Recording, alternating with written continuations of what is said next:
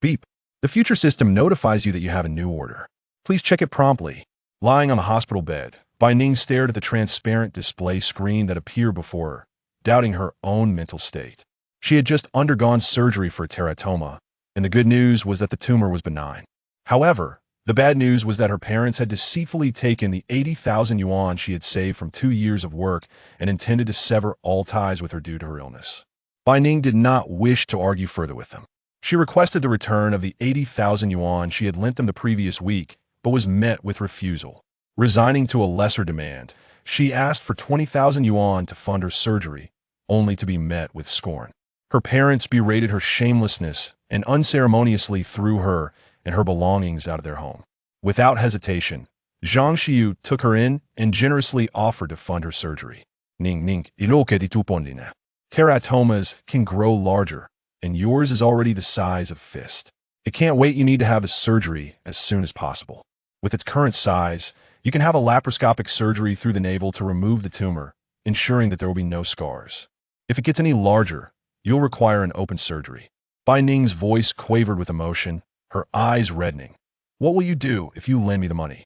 The doctor informed her that she could be discharged the following day and that her health insurance would reimburse her, allowing her to recover some of the prepaid hospital fees. Bai Ning suspected that the immense stress was driving her to the brink of madness. Just then, a notification sound echoed in her ears, and the transparent display screen displayed text and images. Chapter 3. Shopping Spree and an Encounter with a Handsome Young Man. Bai Ning retrieved her phone from her pocket just as a bank notification arrived.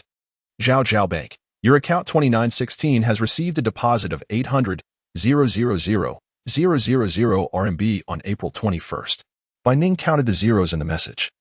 Feeling a sense of unreality, the linked system was indeed authentic. Could she now support her friends in their golden years? After expressing his gratitude, Yao Yujie requested her contact information, wishing to thank her at a later time. Bai Ning politely declined. After all, she had already received a generous 8 million from her future self. Accepting more money would leave her with a guilty conscience. Although saving a life is said to be worth building a pagoda of 7 levels, she felt that the 8 million was more than sufficient compensation for her efforts. Nevertheless, Bai Ning eventually shared her WeChat, only for Su Shui to be added. Su Shui expressed her delight at meeting her and suggested they keep in touch. Perhaps even dine together in the future. It was Bai Ning's first visit to a 5-star hotel, where she had dined with Su Shui and Yao Yujie. After confirming Su Shui's emotional stability, she took her leave. As she exited the hotel, Bai Ning walked with a lightness in her step. Her mind dancing with thoughts of the 8 million in her account, she felt as if she could wake from a dream laughing. With no new orders appearing, she took a taxi to the nearby sales office of a newly developed residential community, where she purchased a fully furnished apartment for 3.6 million renminbi in cash. Fortunately, the housing prices in her city were relatively affordable at 15,000 RMB per square meter, making the total area of 240 square meters, including a shared space of 40 square meters. The apartment boasted 5 bedrooms, 2 living rooms, and 2 bathrooms. Bai Ning inspected the high-quality furnishings and planned the purpose of each room: 1 bedroom for herself and 1 for her friend, along with a study, a media room, and a storage room. The sunlit living room offered a view of the river from the balcony, with the apartment secured by a code lock. Bai Ning altered the passcode and proceeded to the local furniture market to purchase items for her new home. She bought a fabric sofa, a round coffee table, a dining table with chairs, a bed, a large desk, an ergonomic office chair, a wardrobe, and a bookshelf. She also visited the nearby electronics market to acquire a projector, refrigerator, air conditioner, washing machine, and dishwasher, as well as curtains and carpets from the textile market. After an exhilarating shopping spree, Bai Ning felt a delightful sense of liberation as she spent a modest sum, leaving her with over 4 million still in her bank account. Suddenly, an apprehensive thought crossed her mind. Would the significant influx and outflow of funds attract unwanted attention? She quickly checked the system. The host can use the funds with peace of mind. There will be no issues. Bai Ning exhaled in relief, reflecting on her 5-year-old smartphone, which she had purchased with hard-earned savings during her university days, a year's worth of savings for a mere 1,000 RMB. After graduation, she had lived in her family's balcony, contributing 1,000 RMB monthly for living expenses, which she accepted. Her salary had risen from 3,000 to 8,000, and with bonuses, she managed to save 80,000 RMB. However, When her parents learned of her savings, they borrowed it under the pretext of helping her brother buy a house. Although Bai Ning now possessed over 4 million, the thought of her meager savings made her heart ache. Raised by her divorced great-aunt, who covered her tuition and living expenses, her parents reappeared only to demand she forego her education to contribute to the household. Thanks to her great-aunt's intervention, she was able to continue her studies, earning her tuition and living costs through part-time work in her final 3 years. Her parents had never supported her, and now, despite her newfound wealth, she felt a pang of regret for the money she had painstakingly saved. She resolved to keep her financial success a secret from her parents to avoid their request for assistance. Discretion was key.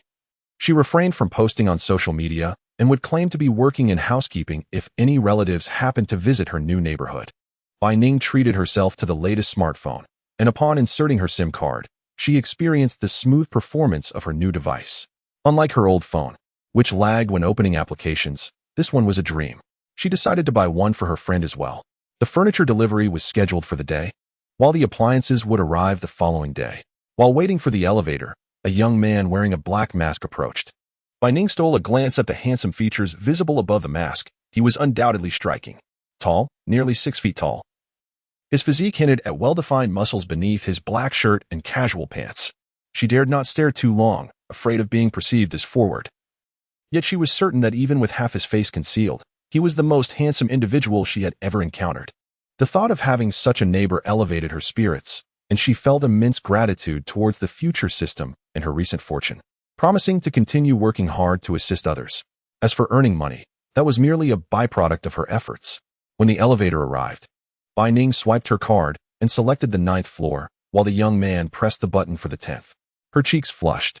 How delightful it was to have such a handsome neighbor above her. Just as she pondered this, the young man spoke, his voice warm and melodic. "Are you the one who just moved to the 9th floor?" Bai Ning nodded vigorously. "Yes. Are you my upstairs neighbor?" He simply affirmed with a soft After which the conversation paused. Bai Ning was left waiting for further dialogue. But as fate would have it, the 9th floor arrived. Disappointment washed over her. If only she had bought a higher floor, she could have conversed with him longer. Yet, she reminded herself that he lived just 1 floor above, and they would surely cross paths again. The elevator remained busy throughout the afternoon, as many units in the building were still unsold, resulting in a sparse resident population during working hours. By 6 in the evening, most of the furniture had been delivered, with a few items scheduled for the following day. Bai Ning locked her door and descended to meet her friend after work, intending to gift her the new phone and share the exciting news about her apartment purchase. Chapter 4. Who cares about this class romance? With 4 million still in her bank account, Bai Ning, accustomed to public transportation, decided to take a taxi without hesitation. At this hour, the streets were bustling with office workers heading home. She sent her friend a message, letting her know she would be waiting at a restaurant downstairs, ready to dine together once she arrived. When the waiter brought the menu, Bai Ning ordered dishes according to her friend's preferences, instructing them not to serve the food just yet. At that moment, her phone buzzed. Upon checking, she found a message on WeChat. She thought of her friend's boss, notoriously frugal, who insisted on a strict 6 o'clock closing time, berating any employee who dared leave even a minute later. Zhang Xiyu, however, chuckled and shook her head. "Work is always a bit tough. Every job has its challenges. At least I managed to take home 5,000 each month. I'll endure it a bit longer before making a change. And what about you? You may not have to work overtime often, but when you do, it can stretch until 11 or 12. Yet, you still carry on." Their conversation turned to the trials of working life, evoking a wave of bittersweet nostalgia. Before graduation, they had imagined the professional world as a realm of opportunity, only to discover the harsh truths that awaited them in adulthood. Bai Ning collected her thoughts as she gazed at the sweet and sour pork ribs and the spicy potato shreds before her, savoring each bite with rice. The prices at this stir-fry restaurant were not modest. She had passed by numerous times with her close friend, both vowing to indulge in a grand feast once they had the means. Now, endowed with her newfound fortune, Bai Ning was drawn to this establishment. At that moment, 2 patrons entered through the restaurant's grand entrance. A tall, slender woman with cascading golden waves of hair, adorned in the latest haute couture dress, conversed with her companion. "I've heard this place offers exquisite flavors, and since we happened to pass by, I thought I'd bring you here to explore." The woman beside her, elegantly clad in a traditional qipao, exuded an air of sophistication befitting a lady of wealth. Her gaze fell upon a table by the floor-to-ceiling window, where Bai Ning was dining. Qiulan, what captures your attention? She inquired. That young lady at the table resembles Xian when she was younger. Indeed, there is a resemblance, but isn't your Xian at home?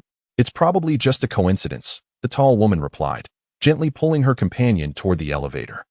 Come on, the elevator has arrived. As Bai Ning looked up, the elevator doors began to close, obscuring her view of the women's faces, yet she felt a strange familiarity, as if she had seen one of them before. So engrossed in her thoughts, she failed to respond when her friend Gao Rong presented the menu. Gao Rong tapped her arm lightly. Qiulan, what occupies your mind? Are you still thinking about that young girl downstairs? Don't overthink it. You did a paternity test. And the current Xian is indeed your biological daughter. That girl you saw was likely just a coincidence. I know she isn't Xian, but the resemblance is striking. I'm fine now. Have you ordered the dishes? Gao Rong nodded toward the menu. It's right in front of you. Take a look and see if there's anything else you wish to order. After scanning the menu and realizing she had already selected her desired dishes, Tang Qiulan smiled and requested the server to bring out the food. Unbeknownst to her, the server muttered as she exited the private dining room. How strange. She looks just like that guest downstairs. Are they truly not mother and daughter? Over half an hour later, Tang Qiulan descended the stairs, noting the server clearing the table. But the young lady by the window had vanished. She thought little of it and followed her friend out of the restaurant. After emerging from the restroom, she found herself waiting until 8:30. Fortunately, the restaurant was not overly crowded, and the staff remained amicable, undisturbed by her occupying a table for so long. Bai Ning had downloaded Weibo on her new phone and searched for news about the celebrity Su Shui. While uncertain of Su Shui's future, she firmly believed that after every storm, a clear sky would eventually emerge. When Zhang Xiyu entered the restaurant, a sense of unreality enveloped her. With an average cost of 500 per person, this establishment was extravagant for individuals of their modest means. Observing the pristine state of the table, she guessed that the server had yet to serve their meal, and quickly urged Bai Ning, Ning. The 2,000 yuan I set aside for you is meant for your meal. There is no need to treat me to such expensive fare. In light of her friend's unwavering support during trying times, Bai Ning felt no inclination to conceal her newfound fortune, though she opted not to disclose it in such a public setting. Zhang Xiyu paused, momentarily bewildered. It's only been a short while. How did you manage to earn money so quickly? You must listen, Ning. Binding to a system is quite fantastical.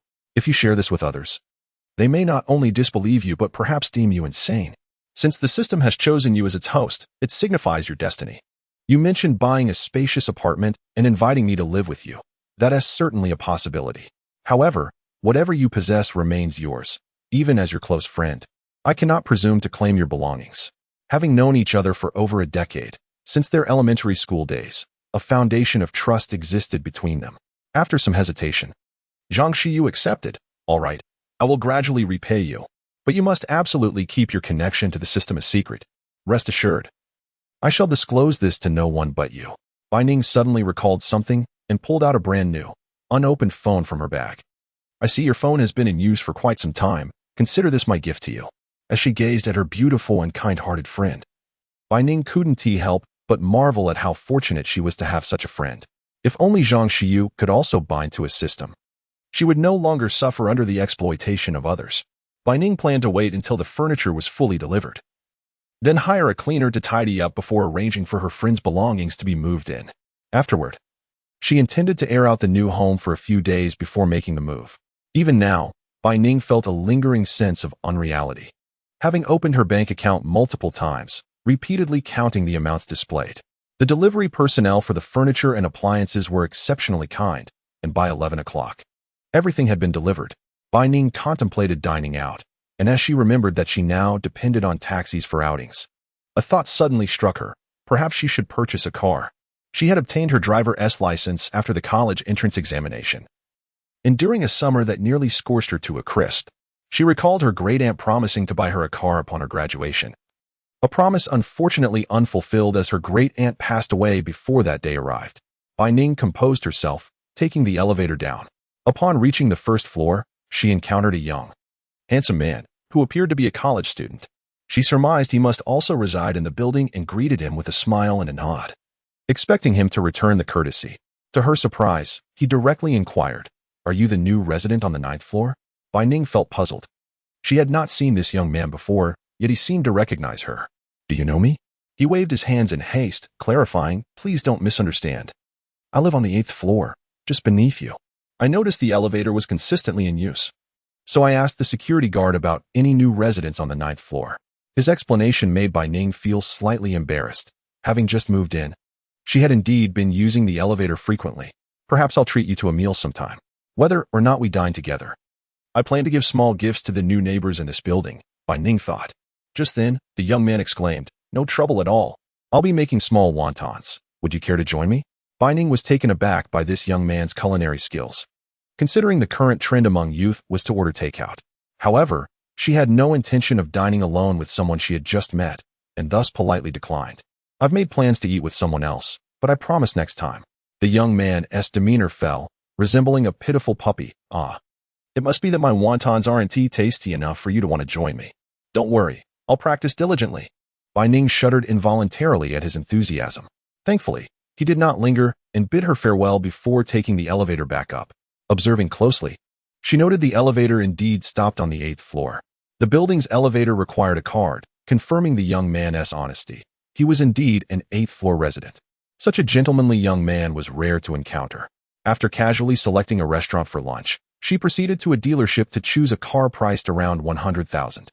Being newly affluent, she was cautious with her spending, her most extravagant purchase thus far being the 3 million yuan home. As she finalized the paperwork, a notification chimed in her mind. Ding! The future system notifies you that you have a new order.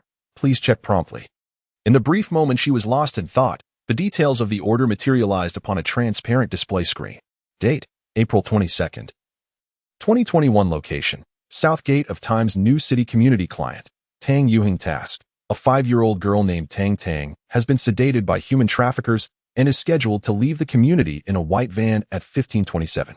The host must intercept the van promptly and alert the authorities to rescue the girl. Upon completion of the task, the client is willing to pay a reward of 5 million yuan after tax. The display screen contains more detailed information about the incident. The abducted girl, Tang, is the daughter of the celebrity Tang Ran, born before her rise to fame, a fact unknown to her fans. After her daughter was kidnapped, paparazzi somehow uncovered Tang's existence and exposed her identity online. As the situation escalated, the traffickers, fearing capture, abandoned the van and left Tang alone inside. The van was registered under false plates, and during their escape, they deliberately avoided monitored routes. By the time the police managed to locate the vehicle, Tang had already lost her life. Devastated by the loss of her beloved daughter and facing online harassment from netizens, Tang Ran succumbed to the pressure and tragically took her own life with sleeping pills. The client, Tang Yuheng, is the elder brother of the celebrity Tang Ran and the uncle of the young girl Tang. After reading the detailed account, Bai Ning felt a surge of anger. These traffickers and paparazzi truly deserve condemnation. She was determined to fulfill this order. Subsequently, Bai Ning opened her navigation app and drove towards the Times New City community. Chapter 6: A generous and wealthy client. Please give me a dozen more. Arriving at the entrance of Times New City community at 1522, Bai Ning, having learned from her experience the previous day, was confident in the authenticity of the future system. Thus, she chose to report to the police in advance about the presence of traffickers in the community. Simultaneously, she approached the security office at the entrance to explain the situation. Although the duty officer harbored some skepticism, he complied with her request and lowered the gate at the community entrance. Better safe than sorry. The security personnel did not wish to witness a child abduction within the premises. During the day, the community did not restrict vehicular access, allowing outside vehicles to enter, which facilitated convenience for residents, but also provided opportunities for criminals. Following this incident, all security personnel were dismissed, and now they were willing to heed Bai Ning's words to intercept the van, thus retaining their jobs. Through multiple surveillance cameras within the community, the security staff quickly located the white van. The vehicle bore markings indicating it was for home appliance installation, appearing both ordinary and unremarkable. Additionally, since the van was monitored, the security staff would not stop it upon seeing it. However, they did not realize that the vehicle was using a false license plate. As time ticked closer, the white van approached the south gate of the community. Bai Ning's palms grew clammy with anxiety. Would she succeed in stopping the van? If she failed, not only would she forfeit her reward, but it could also result in the tragic loss of 2 lives, as initially foretold. Just as her worries mounted, The van arrived at the community entrance. Seeing the lowered gate, the van came to a halt. The driver's window rolled down, revealing a face that appeared simple and honest. The man, likely in his 30s, wore a gray jacket with several stains, and his dark skin indicated he was accustomed to working outdoors. With a smile, he spoke in a familiar local accent, requesting the gate to be opened. Two security guards approached to inquire, "What is your purpose here?" "I'm here to install an air conditioner." "Is it just you?" The driver scratched his head. "No. I've got my wife with me." As he spoke, the rear window lowered, revealing a similarly unpretentious woman who appeared somewhat shy and bashful. However, there was no sign of the young girl in the back seat. She must be in the trunk. The photos of the driver and the van matched precisely. It was undoubtedly the same vehicle. Who could have imagined that these two individuals were responsible for the trafficking of numerous children and women? They relied on their unassuming appearances to easily lower people's defenses, waiting for the right moment to strike. Following the sequence of events, after the incidents involving Tang Tang and Tang Ran, the Tang family leveraged their connections to assist the police in their thorough investigation, ultimately locating the pair in a motel in a small town. They weren't even a couple. Each had married in their hometowns, leading separate lives until they met and decided to engage in human trafficking. Bai Ning clenched her right hand, uncertain how long the security personnel could hold off the van. Just as the guards appeared to relent and consider letting the vehicle pass, a siren blared in the distance. Perhaps overly confident, the van driver did not panic. Instead, he remained unfazed as the police car approached. When the officers reached the driver's side, the driver feigned ignorance. "Officer, what seems to be the problem? We have received reports of child trafficking. Please cooperate with our search." Upon hearing this, the driver's demeanor shifted slightly, and he pressed the gas pedal, attempting to dash past the closed gate. At that critical moment, the van inexplicably stalled. Bai Ning's heart, which had been in her throat, eased somewhat as she rushed forward, exclaiming, "Officer, I suspect they have hidden the abducted girl in the trunk." In her haste, Bai Ning realized she had addressed the officer, who appeared youthful, likely younger than her. Bai Ning thought to herself, "How careless of me." The police quickly apprehended the two suspects and subsequently discovered a suitcase in the trunk, which contained the unconscious girl.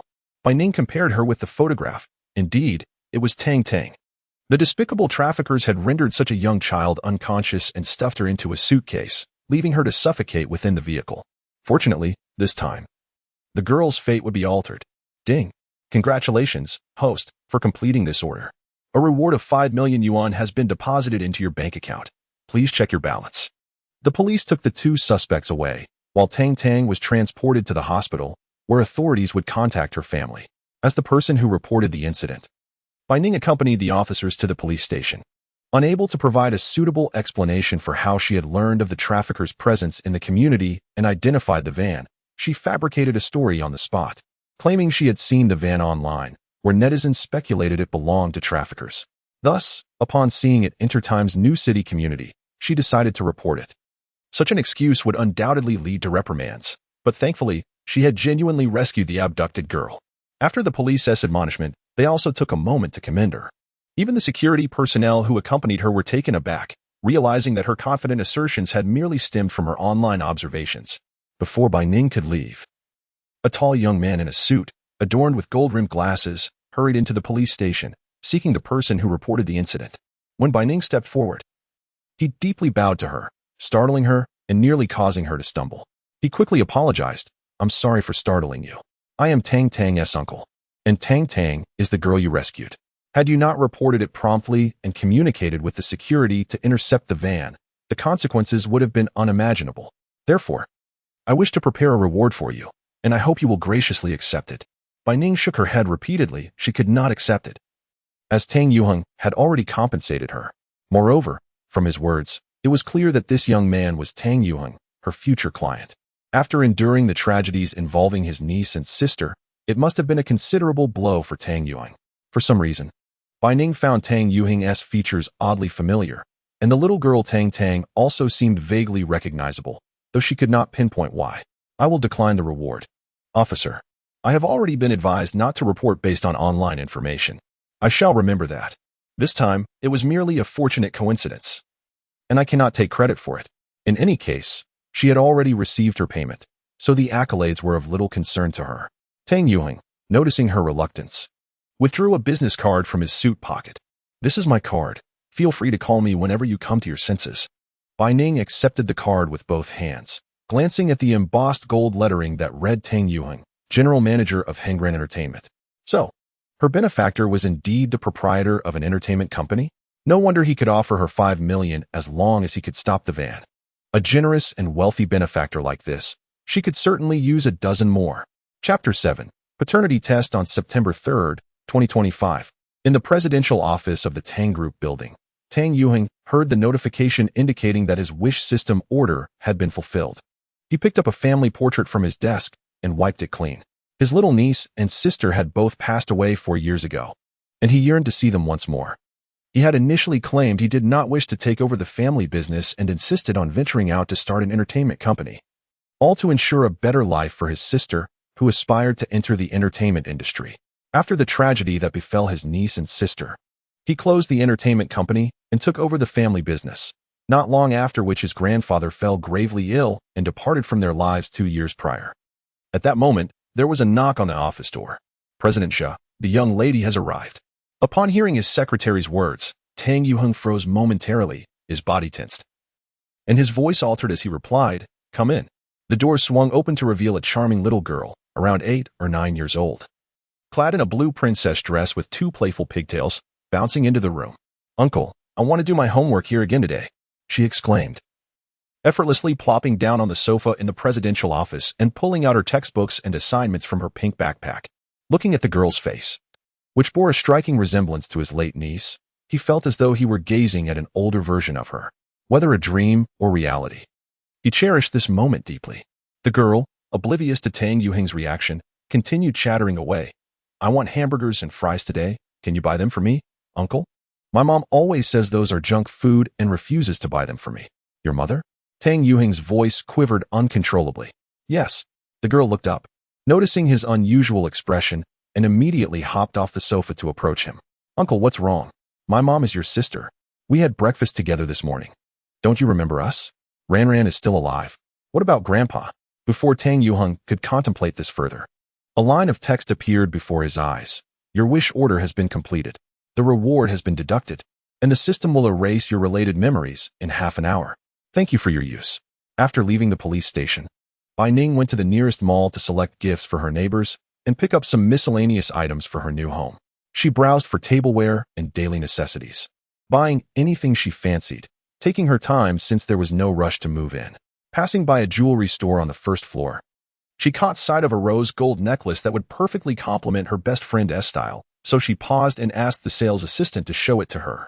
The piece was indeed beautiful, and as she admired it further, she noted the price was only 998, a mere trifle for her now. What a reasonable gift for her friend.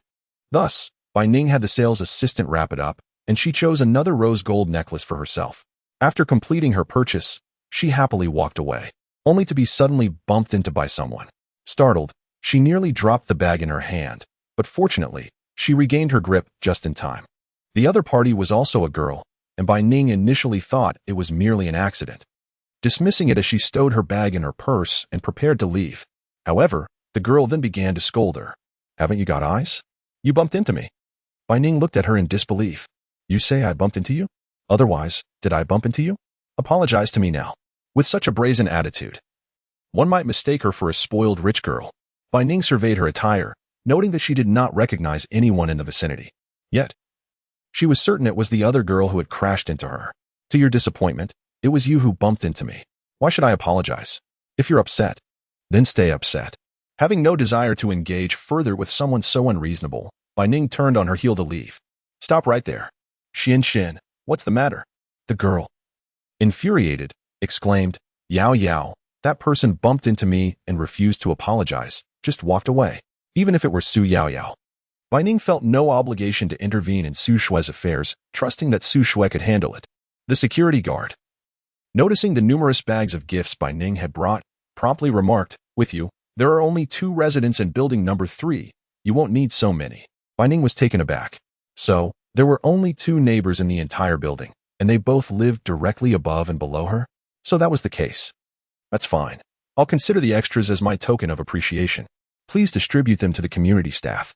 Upon reaching the elevator, she encountered a handsome young man from upstairs. He showed no intention of speaking to her, not even a greeting, and simply walked away. Bai Ning was left puzzled. Had she offended him somehow? Unable to fathom it. She mused that perhaps handsome men had peculiar temperaments. Yilan was unwell, lying in her room, while Su Shui took the chicken soup prepared by the aunt and personally delivered it to her adoptive mother. Put it down. Mom, it's me. Yilan opened her eyes, saw the person before her, and closed them again. Xiaoxue, although you are not my biological daughter, I raised you. How could you do such a thing? Yilan did not comprehend the meaning behind her words, gazing at her in confusion. What do you mean? Su Shui placed the soup on the table and retrieved 2 paternity test results from her bag. I suspect Su Yaoyao is not your biological daughter, so I had a test done. Su Shui supported Yilan to sit up and presented the 2 results before her. One indicated no blood relation between Su Yaoyao and Yilan, while the other confirmed a biological father-daughter relationship between Su Yaoyao and Su Kong. Yilan's hand trembled as she grasped the paternity test. What does this mean? Chapter 8. Has that spoiled girl really hit the jackpot? Yilan was so furious she could barely remain seated, and Su Shui grasped her hand, speaking gently. I understand that you are very angry, but now is not the time for anger. You should be thinking of how to find your biological daughter. The furniture factory is your grandfather's life's work. It must not fall into the hands of those with ill intentions. Unable to suppress a smile, Su Shui offered the soup. All right. Even if you do not forgive me, I just want you to feel better. Regardless, Yilan was her adoptive mother, who had given her the utmost love during her first 24 years of life. However, to Yilan, blood relations were of paramount importance, and coupled with Su Yaoyao's instigation, the mother-daughter bond had become strained. Yet, Su Shui did not wish to see Yilan continue to be deceived. She also wanted to help her adoptive mother find her biological daughter. That night, Su Shui stayed home to care for Yilan. Before sleeping, she opened Weibo to find that the negative information had been cleared, and the public opinion was shifting. Su Shui could tell someone had come to her aid, but she could not discern who it was. Opening WeChat, Su Shui saw a message from her manager. Yao Yujie, Xiaoxue. I apologize for not being able to make your work pleasant this past year. I witnessed you embroiled in this public opinion storm and was unable to assist. I have resigned from the company, and they will arrange for another manager to take care of you. You once said we were friends, right? Let's keep in touch. I wish you a brilliant career and a smooth path ahead. With only a few days of rent left, you suddenly tell me you're not renewing the lease. Fine. Then move out tonight, or I won't refund a single cent of your deposit. Bai Ning frowned, realizing they were trying to force her out. Zhang Xiyu hurried over with a smile. Annie, are you thirsty? Would you like some water? I know informing you about the lease termination is abrupt. I acknowledge my mistake. Can I stay for the last few days? No. The landlord outright refused, showing no willingness to negotiate. Will you move yourselves, or shall I assist you? Bai Ning did not blame them for their indifference, noting that some people only realize the pain when it strikes close to home. Zhang Xiyu attempted to say something, but was stopped by Bai Ning. All right, we will move. However, Annie, even if we are at fault, is it reasonable to evict a tenant in the middle of the night when the rent isn't even due? What if something goes awry? Can you bear that responsibility? Don't frighten me. I was not raised to be intimidated. The female landlord, though verbally defiant, appeared significantly less imposing. I wish that all your properties find tenants. Bai Ning's tone softened unexpectedly. You have multiple properties and can choose where to live, unlike us. We only have a modest flat in the Lenin Garden community. It's quite pitiful. The landlord's expression soured. Lenin Garden? I've heard of that place from my son. My daughter-in-law wants to buy a flat there because she finds our home too small. I hear a unit costs over 3 million. While we have many properties, they were all allocated through relocation and lack individual property deeds, making them unsellable. Even if I sold all of them, I couldn't afford a flat in Lenin Garden. Bai Ning nodded emphatically. Indeed, we didn't intend to terminate our lease abruptly. It was purely a stroke of luck for Xiyu. She bought a lottery ticket and won 20 million. Purchasing a flat worth over 3 million would be a breeze for her. With a meaningful glance at the landlord, Bai Ning added, people should engage in more good deeds. Kindness is often rewarded. She then declared, enough chit-chat. We will pack our things and move to our new home. In less than half an hour, the items in the rental unit were packed. The landlord's demeanor had softened considerably. After surveying the bedroom, she frowned. My bed was new before you used it. You owe me for that. And the floor, it was spotless when I moved in, but now it's worn. Before she could continue, Bai Ning interrupted. Auntie, are you sure you want to provoke us?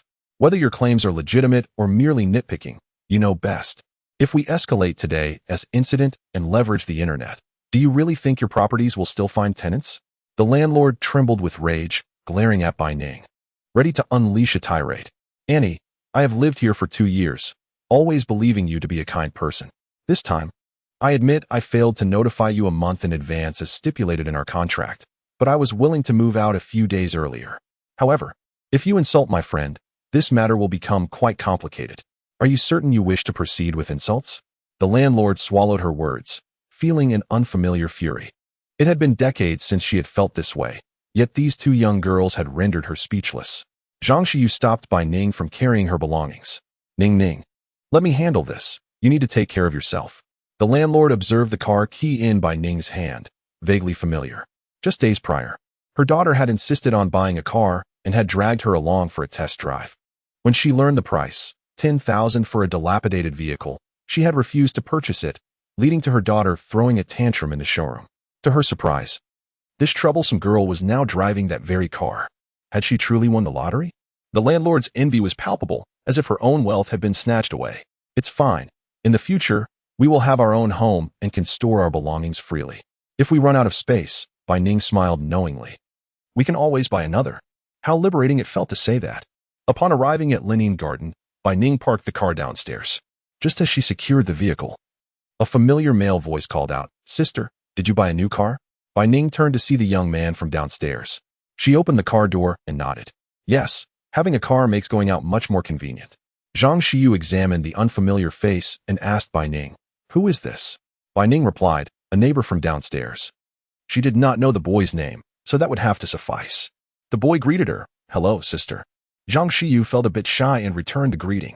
The boy continued, "Sister, the little gifts you sent have been delivered by the security. The candy, cookies, and chocolates were delightful, and I really enjoyed the soda." Bai Ning cleared her throat, feeling a bit out of her depth with someone so familiar who was a stranger to her. "I'm glad you liked them." As Zhang Xiyu moved to the back of the car and opened the trunk to start unloading, the young man promptly asked, "Sister, are you moving? Can I help?" Bai Ning felt a wave of discomfort at his eagerness. "No, it's quite late. We wouldn't want to trouble you." The clock read 10 o'clock, and they were not planning to stay at the new place just yet, but rather needed to check into a hotel. Any delay would extend their time considerably. Moreover, even if he was a neighbor, it felt inappropriate to accept help at such an hour. Caution was warranted. After all, she only knew he lived on the 8th floor, which did not offer much familiarity. Seeing his offer declined, the boy appeared disappointed. "All right then, good luck moving. I'll head upstairs now." As he stepped into the elevator, Bai Ning exhaled a sigh of relief, feeling overwhelmed by his unwarranted enthusiasm. "Xiyu, this will be our new home. This room is yours, and this one is mine. Here is the study, and over there is the media room. The screen and projector are already set up. Once we air it out for a few days, we can move in." Zhang Xiyu gazed around the new apartment, still grappling with the sense of unreality. Although she knew her best friend had a system that enabled her to purchase the property, she had been too busy with work to visit. It was incredible. A home that many people worked for decades to afford was now in her friend's possession. Truly, good people receive their just rewards. Ning, do you plan to return to work?" Zhang Xiyu's question caught Bai Ning off guard. She had originally taken a week off, starting from last Wednesday, and was due back at work on Thursday. However, she had ended up being discharged on Wednesday, which allowed her to extend her leave a few more days. That meant she would need to return on Monday. Given her current health, she could not handle the previous workload, and even without the system, she would need to negotiate a change in her position with her supervisor. She felt conflicted about resigning. Her supervisor had treated her kindly over the past 2 years and had been supportive. Given the challenges they faced in their project, leaving without a word felt wrong. Bai Ning was uncertain. "I'll think about it." She booked a hotel for 7 days, taking advantage of a promotion that brought the price down from $1,800 to only $1,200 per night. In the past, she would never have dared to consider such an expense. However, with newfound wealth, she was determined to ensure her friend was comfortable after the abrupt eviction. Moreover, she did not want to compromise on her own comfort, after all. She had never stayed in a 5-star hotel before. As the elevator stopped on a middle floor, Bai Ning recognized a familiar figure as the doors opened. The elevator attendant apologized and promptly closed the doors, leading them to their room. "If you experience any discomfort, do not hesitate to call us." "Thank you." As the elevator doors had opened, Bai Ning thought she had seen Bai Hao. "It must have been a mistake on your part." Bai Hao is still in school. How could he be at this hotel? I heard the least expensive room here costs 800 a night. Where would Bai Hao get that kind of money? True. Let us wash up and rest. We shouldn't stay up too late. The next morning, the hotel staff delivered breakfast at the prearranged time. Bai Ning opened her phone to find messages from her work group. Some colleagues expressed dissatisfaction regarding her leave, insinuating that she feigned illness to avoid work. While the discontent was understandable, given the limited workforce in the company, her absence necessitated that others shoulder her responsibilities. However, it was not her fault. She was legitimately unwell, and any inadequacy in work arrangements stemmed from the company's flawed system. This colleague, unwilling to confront the company directly, resorted to passive-aggressive remarks in the group chat. Bai Ning suddenly recalled that 2 years prior, upon her entry into the company, this colleague had lamented about various grievances regarding the workplace and even hinted at resigning. Now, 2 years later, not only had she not left, but she had also seen several colleagues depart.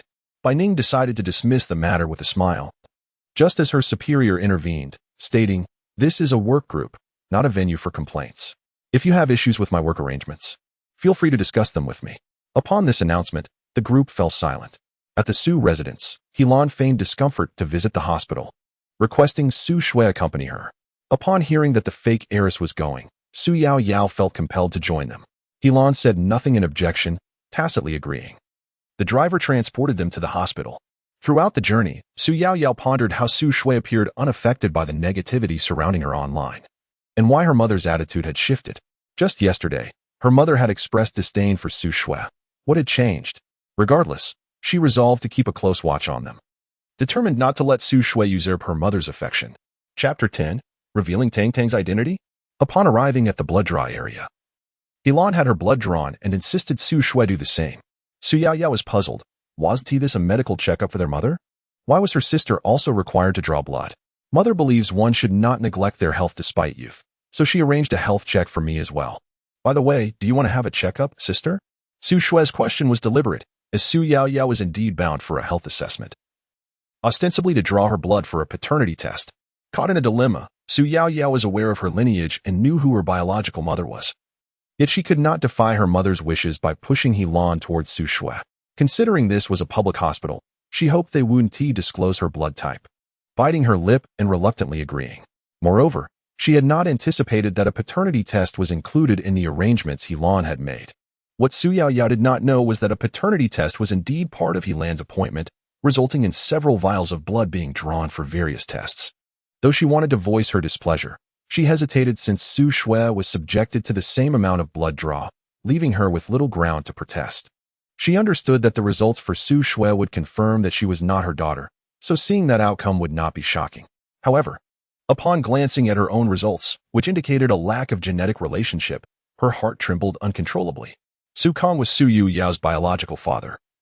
She was meant to be Su Yao Yao's mother, yet they shared no biological connection. The implications were painfully clear. Helan had little time to grieve. After a night of contemplation, she had nearly come to terms with the reality. Yet, she couldn't shake the thought of whether that child still existed in this world. Where would she begin to search? At 10 in the morning, Bai Ning received a call from the police station. Assuming it pertained to Tang Tang's case, she hastily answered. "Sister, did you save me?" A sweet, innocent voice emerged from the other end, nearly melting Bai Ning's heart. She gently clarified, "I merely assisted by calling the police. It was the officers and the hospital staff who saved you." Tang Tang's voice chimed back, "But Mommy said if you hadn't called the police, I would have been taken away by bad people. I want to treat you to a meal. Well, would you like to eat?" Had it been an adult making such an offer, Bai Ning might have declined, but considering the little girl she had rescued, she found it difficult to refuse. Hearing the conversation, Bai Ning speculated, "Are you at the police station?" Tang Tang eagerly nodded, "Yes. Mommy brought me to call you because you didn't leave a number." Bai Ning was pleasantly surprised. The Tang family, being in the business sector, had many ways to reach her, yet they chose the police station, demonstrating their respect for her privacy. "All right, I will come over right away." 15 minutes later, Bai Ning arrived at the police station and was escorted to a lounge. The little girl in a pink princess dress leapt from her seat upon seeing her, her large, sparkling eyes full of anticipation. "Are you the sister who saved me?" Bai Ning nodded, acknowledging her role in the call to the police. While she felt her actions contributed, she did not wish to claim full credit. Recognizing that without the trust of the security personnel, and the timely arrival of the police, Tang Tang may not have escaped danger. Mommy says I must remember you, and I want to thank you. Here is my favorite rabbit toy for you.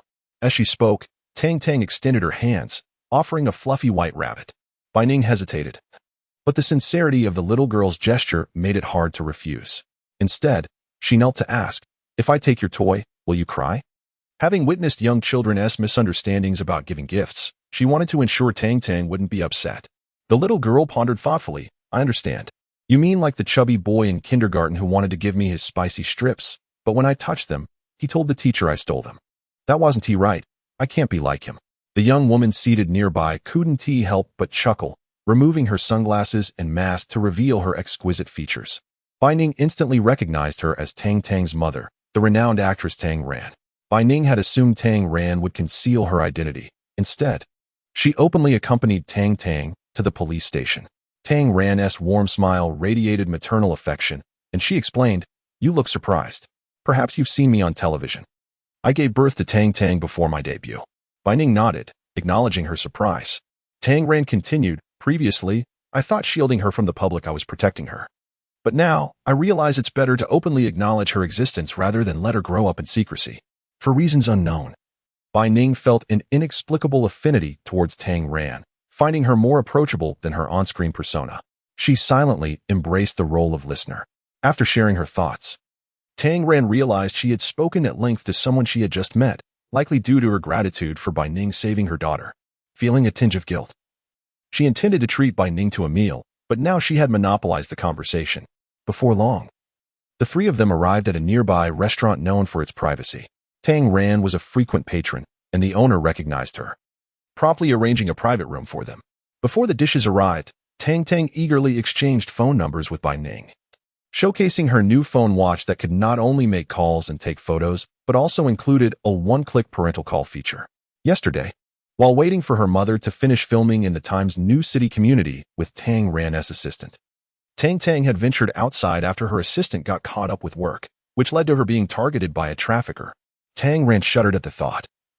Had Tang Tang possessed a phone watch, at least she could have contacted her. Thus, the phone watch was arranged for today. Bai Ning casually inquired, "So, do you plan to reveal Tang Tang's identity?" Tang Ran gazed at her daughter, smiling as she replied, "Of course, my daughter is not someone to be hidden away. She deserves to be known." Chapter 11. Su Shue's biological mother? Tang Ran had previously concealed Tang Tang's existence not solely due to her career, but also to prevent netizens from speculating about Tang Tang's biological father.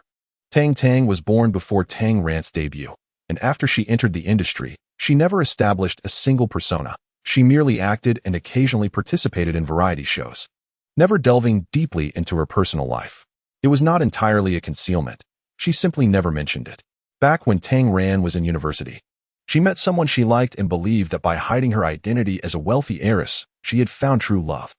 She and Tang Tang's biological father had even reached the stage of discussing marriage, planning to wed after her graduation. However, to her dismay, he schemed against her, intending to manipulate her parents into financing a house registered under his name. Her ex-boyfriend's family assumed she came from a well-off background and thus only plotted for one house, unaware that she was the daughter of the Tang group. Otherwise, they might have devised more cunning plans. When discussing their marriage, her ex-boyfriend's demeanor changed from the compliant partner during their courtship to someone who insisted on listening to my mother. Tang Ran, not one to be easily fooled, quickly saw through his intentions and decisively ended the relationship. Unfortunately, her ex-boyfriend thought she was merely throwing a tantrum and insisted on pursuing her, causing significant discord. After their breakup, Tang Ran discovered she was pregnant. Initially, she considered terminating the pregnancy, but upon visiting the hospital, she found herself unable to go through with it, her heart softening. Rationally, she understood that having her ex-boyfriend's child might lead to endless entanglement, yet emotionally, she could not bear to part with it. Ultimately, Tang Ran decided to give birth. After discussing with her parents and brother, they chose to support her decision, assuring her that as the child's family, they would protect her and keep ill-intentioned individuals at bay. Once the child was born, she naturally took the surname Tang. As for the unfortunate ex-boyfriend, he remained oblivious to the child's existence. Yet, after Tang Ran's debut, he attempted to intrude, only to be promptly reported to the police for harassment. Tang Ran contemplated the possibility that once the existence of her child was public, her ex-boyfriend might return to harass her. However, she was unafraid. She would always safeguard her daughter, Tang Tang. After dinner, Bai Ning received a new order for the future and bid farewell to Tang Tang, and Tang ran. Tang Tang insisted on giving her a rabbit plush toy, and Tang ran agreed, saying it was the child's heartfelt gesture. Out of consideration for her youth, she graciously granted Tang Tang a chance to reconsider. "I won't regret it," Tang Tang declared resolutely. As Bai Ning drove towards the airport, she listened to the latest order information being announced. Time: April 23, 2021. Location: domestic arrival exit, city airport. Client: Qinmu. Task: Ms. Wang Zhou will take a taxi at 14:37 to leave the airport. Please delay her taxi departure by 1 minute. Upon completion of the order, the client is willing to pay a remuneration of 5 million yuan after tax. As Bai Ning listened to the order notification, she grew increasingly puzzled. Delaying for a minute would earn her 5 million? Was money truly this easy to earn? Upon carefully reviewing the details, she learned that Ms. Wang Zhou had come to find her daughter, who had been abducted for many years. In her haste to reach her daughter, she unfortunately encountered a car accident at the airport, resulting in her becoming a vegetable. Accidents often occur under the most fortuitous circumstances. Had she been a minute early or late, it might never have happened. Ms. Wang Zhou's husband, as the future client, was willing to pay 5 million to save her. For an ordinary person, delaying a minute might not pose a challenge, but for a mother desperately seeking her child, learning of her daughter's whereabouts might leave her unwilling to delay even a second. Therefore, this task was both simple and complex. Bai Ning arrived at the arrival exit 5 minutes early, scanning the crowd for Ms. Wang's figure. The information included her photo, which Bai Ning found somewhat familiar, though she couldn't quite place it. Despite the throngs of people at the airport, Ms. Wang was described as wearing a white short-sleeve top and red wide-leg pants with long, wavy hair, making her appearance distinctive. Bai Ning spotted Ms. Wang jogging out of exit 1436 with a taxi not far away. This meant that if she failed to stop Ms. Wang, she would follow her original path and board the taxi at 1437. Time was of the essence. Bai Ning had no time to ponder, so she directly intercepted the anxious Ms. Wang. "Annie, are you a local? I need directions to Tiana Park." Ms. Wang, eager to find her long-lost daughter, felt a pang of emotion upon seeing the young girl who resembled her daughter. "I'm sorry, I'm not from here, so I can't help you." Bai Ning wanted to say something to delay her, but just then, a kind passerby approached to offer directions. "You want to get to Tianhe Park? Just walk straight for 500 meters. It's very close." Bai Ning thanked the passerby, but as she noticed the taxi arriving, Ms. Wang was about to walk over and open the door. Bai Ning struggled to find a reason to stop her. If she didn't, not only would she fail the task, but the vibrant Ms. Wang would also become a vegetable. In a moment of desperation, Bai Ning suddenly had an epiphany. She recognized why Ms. Wang seemed familiar. She bore a striking resemblance to Su Shui. Moreover, Ms. Wang's information seemed eerily reminiscent of Su Shui's. Could it be that the Ms. Wang they were trying to save was Su Shui's biological mother? With no time to ponder further, Bai Ning rushed over to grab Ms. Wang's arm. "Auntie, you look familiar. Do you know Su Shui?" In that instant of surprise, other passengers moved towards the taxi. Each passenger had different destinations, and their paths diverged. This accident could potentially be avoided. Bai Ning then received a notification from the system. "Beep. Congratulations to the host for completing this order. The remuneration of 5 million yuan has been credited to your Zhao Zhao Bank savings card. Please check your balance." Bai Ning nodded vigorously, smiling as she said, "I recognized you the moment I saw you, which is why I asked for directions. In truth, I'm a local. I only wanted to see you a bit longer. I know Su Shui. If you're here to find her, I can help you contact her." "You truly know Su Shui?" Ms. Wang, realizing she had somewhat lost her composure, quickly steadied herself. "To be honest, my daughter was taken away shortly after her birth, and I've been searching for her for 24 years. I happened to see Su Shui acting on television and grew increasingly suspicious, so I decided to come to her city to confirm. Su Shui only discovered a few months ago that she was not a member of the Su family. She must also be eager to find her biological mother. Please hold on. I'll send Su Shui a WeChat message to inquire." Chapter 12. Completing the order could earn a villa? Bai Ning was concerned about interrupting Su Shui's work, so she messaged her about the encounter with the woman resembling her and explained that the aunt had a daughter stolen away 24 years ago. Within a minute of sending the message, Su Shui initiated a video call. "Kanjie, I'm outside filming an advertisement. I saw your message. Is it true?" Seeing Su Shui's inquiry, Bai Ning turned the camera towards Ms. Wang. As their eyes met, Both Su Shui and Ms. Wang were momentarily stunned. They truly resembled each other. Not just in appearance, but also in spirit. Even standing together, they could easily be mistaken for mother and daughter. After learning she was not the Su family's biological daughter, Su Shui had contemplated finding her real parents, yet searching for them felt like finding a needle in a haystack. She never imagined that the fleeting acquaintance of Bai Ning would bring her such unexpected joy. After inquiring about their locations, Su Shui arranged to meet them at a CAF near the airport. Bai Ning was not in a hurry to leave, despite having received 5 million. Su Shui treated her as a friend. Eager to confirm the relationship between Su Shui and Wang Zhou, she decided to stay. After ordering coffee, Wang Zhou began to anxiously await Su Shui's arrival. To alleviate the tension, Bai Ning initiated a conversation, discussing some of the television dramas Su Shui had acted in. Fortunately, only 15 minutes had passed when Su Shui arrived at the CAF. Given that it was a weekday, the CAF was not crowded. Wearing sunglasses, a mask, and a hat, Su Shui went unnoticed by the other patrons. She sat beside Bai Ning, facing Wang Zhou, and at that moment, both women were momentarily stunned, even without revealing her face. Their essences bore striking similarities. Bai Ning was 80% certain that they were indeed mother and daughter. Noticing their apparent uncertainty about what to say, Bai Ning suggested, "Shall we proceed directly to the paternity test?" Su Shui nodded in agreement, and they decided to head to the hospital. Wang Zhou had no objections, as she had come to this city specifically to meet Su Shui, and it was only fitting to undergo the test now. Upon arriving at the hospital, Su Shui and Wang Zhou had their blood drawn for an expedited paternity test.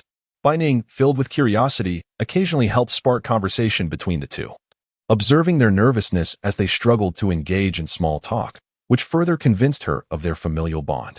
The expedited service would take 36 hours to yield results, so the trio did not remain at the hospital throughout the wait.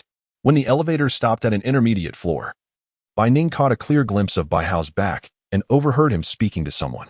She had no intention of inquiring why he was there, nor did she wish to explain her own presence, especially since she had already been cast out of her home. Bai Hao's affairs were no longer of concern to her. She had been abandoned by her parents as a child, and without her great aunt, she would not have survived to this age. Upon returning to her room, Bai Ning received a notification from Weibo. Shockingly, a report surfaced revealing that the celebrity Tang Ran had a secret daughter. Opening Weibo, she found that the paparazzi had leaked a clear photo of Tang Tang, bearing a striking resemblance to Tang Ran. Netizens were astounded by the revelation, with some believing it, while others remained skeptical. Among the doubters were Tang Ran's fans and passers-by, who speculated that she must have offended someone. At that moment, Tang Ran posted on Weibo, "Tang Ran, I am not a secretive mother. My daughter was born before my debut, and I did not intentionally conceal her existence. I previously refrained from mentioning her to protect her. She is a lovely child, and I cherish our time together." Accompanying the post was a photo of mother and daughter enjoying a stroll in the park. Curiosity arose among netizens regarding Tang Ran's sudden philanthropic endeavors, questioning whether she aimed to avoid criticism. Oh my, the despicable human trafficker almost abducted a celebrity's child. The little girl is fortunate. She was stuffed into a suitcase but was fortuitously discovered and reported to the authorities. No wonder she suddenly revealed her child. Tang Ran must be frightened and wants to openly bring her daughter along. It is understandable she did not mention having a child. After all, the child was born before her debut, and as an actress, her marital status should not matter. Am I the only one curious about who the child's father is? Discussions erupted among netizens beneath the relevant entries about Tang Ran's daughter, with most rational commenters expressing understanding, acknowledging that Tang Ran had always gained recognition through her acting skills, and having a child was merely a facet of life. However, the majority of the discourse remained positive, with little impact on Tang Ran's career as an actress. After reading the Weibo post, Bai Ning picked up the rabbit plush toy that Tang Tang had given her. This little girl's life had been altered, and Bai Ning hoped she would grow up healthily and safely. Feeling something hard within the plush toy, Bai Ning carefully searched and discovered a hidden compartment. Inside, she found a bank card and a note. The note, written by Tang Ran, explained that the card contained a modest amount of money, a token of her appreciation, and she hoped Bai Ning would accept it. Bai Ning understood the gesture, recognizing that Tang Ran considered her as having helped them. Having already accepted 5 million from Tang Yuhong, she felt uneasy about taking more money. However, since they had given her the card, refusing it would seem impolite. She decided to accept it after all. Time, April 23, 2021. Location, intersection of Tianming Road and Xinka Road. Client, Tang Yuhong. Commission details. An electric bike struck the client's grandfather, Tang Mu, who was traveling alone at 1829 and fled the scene. Please arrive promptly to prevent Tang Mu from being hit. If unable to stop it, please transport him to the hospital quickly. If you can prevent the collision. The client is willing to provide a villa in Yushui Bay. If you can ensure timely medical assistance, the client is willing to pay a post-tax commission of 5 million. Bai Ning was nearly stunned by this commission. Completing it would earn her a villa? With half an hour remaining before the elderly man's accident and only 25 minutes of travel time to the location, she had time to spare. Chapter 13. Everything is in my hands. As Bai Ning hurried to the scene, she contemplated the villa in Yushui Bay. In her leisure time, she had indeed browsed the floor plans online. The villas were located in the city's business district, with prices around 41,000 per square meter. Each villa ranged from 350 to 600 square meters, meaning even the smallest would cost 14 million, not to mention the expenses for furnishings. The allure of the villa was significant, but Bai Ning remained focused on safe driving. She arrived at the intersection of Tianming Road and Xinka Road 5 minutes earlier than anticipated. After finding a parking spot, she began to observe the area, searching for Tang Mu's figure based on the photo provided in the commission details. As time ticked away, Bai Ning felt as anxious as an ant on a hot pan, fearing not only the loss of the villa, but also the potential injury to the elderly man. According to the commission details, after being struck down, the elderly man encountered not only a hit-and-run from the electric bike, but also indifference from passers-by, with no one stopping to inquire or call for help, resulting in severe injuries. With the future system at her disposal, fulfilling the client's order was her mission. And regardless of the client's lower expectations, she was determined to achieve the best outcome. At that moment, a frail voice called out to her, "Young lady, are you lost?" Turning her head, Bai Ning recognized the man speaking as Tang Mu. Her heart leaped with joy. If she could delay Tang Mu from crossing the street for just a moment, she could prevent him from encountering the reckless electric bike. "Yes, sir. I am unfamiliar with this area and don't know how to get to Yuan Park." Bai Ning mentioned a location that Tang Mu had just visited, prompting him to eagerly provide directions. "It's not far, just about a kilometer. You can walk directly or take a small blue bike." "Thank you, Grandpa." Just as Bai Ning thought she could breathe a sigh of relief, she noticed the time was already 1828, and the reckless electric bike had appeared in her line of sight, speeding toward them. If Tang Mu crossed the street now, he would be unable to escape his grim fate. "Sir, are you hungry? How about I treat you to a meal?" Bai Ning suggested, feeling slightly embarrassed for having asked him for directions without offering her gratitude. "No need to worry about such trivial matters, young lady. It was just a small favor. I'm glad to help you." In the brief exchange, time slipped away, and the electric bike sped past the intersection. Bai Ning sighed in relief yet remained cautious of unforeseen complications, insisting on escorting Tang Mu safely across the street before bidding him farewell. Beep. Congratulations to the host for completing this order. The commission of 5 million has been credited to your Zhao Bank savings card. Please check your balance. The information regarding the change of ownership for the Yushui Bay Villa is currently being processed, and it is expected to take 24 hours. The host can collect it the day after tomorrow. Upon hearing the system's prompt, Bai Ning felt a surge of joy that lightened her steps. The Tang family had indeed been generous, gifting her 5 million and the villa.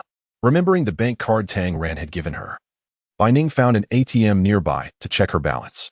Expecting a modest amount, she was astonished to find another 5 million. From now on, if the Tang family needed her assistance, even without financial compensation, she would feel morally obliged to help. The future system truly appeared to be her fortuitous opportunity. Meanwhile, across the street, a sense of familiarity washed over him as he regarded the girl, as if he had seen her somewhere before, yet the recollection eluded him. Perhaps it was merely a figment of his imagination. While driving to her best friend's workplace, Bai Ning received a phone call that sent an ominous shiver through her. What has happened to her? She was involved in a car accident this afternoon and has been taken to the 9th hospital. If it is convenient for you, please come by. Bai Ning's mind buzzed with anxiety as she hurriedly inquired, "Is she all right?" "You need not worry too much. The current examination indicates a fracture in her right leg, and she may require surgery." Relieved, Bai Ning thanked the nurse and drove to the hospital, her heart racing with concern. Upon seeing her best friend in evident pain yet managing to force a smile, Bai Ning's heart ached. "Aren't you supposed to be at work? How did this happen?" She felt a deep sense of sorrow, having just completed 2 orders aimed at preventing accidents, only to find her friend had suffered one unbeknownst to her. Accidents strike without warning, and she was grateful the injuries were not severe. Otherwise, she would have been at a loss for what to do. Don't worry about the medical expenses. I will handle everything, Bai Ning reassured her. Just then, a sarcastic voice interjected. Oh dear, did you really get hit by a car? Surely you didn't plan this to avoid work? Bai Ning retorted sharply. Who would intentionally get hit by a car? Not everyone is as deceitful as you. Her words incited the ire of her boss. The fact that I am here to see her is already commendable. What? Are you implying I should fire her? She has had an accident and may not be able to work in the future. Am I supposed to keep her on the payroll for no reason? With a cold laugh, Bai Ning replied. She was in an accident during work hours. It qualifies as a work-related injury, and your sarcasm is unwarranted. If you wish to terminate her, you will need to provide compensation as stipulated by law. I assure you, I have 1,000 ways to dismiss her without compensation. Very well, let's see you try. Chapter 14. The sign-in system. Zhang Xiyu lay in bed, her resolve unwavering. If you wish to fire her, I implore you to follow through, so I may not lose respect for you. The boss, incensed, turned to leave, only to collide with a young doctor entering the room. This is a hospital. Please do not disturb my patient's rest. The doctor's demeanor towards the boss was markedly more courteous, as he quickly offered apologies. As the boss prepared to exit, the doctor added, by the way, the law prohibits the dismissal of an employee during their medical treatment and rehabilitation following a work-related injury. Should you choose to violate this, the employee may seek labor arbitration for substantial compensation or reinstatement. The boss's expression soured, yet he said nothing further and left the room in defeat. Zhang Xiyu gazed at Jiang Hao, her eyes wide with admiration. With striking features and a poised demeanor, enhanced by his white coat, he embodied the essence of a dream partner. Noticing her best friend Estes, Bai Ning coughed lightly to draw her attention. It seemed Xiyu had a side to her that Bai Ning had never seen. Evidently, the handsome men of her past had failed to capture her interest. Realizing her lapse, Zhang Xiyu felt a touch embarrassed and quickly covered her face. I might still be a bit dazed. Dr. Jiang lowered his head, a gentle smile gracing his lips. As refreshing as a cool breeze. For reasons unknown, Bai Ning saw a hint of her upstairs neighbor in Dr. Jiang. The fleeting glimpse from 2 days prior had left a lasting impression. She suddenly noticed the similarities between Jiang Hao and her neighbor. Perhaps the allure of attractive individuals was universally shared. Nevertheless, Dr. Jiang exuded a more tender aura, his features softer compared to the aloofness of her neighbor. Shortly thereafter, a nurse arrived to transfer the patient to the orthopedic ward, informing them of the surgery scheduled for the day after tomorrow and providing a list of items needed for preparation. Xiyu, would you like to inform your parents about the accident? Zhang Xiyu immediately shook her head. Absolutely not. My father's health is fragile, and my mother already has her hands full managing the household. I cannot burden them further. Besides, it's merely a fracture, nothing too troublesome. I'll be fine soon. Perhaps you should consider leaving that company. I could support you, Bai Ning suggested. Zhang Xiyu chuckled. Having just heard Dr. Jiang mention that should the company wish to dismiss her, they would be liable for substantial compensation. The one who should be worried is Li, not me. Bai Ning's eyes widened in astonishment, realizing her friend possessed an extraordinary quality. The sign-in system sounded far more effective than her own future system. Nevertheless, she welcomed the prospect of binding to any system, as it was better than having none. With a fractured leg, how will you manage to sign in? Zhang Xiyu smiled playfully. I've already completed 2 tasks. The first was observing the patient room, and the second was the orthopedic ward. The rewards, though not as grand as yours, still amounted to 20,000. Bai Ning felt a surge of happiness for her best friend, while an accident was far from fortunate. It seemed to have yielded unexpected benefits. I remember you mentioning that your greatest dream was to earn a fortune and travel the world. Once your leg heals, you can pursue that dream. Zhang Xiyu's spirits lifted considerably, and the pain she felt became less pronounced. Ning, having you by my side is truly a blessing. Bai Ning was somewhat taken aback by her friend's sudden sentimentality, but quickly adopted a playful demeanor. Are you saying I'm a good luck charm? No. It's just that my previous luck was never this favorable. I believe it's because you're here with me that I've been able to bind to this system. Bai Ning nearly shed tears of gratitude. Her best friend was truly a wonderful person, deserving of a sign-in system to help her realize her dreams. In the future, we will both thrive. You need not fear the surgery. I will be here for you. With ample funds at her disposal, Bai Ning hired a professional nurse. The nurse, well-versed in her duties, was knowledgeable about the preparations required pre-surgery allowing Bai Ning to feel at ease and trusting the arrangements to her. Later that evening, Bai Ning received a WeChat message from Su Shui.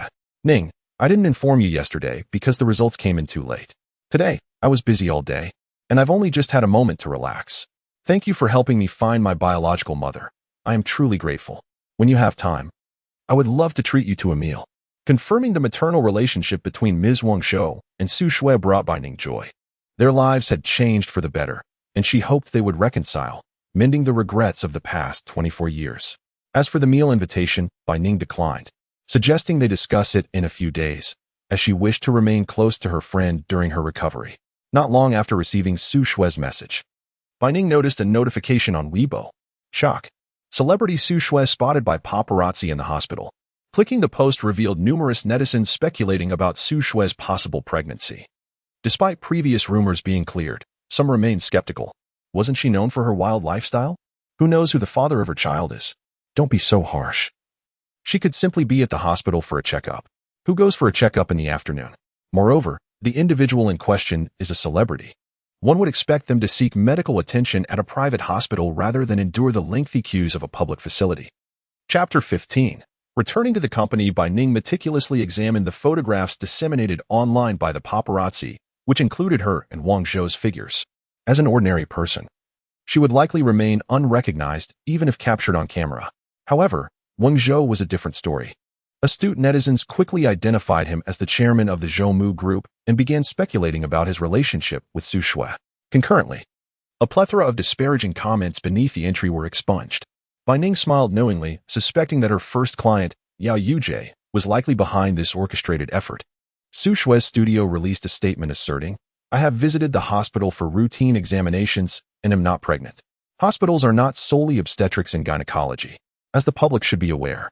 They also indicated their intention to pursue legal action against those spreading false rumors. The statement made no mention of Wang Zhou's identity or their relationship. Bai Ning felt a sense of relief, although her acquaintance with Su Shui was brief. She considered her a friend and wished for her continued well-being. Furthermore, Su Shui was indeed a commendable individual, having recently reunited with her biological mother, and she did not deserve to bear the burden of malicious speculation. Discussions online tend to arise swiftly and dissipate just as quickly. The chatter surrounding Su Shui was soon overshadowed by announcements regarding director Song's new variety show. What? Are they preparing a reality show about genuine and false heiresses? Splendid. Has the list been announced? I adore watching such shows. Such shows rely heavily on performance, but the disparity between ordinary people and the wealthy is too vast. It is evident at first glance. I couldn't act even with a script. I simply cannot fathom the lifestyle of the affluent. Bai Ning chose not to delve further. While she occasionally watched variety shows, she held little interest in those currently in development. The timeline from preparation to airing for such a show is extensive, and her previous work commitments left her little time to keep abreast of such matters, though it was merely a surgery for a fractured hand. Bai Ning felt a twinge of anxiety while waiting outside, gaining a deeper understanding of the emotions her friend must have felt when she was wheeled into the operating room a few days prior. Fortunately, the operation proceeded smoothly, and she would be discharged after a few days of observation. With Bai Ning engaging her in conversation, the first day passed much more comfortably.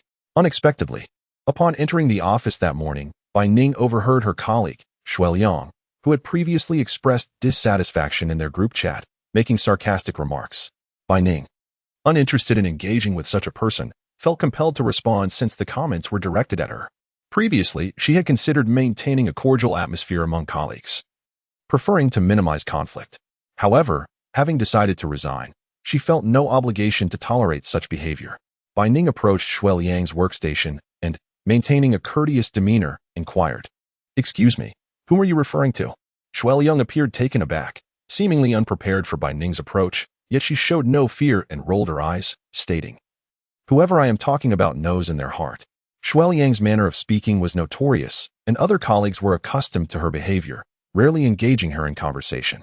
Bai Ning's gaze swept across the office, and she clarified, Firstly, I am on medical leave for surgery due to illness. Secondly, my supervisor approved my extended leave not because I am adept at currying favor, but because I have not taken a single day of annual leave in 2 years since my employment began. Not all colleagues were privy to her circumstances, but Bai Ning felt it necessary to clarify, lest Shui Liang's continued fabrications lead others to harbor misconceptions. Upon hearing her explanation, Shui Liang merely sneered. Why you are ill is something you know best. Bai Ning furrowed her brow. What do you mean by that? Shui Liang shrugged nonchalantly. Adopting a tone of amusement, it's a teratoma, isn't it? You're pregnant. Otherwise, why would you need surgery? Who informed you of that? Bai Ning retorted, if you're unaware. My condition was indeed discovered during a company health check. It is a teratoma, a type of tumor, and has no relation to pregnancy. If you do not understand, refrain from spreading ignorance. It will not serve you well. Shui Liang, undeterred, exhibited no remorse and continued with her bravado. There are so many diseases. How could I possibly know them all? Whatever you say is merely your word, and after all, the leadership is on your side. If you're ignorant, perhaps you should refrain from making baseless claims. Moreover, my medical reports are personal and confidential. You have violated my privacy and reputation by peering into my health records and spreading malicious rumors. I could take legal action against you. Huh? Who are you threatening? Go ahead and sue. I am not intimidated. Observing her colleague's audacity, Bai Ning resolved to follow through with her legal threats. Very well, expect my lawyer's letter. Shui Liang dismissed her with scorn. You speak as if you are some aristocrat. I will be waiting for your lawyer's letter. While I am not an aristocrat, my friend recently won a lottery, and I am contemplating resigning so she can support me. Shui Liang clearly found this hard to believe. Anyone can boast. I could claim I won $1 billion. Would you dare to resign then? This question rendered Shui Liang momentarily speechless. Since Bai Ning joined the company 2 years prior, Shui Liang had frequently vocalized her desire to leave, yet she remained longer than anyone else. While occasional complaints about the company were normal, Shui Liang persisted in voicing her discontent, even influencing other colleagues to consider resigning. Shui Liang's reluctance to leave stemmed from a simple truth. She could not secure a better position. And her current employment was not a result of her own merit, but rather her connections with the secretary to the general manager. Previously, she and Bai Ning were in the same team, but her lackluster work ethic had forced others to cover for her. The leadership, recognizing her relationship with the general manager's secretary and acknowledging her ability to perform simple tasks, had relegated her to another team. Consequently, while other colleagues enjoyed significant salary increases over 2 years, she had only received a meager 500 raise, further fueling her grievances. Bai Ning had frequently felt the weight of her negative energy, but now, no longer being in the same team, she felt considerably lighter at the prospect of not having to see Shui Liang again. Shui Liang, unfazed, remarked, you speak as if you would actually resign. If it weren't for the poor economic climate, I would have left long ago. Just then, their supervisor entered the office. Chapter 16. Apologies. Who are you? Bai Ning smirked mischievously and stated, Supervisor, both Shui Liang and I wish to tender our resignations. How bold of her. She was eager to see how Shui Liang would react to this unexpected turn of events. After all, Bai Ning had been the target of Shui Liang's schemes numerous times. A little retribution before her departure seemed fitting. Moreover, this was precisely what Shui Liang had just claimed. The supervisor, just entering, furrowed his brow. If you have something to discuss, please come to my office. Shui Liang instantly donned an exaggerated smile, her eyes glinting with sycophantic fervor. Bai Ning is merely speaking nonsense. I am utterly devoted to this company and would never entertain thoughts of resignation. Other colleagues watched in astonishment as Shui Liang performed a complete about-face, quickly averting their gazes. A colleague who had befriended Bai Ning spoke up. Bai Ning, don't take it to heart. Finding a job these days is no easy feat. We won't be swayed by one-sided stories. We know who you are. Indeed, you have put in considerable overtime these past 2 years. Your health will not hold indefinitely. Falling ill is not necessarily a misfortune. It is a reminder to prioritize your well-being and not to overextend yourself while you are still young. Seeing that their attempts to dissuade her were in vain, the colleagues merely advised her to think it through and not act impulsively. These 2 colleagues had been with the company for over a decade, rarely working overtime, and enjoyed decent compensation. They had often mentioned their intention to remain until retirement. Bai Ning had once shared similar sentiments, believing it would be a remarkable feat to remain with her first job until retirement. However, the nature of her responsibilities diverged from that of the veteran employees, proving to be more demanding and time-consuming. Initially, she had no choice. Her ambition to establish herself in this city and purchase her own home overshadowed everything. As for whether she would continue working in the future, that was a matter for another day. Bai Ning knocked on the door of her superior, General Gao, to discuss her resignation. Gao Wei was watering the office plants when she spoke. After a long silence, he finally responded, acknowledging her diligent work ethic and the heavy workload she had endured. He expressed his desire to advocate for a salary increase on her behalf. Resignation, he noted, was not a trivial decision, especially after 2 years with the company. He suggested she take her remaining 5 days of annual leave and reconsider her decision by next Monday. Bai Ning understood her leader's predicament and his genuine wish to retain her, yet having already submitted her resignation, she resolved to not return to work. She refrained from further discussion and submitted her resignation application through the company system. Her colleagues, curious about her situation, inquired whether her best friend had indeed won the lottery. Bai Ning confirmed the news, promising to treat everyone to a meal next week. She had meticulously planned her week, taking her leave, then returning to the office to hand over her duties and treat her colleagues to dinner. Fortunately, the majority of her co-workers were amiable, and she felt grateful for their kindness, unlike her colleague Shuiliang, who had been hostile. After completing the necessary procedures, Bai Ning departed from the company and drove to the Yushui Bay community. Upon arriving at the entrance, she felt a twinge of anxiety about being unable to gain entry, as she had only received system confirmation regarding the successful change of ownership.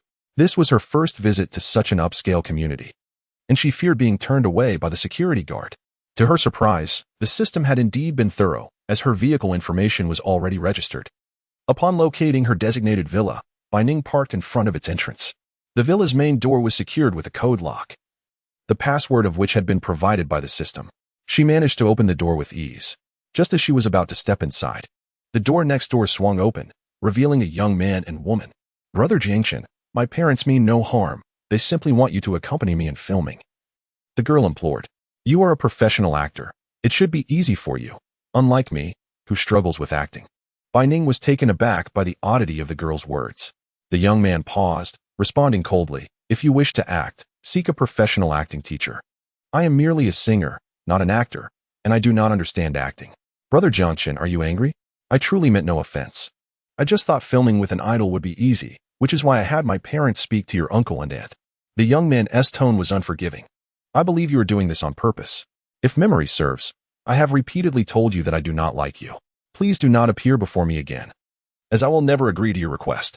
Bai Ning, eavesdropping, recognized the young man as her neighbor from upstairs, Jiangchen, the elusive singer. It dawned on her that he was a mysterious figure in the entertainment industry, often discussed online for his sporadic appearances and a handful of chart-topping songs. Despite his handsome appearance, he refrained from fostering a fan base and seldom engaged on social media, leaving many to speculate that he was merely dabbling in the entertainment world due to his affluent background. Caught off guard by the revelation, Bai Ning stood frozen at the entrance, momentarily forgetting to enter her own home. Jiangchen noticed her, offered a brief nod in acknowledgement, and departed in his vehicle. The girl approached her, asking, "Are you the homeowner of number 19? With a faint smile, Bai Ning replied, "I'm sorry, and may I ask who you are?" Internally, Bai Ning mused about the girl's unfriendly demeanor, suspecting she viewed her as a rival. The girl, slightly agitated, introduced herself. "I am Qiao Qinghe, the heiress of the Qiao Corporation. Jiangchen and I have known each other since childhood, so do not harbor delusions of stealing him from me." Realizing she was speaking to a prominent figure, Bai Ning maintained her composure, replying, "I'm afraid I am not familiar with you. My acquaintance with Jiangchen is limited. Today marks our second meeting. You need not consider me a rival." Qiao Qinghe appeared unconvinced, retorting, "That's impossible. Jiangchen wouldn't greet anyone unless he held some sentiment for them. If you've only met twice, how could he possibly acknowledge you?" Ignoring Qiao Qinghe's displeasure, Bai Ning stepped into the villa and closed the door behind her.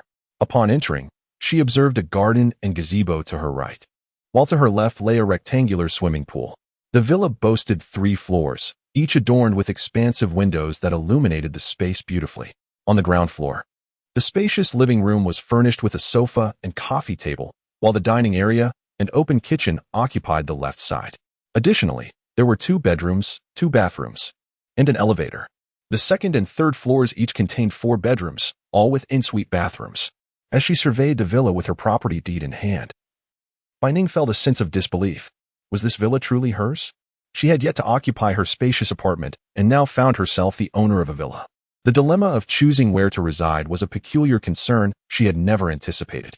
Suddenly, a system notification chimed in her mind. Time, April 26, 2021. Location, Villa No. 18, Yushui Bay. Client, Jiangchen. Task, Please inform the villa owner that Aunt Zhao, their maid, is a habitual thief and escort her to the police station. Upon completion, the client is willing to pay a reward of 2 million yuan after tax.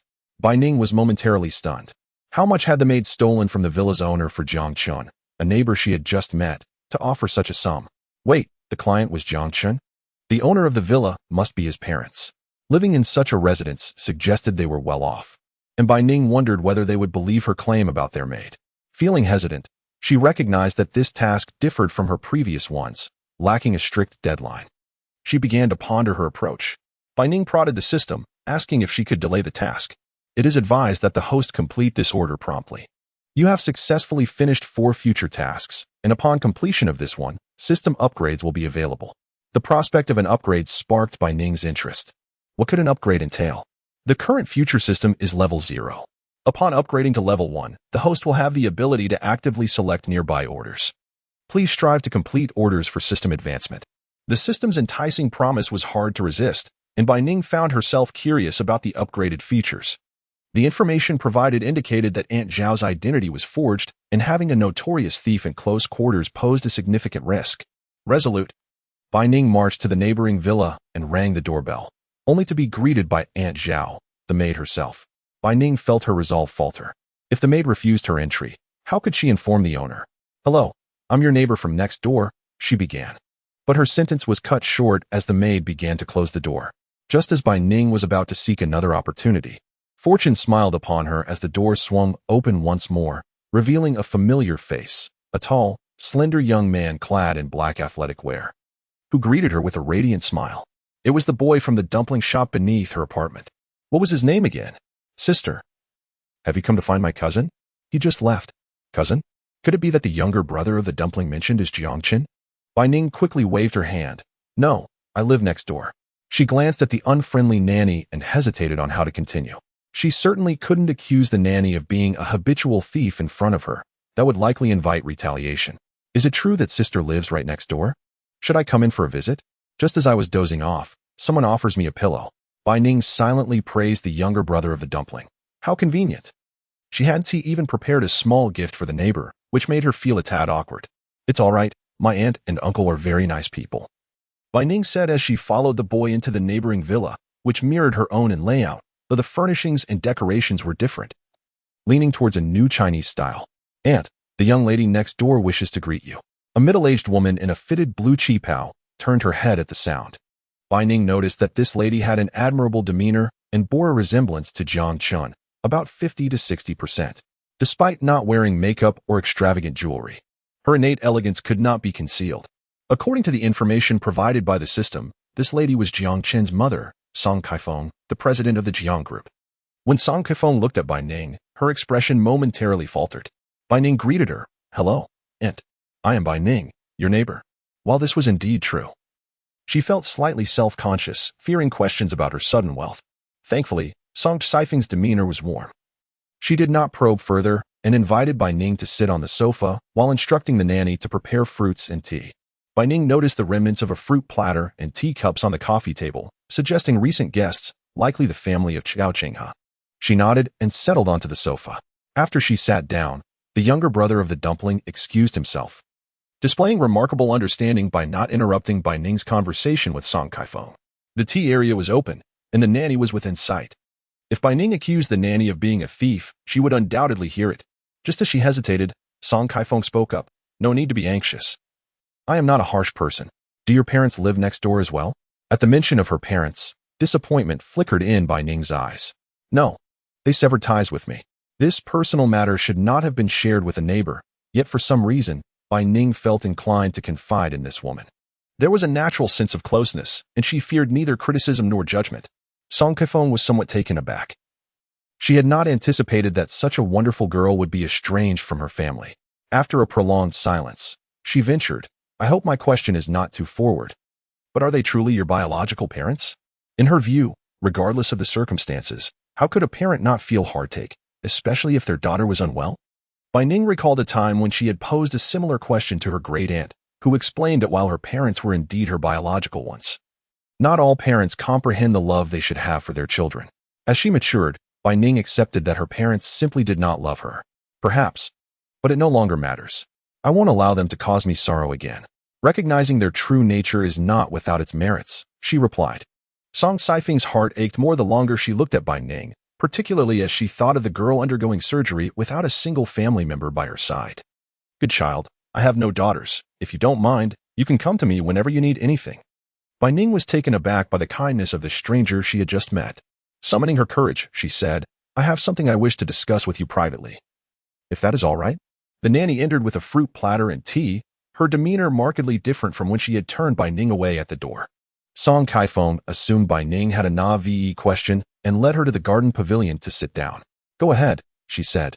Her smile warm and increasingly fond of the girl before her. Ah, my two sons are rather unreliable. The elder is too aloof to even greet a young lady, making life with him dull.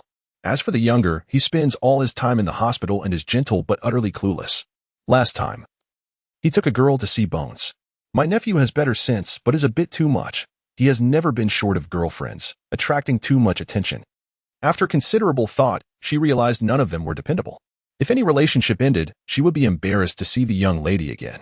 Thus, she concluded that adopting Bai Ning as a daughter would be the most reliable option.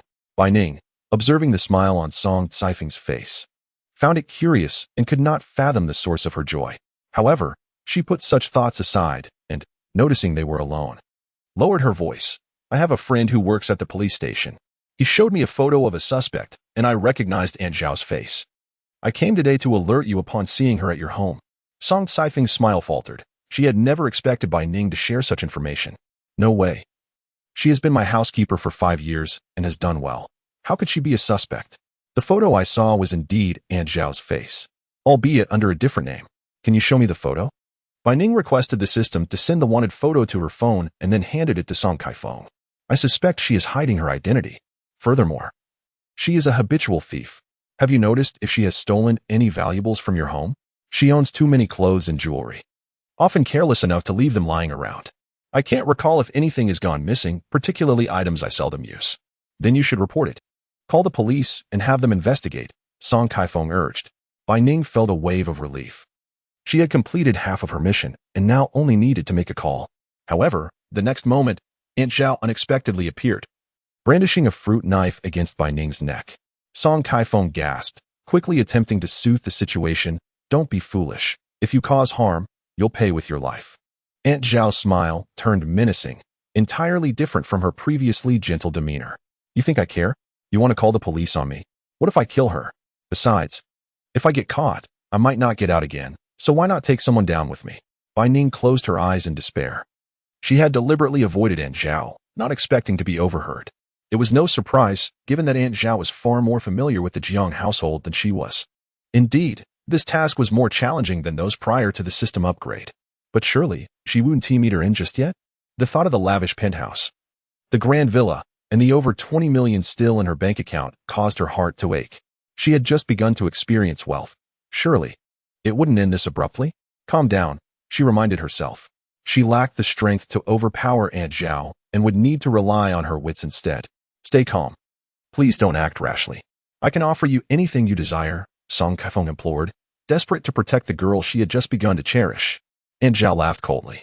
You are both strangers. Where does this supposed bond come from? However, it is good to have feelings. Prepare a car for me to take me away from Angxi. And also arrange 30 million in cash. Song Kaifeng furrowed her brows. In such a short time, where could she possibly acquire such a large sum of cash? Aunt Zhao appeared somewhat impatient, stating, that is your concern. Your family is quite wealthy. You wouldn't dare tell me you don't even have 30 million, would you? Or do you think this girl's life is worth less than 30 million? Chapter 19. Zhuangting and Bai Ning felt a mix of emotions, unsure whether to feel happy or sad. Could it be that one day, someone would hold her hostage, demanding 30 million? Was she truly worth that much? Judging by her current real estate and savings, it seemed she was.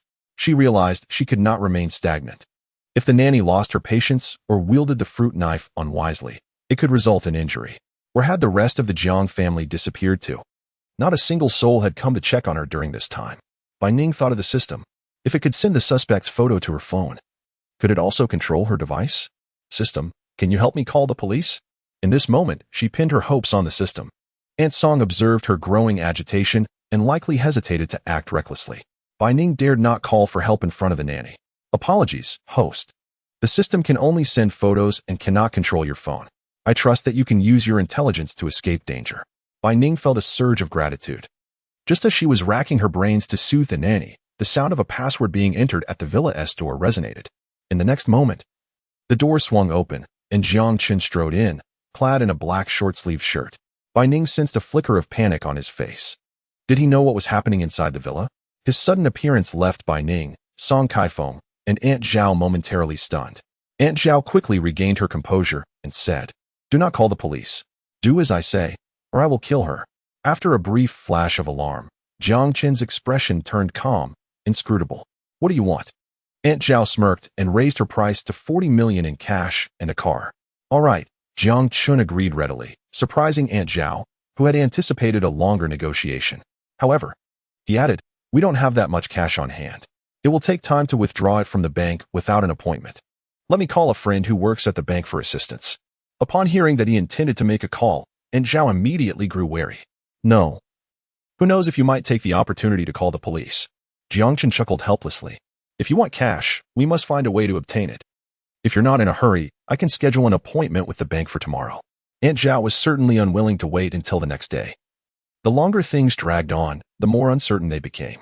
Since she was already exposed, she needed to escape as soon as possible. "You can make the call. But I want to see your phone screen, and it must be on speaker." "Fine." Jiang Chen stepped closer, angled the screen toward Aunt Zhao, and dialed a contact labeled Xiao Zhuang. Before the call connected, he explained, "Xiao Zhuang is my friend." Bai Ning was puzzled. Was Jiang Chen deliberately stalling for time?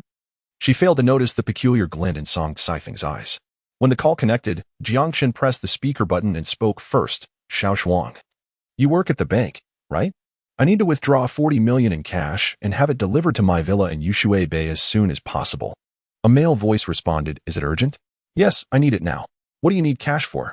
Feigning impatience, Jiang Chen retorted, "That's none of your business. I'm not building a wall with it, am I? Enough chatter. Hurry and get the money. Talk to your bank manager if necessary. I need it urgently." Without waiting for a response, Jiang Chen hung up. Although Aunt Zhao remained suspicious, she noticed nothing amiss. Song Kaifeng was astonished to see her typically reticent son speak so much, and she had never heard of him being acquainted with anyone named Xiao Zhuang. After the call, Jiang Chen gestured toward the empty seats in the pavilion. "Can I sit and wait? It takes time to bring the money, and standing is quite tiring." For some reason, Bai Ning sensed a relaxation in Jiang Chen. Perhaps that call concealed some coded message. His request left Aunt Zhao momentarily flustered. Having worked in the villa for 5 years, she often encountered the young master but rarely heard him speak, let alone grasp his character.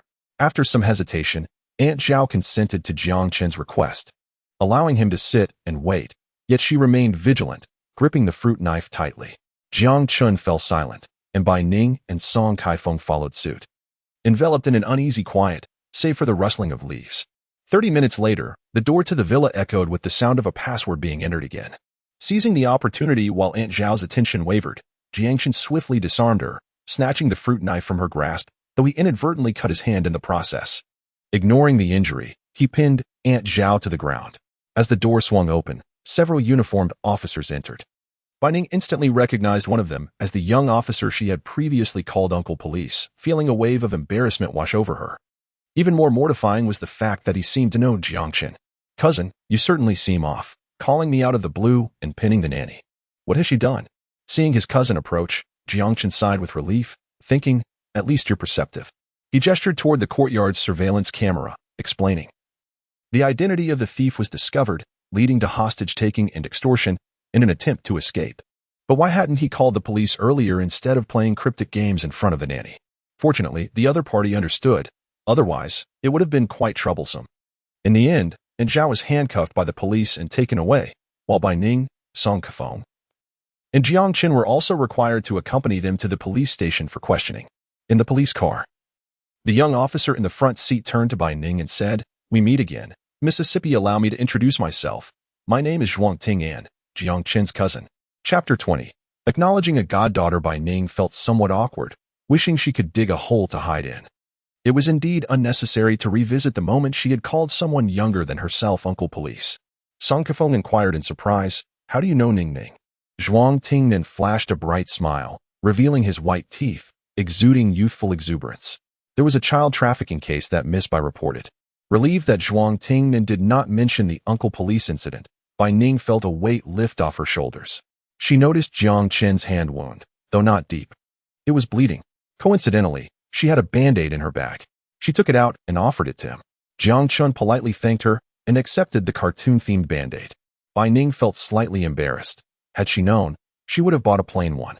However, the next moment, she watched as Jiang Chen placed the pink band-aid on his palm, finding it surprisingly fitting. Zhuang Tingnan teased, "Cousin, are you injured? Should we go to the hospital?" Song Kefeng, who was stifling laughter, interjected, "No need. Boys are tough. It's just a minor cut. He'll be fine." Song Kaifeng smiled, satisfied with her eldest son's behavior. At least he hadn't ignored the girl who offered him a band-aid or made sarcastic comments. To her surprise, her son knew to say thank you. Zhu Wingti and Jian had grown up by Song Caifeng's side, developing a close bond with Jiang Chen and his brother. Bai Ning also knew that Jiang Chen had a younger brother, a doctor working in a hospital. She recalled her best friend's attending physician, Jiang Hao, but dismissed the thought as too coincidental to mention. The police station arrived promptly. Zhu Wingti and Jian's workplace was not nearby. They had responded to an emergency call and came from a different precinct, explaining the situation to their colleagues here before requesting assistance. This caused a slight delay. Upon arriving at the station, the officers took their statements individually. Through information verification, it was confirmed that the nanny, Aunt Zhao, was using a false identity. Not only was her ID someone else's, but she also did not bear the surname Zhao. The suspect had previously been apprehended for human trafficking years ago and served 3 years in prison. After her release, she committed theft but managed to evade capture. 5 years ago, she used the ID of a local woman who resembled her to work as a nanny at the Jiang family's Yushui Bay villa, gaining their trust. Upon spotting a string of pearl necklaces and other jewelry, Song Kaifeng recognized each piece as hers, though she seldom wore them. "These are all mine. Some were purchased. Others gifted by family and friends, all of which can be substantiated." The jewelry found in the nanny's room alone was valued at over 200,000 yuan, hinting at the extent of the thefts committed over the past 5 years. The police would follow up on the matter, ensuring the suspect faced the legal repercussions she deserved. As the task came to a close, Bai Ning received a system notification. "Ding. Congratulations, host, on completing this order. A reward of 2 million yuan has been deposited into your Zhao Bank savings card. Please check your account." The current future system has been upgraded to level 1, allowing the host to actively filter nearby orders. May you enjoy an even more delightful experience. Upon hearing the notification, Bai Ning decided to wait a little longer before testing it out. She politely declined Song Caifeng's invitation to stay for lunch, citing her best friend's hospitalization due to a fracture. Song Kefeng did not press further, suggesting they could have a meal together another day. Subsequently, Bai Ning drove away from the Yushui Bay villa. Unbeknownst to her, Song Jinchuan and Jiang Jinhua had begun inquiring about the situation. Jiang Jinhua first apologized to his wife, explaining that he had been busy in his study and had not noticed the events outside until he reviewed the surveillance footage, realizing the danger they were in. "It's all my fault." Song Kefeng showed no signs of blaming her husband, but she was indeed taken aback that the nanny, who had worked in their home for 5 years, was a wanted criminal with the audacity to hold a hostage. "Just be more cautious in the future," she remarked, choosing not to dwell on the matter. At that moment, Song Jinjuan glanced behind the two and asked, "Where's the young lady? Is she all right? Is she hurt?" Jiang Shen frowned slightly and warned, "She's a good girl, unlike your previous girlfriends. Keep your distance." Song Jinchuan shrugged nonchalantly, finding it amusing. Song Kaifeng grew more vigilant. After all, Bai Ning was a child she held in high regard, and she couldn't let her nephew act recklessly.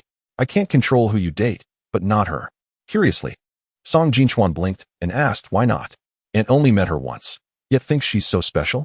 Song Kaifeng was candid with her family, stating, "I like this child. If she is willing, I would like to adopt her as my goddaughter. So, with my protection, no one can bully her." This declaration left both Jiang Qin and Song Jinchuan, as well as Jiang Jinhua, astonished. Song Jinchuan inquired, "Is she truly that remarkable that Aunt would want to adopt her after just one meeting?" Jiang Chun lightly coughed, placing a fist against his lips, adding, "Adopting a goddaughter is no small matter. Perhaps you should reconsider, Mom." Seeing her husband and son share this perspective, Song Kaifeng felt her decision might have been hasty. However, she had not intended to adopt her after a single encounter. She had merely wanted to spend more time with Bai Ning. I understand your concerns. There's no rush. I'm just expressing my desire for Jin Xuan to keep his distance from her. Song Jin Xuan shrugged, chuckling in resignation. Does Aunt think I'm a playboy? All my ex-girlfriends have spoken highly of me after our breakups. I'm actually a decent person. Jiang Chun retorted without mercy. You have money. They are materialistic. It's a mutually beneficial arrangement. Of course, they speak well of you after you spoil them. Chapter 21. Are you really my biological mother? Unbeknownst to her, someone had spotted her just before she stepped into the elevator. Bai Hao, what are you looking at? A girl with pink long hair wearing a crop top and ultra-short shorts asked impatiently. Your sister? The girl dismissed it with a scoff. Wasn't she kicked out by your parents? Why do you care? When they tossed her out, she must have been broke. How could she afford to stay in such an expensive hotel? Bai Hao was pondering this when the girl beside him interjected. She is probably looking for a man.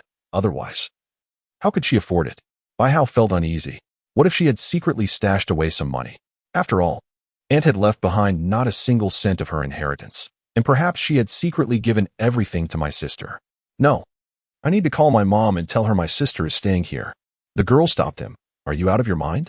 If you call your mom and say you saw your sister at a hotel, have you thought about how to explain why you're there too?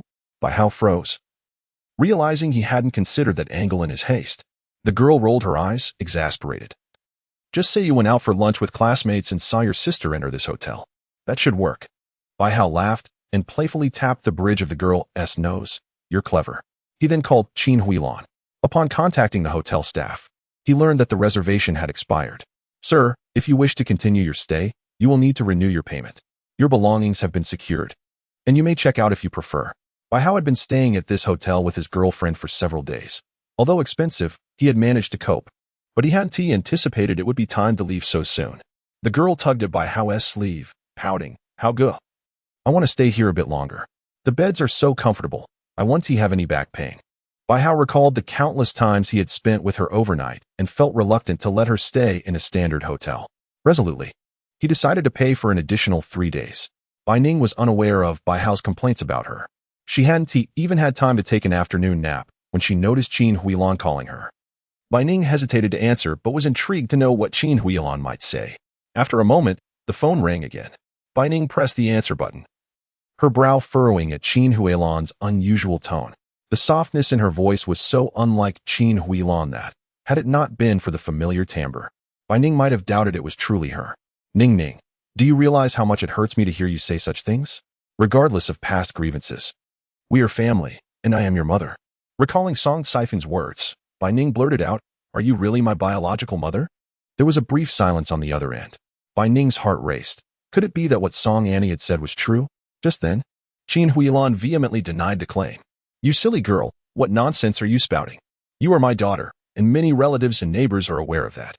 Even if I've made mistakes in the past, you cannot deny me. I truly regret my actions. Will you forgive me? Qin Huilan's voice, tinged with tears, seemed utterly pitiful, leaving Bai Ning somewhat perplexed. Since she could remember, Qin Huilan had never displayed this side of herself in front of her, and now, what was she trying to convey? Had someone seen her when she left? Reflecting on her previous encounters with Bai Hao at the hotel, Bai Ning began to form a suspicion. Could it be that Bai Hao had reported her? She wished to keep her financial status a secret from Qin Huilan, fearing that she would demand money from her. However, if the truth were to come out, she wasn't particularly concerned since she had no intention of complying. Bai Ning pondered whether Qin Huilan was aware of Bai Hao's stay at a 5-star hotel and planned to probe further. You have time to call me. Yet you should be managing your son properly, she remarked. I happened to pass by a 5-star hotel and saw him entering with a girl. I checked online, and the cost for a night there is around 1,000 yuan. Where could Bai Hao possibly have gotten that money? Surely, he taken the 80,000 yuan I gave him? Qin Huilan seemed taken aback, realizing that their conversations were eerily similar. Who could be staying at the 5-star hotel? Regardless, she unconditionally sided with Bai Hao. After speaking, Qin Huilan hurriedly ended the call, leaving Bai Ning in a daze. She felt guilty for not visiting her elderly aunt, who had raised her. Even if she did not see Qin Huilan, she should still pay her respects at her aunt's grave. After a brief nap in the hotel, Bai Ning awoke and contemplated Qin Huilan's and Bai Qingyu's attitudes towards her. Recalling their interactions throughout her life, was it merely a case of favoritism towards sons, or were they not her biological parents? Time flew by, and noticing that it was nearly 5 o'clock, Bai Ning gathered her belongings and left. She felt disheveled, unfit even for her close friends. Shaking her head in resignation, she placed a nutritious meal on the small table and called out, "Wake up, it's time to eat." Zhang Xiyu noticed Bai Ning's arrival and smiled shyly. "Ning Ning, you're here." Bai Ning handed her a wet wipe and asked, "What good news has you smiling so brightly? You didn't even notice me coming in. Did Dr. Jiang just leave?" Chapter 22. Filtering 2 orders. Zhang Xiyu accepted the wet wipe and touched her flushed face. "Is it that obvious?" Bai Ning nodded seriously. "Yes, it's evident. It's written all over your face."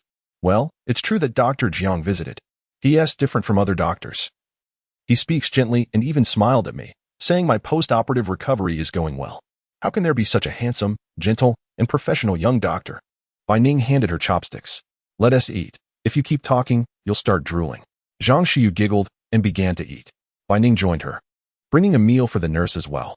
Surprised, the nurse had been working in the hospital for years and had encountered employers bringing food before, but never a nutritious meal from a 5-star hotel. She had heard that such meals cost around 200 yuan and was eager to taste it. Reluctantly, she began to eat, realizing the food was quite delicious.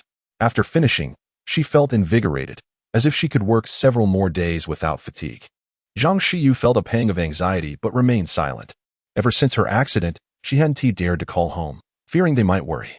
Instead, she communicated with them daily via WeChat. Yet, this was different from before. She used to call her family daily, regardless of her busy schedule. Now, she hesitated, fearing her mother would notice something amiss. Zhang Xiyu declined a video call, instead sending a message to her mother, claiming she was still working late. It was a call from Heiresses. Bai Ning sighed. "It seems Auntie is starting to suspect. Should we tell her?" Zhang Xiyu knew that if Bai Ning also refrained from answering, her mother would only grow more anxious. Bai Ning pressed the answer button and switched to speaker mode. Heiresses' worried voice came through. "Hello, Ning Ning, have you seen Xiyu recently? Is she in trouble?" Feigning ignorance, Bai Ning smiled and replied, "Auntie, are you overthinking? Xiyu is perfectly fine. Is she really okay?" Heiresses' tone was laden with doubt. A few days ago, she suddenly transferred 50,000 yuan home, and she hasn't called even once. Her father and I are very concerned about her. Ning Ning, if you know anything, please tell Auntie." Although Bai Ning assured her that Xiyu was fine, the sound of crying came from the other end. "I knew something was wrong. She is usually so sensible. No matter how busy she is, she always calls home. How could everything be fine when she has had surgery for a fracture? It's our fault for burdening her. Ning Ning, please tell Auntie which hospital Xiyu is in." "Xiyu, how could you not inform your family if something happened? Even if your father and I can't help. You shouldn't hide this from us. Do you still have money? I haven't touched that 50,000. I'll transfer it to you right away. It's to avoid worrying you both. I'm fine. I don't need the money. The driver is fully responsible, and I'll receive compensation from work injury insurance. Please don't worry about me. I'm in the 9th hospital, and the doctors here are very professional. I'll be discharged soon and will recover quickly. Your father and I are very concerned. It's hard to keep something like this from us. Knowing about your fracture is better than constant worry. However, in our small county, job opportunities are scarce, and the pay is exceedingly low. My father needs medication every month. So I chose to stay in Ungshi and found a job that pays just enough. Jobs in first-tier cities may offer higher wages, but the rent is exorbitant. When calculated, it may not amount to what I save here in Ungshi. I must work hard to earn more, to treat my father's illness, and provide a better life for my parents. Ning Ning, you must also take care of yourself and not overwork. I'm fine here. You don't need to stay by my side all the time." The nurse chimed in. "Yes, I'm here. You can rest easy." Hearing this, Bai Ning felt a bit more at ease. Leaving the office, Bai Ning thought about the newly upgraded system and decided to filter nearby orders. Indeed, 2 orders were identified. The results were few, so Bai Ning reviewed both. One order was from tonight at 1931, involving a young cardiologist who was injured by a fruit knife during a patient dispute. Although not life-threatening, his career as a doctor was effectively over. The other order occurred tomorrow morning at 9 o'clock, involving a young woman who unexpectedly became pregnant and came to the hospital alone for an abortion. There, she encountered her boyfriend accompanying someone else for a prenatal checkup, leading her to discover that she had unknowingly become a mistress. Feeling wronged, she sought to confront her boyfriend but faced insults from his wife, who blamed her for seducing her husband. Feeling despondent, the young woman ascended to the hospital rooftop. Coincidentally, the stairwell door was unlocked, and in a moment of emotional turmoil, she jumped off the building to end her life. After reviewing the details of the two orders, Bai Ning felt an unsettling discomfort and resolved to prevent both tragedies from occurring. Chapter 23. Life trajectories will change after confirming her acceptance of the future orders. The system sent a notification. Time: April 26, 2021. Location: 9th Hospital Inpatient Building, 21st floor. Client: none, distributed by System Management Bureau. Upon completion of the order, the System Management Bureau will pay a post-tax reward of 200,000 yuan. Bai Ning did not find the amount lacking. Saving an outstanding doctor was inherently a significant endeavor. Furthermore, 200,000 yuan was a considerable sum, though her previous orders had offered higher compensation. The current time was 1921, and the dispute had already reached the hospital. Fearing she might be too late, Bai Ning decided to take the elevator directly to the cardiology department on the 21st floor. Upon arriving at the nurse's station, Bai Ning explained the situation to a nurse. The nurse immediately became vigilant and hurriedly called the hospital security. Regardless of the truth, summoning security posed no risk. However, if an incident were to occur and harm the physician from their department, it would constitute a significant loss. Bai Ning exhaled in relief. If the security personnel arrived promptly, this tragedy could have been averted. Yet, unexpectedly, it was not the security who first appeared, but the instigator. He strode directly past the nurse's station. Bai Ning quietly gestured to the nurse, who instantly understood and hurried to find the head nurse. They repeatedly implored the patient's family not to discharge themselves. But the family refused to listen, insisting on leaving and berating them as incompetent doctors, labeling the hospital a den of exploitation that only sought to extort money. The medical records indicated that the patient's condition was quite precarious, necessitating hospitalization. To their astonishment, the family insisted on discharging the patient without completing the necessary formalities. Were they to create a scene if something went awry with the patient? The head nurse immediately called the head of security, urging him to send assistance without delay. As time ticked away, Bai Ning anxiously clenched her hands, fearful that they could not prevent the disturbance. The head nurse instructed someone to monitor the floor's surveillance. Discovering that the man lingered in front of the doctor's office, yet hesitated to enter. At 19:30, two hospital security personnel arrived. In the next moment, the man burst into the office, brandishing a reflective fruit knife. Duan Ruiyang instinctively raised his hand to shield himself, just as the knife was about to pierce his hand. The security arrived in the nick of time, immobilizing the assailant with a stun baton. Ding! Congratulations, the host has completed this order. A reward of 200,000 yuan has been credited to your bank savings card. Please check your account, the system announced. Upon hearing this notification, Bai Ning understood that the disturbance had been thwarted. Seizing the opportunity while no one was watching, she quietly slipped away from the cardiology department. Duan Ruiyang was taken aback, asking if a young woman had informed the nurses of an impending disturbance. Yes, she was at the nurse's station. You can inquire about her, came the reply. He made his way from the doctor's office to the nurse's station, but the young woman was nowhere to be seen. The nurses were preoccupied and had not noticed when Bai Ning departed. The head nurse reviewed the surveillance footage and found that the woman had only left after the disturbance was quelled. Duan Ruiyang pondered deeply, unable to fathom the consequences had the fruit knife actually harmed him. At the time of the incident, he had been alone in the office, suggesting that the assailant had deliberately timed his actions. To receive a warning from someone beforehand, allowing him to avoid danger, was indeed a stroke of fortune. He meticulously committed Bai Ning's appearance to memory, intending to express his gratitude in person. Subsequently, the police arrived and took the assailant into custody. Even the officers expressed their helplessness. It was evident that the family had forcibly discharged the patient, evading the doctors and nurses, despite the hospital having fulfilled its duty to inform them. Yet, the family remained obstinate, refusing to accept any culpability, intent on shifting all blame onto the hospital as if doing so would validate their status as devoted sons. The assailant, having attempted to inflict harm, would also face the repercussions of his actions under the law. Though Bai Ning had received her reward and perhaps aided another, she felt a profound sense of satisfaction. The following morning at 8, Bai Ning arose, and after enjoying breakfast at the hotel, she heard the system's notification. Date: April 27, 2021. Location: Obstetrics and Gynecology Clinic, 9th Hospital.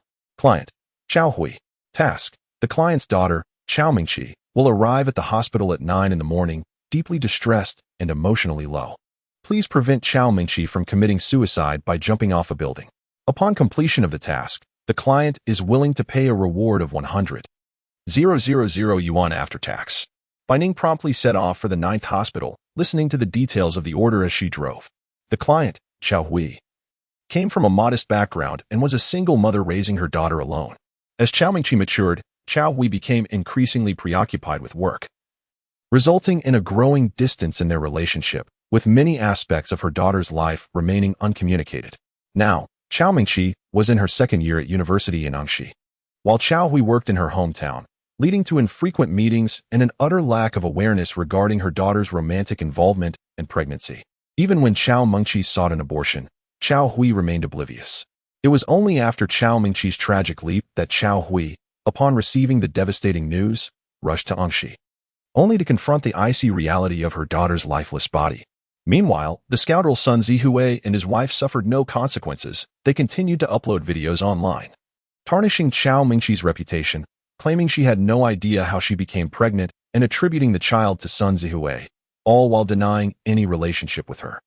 Chao Hui had seen discussions online but was unfamiliar with the internet and unsure how to defend her daughter, until she encountered the wish system, which promised to help her fulfill her desires. She willingly offered the dowry she had saved over the years for her daughter. With her daughter gone, the money held no significance for her. In Chao Hui's eyes, her daughter was priceless, and she was prepared to pay any cost. After hearing the details, Bai Ning felt a pang of reluctance to accept the 100,000 yuan. However, this represented the entirety of a bereaved mother's hopes from the future, and she found it impossible to decline. Furthermore, once she saved Chao Mingqi, their futures would intertwine in a manner that would alter their life trajectories, leading to a brighter existence. Chapter 24. Completely losing one's reason. Zhang Xiyu woke early in the hospital, having breakfast early as well. Bai Ning had instructed her not to wait for her to bring food in the morning, understanding that she would not be able to rise. Thus, upon arriving at the 9th hospital, Bai Ning made her way directly to the obstetrics and gynecology clinic. There, she spotted a frail figure sitting alone on a chair in the waiting area. Bai Ning had seen photos and information about Chao Mingqi, knowing she was 19 years old. Yet the girl's youthful face could easily be mistaken for that of a middle school student. This young girl, having suffered harm, was now subjected to verbal abuse. Even in death, finding no peace.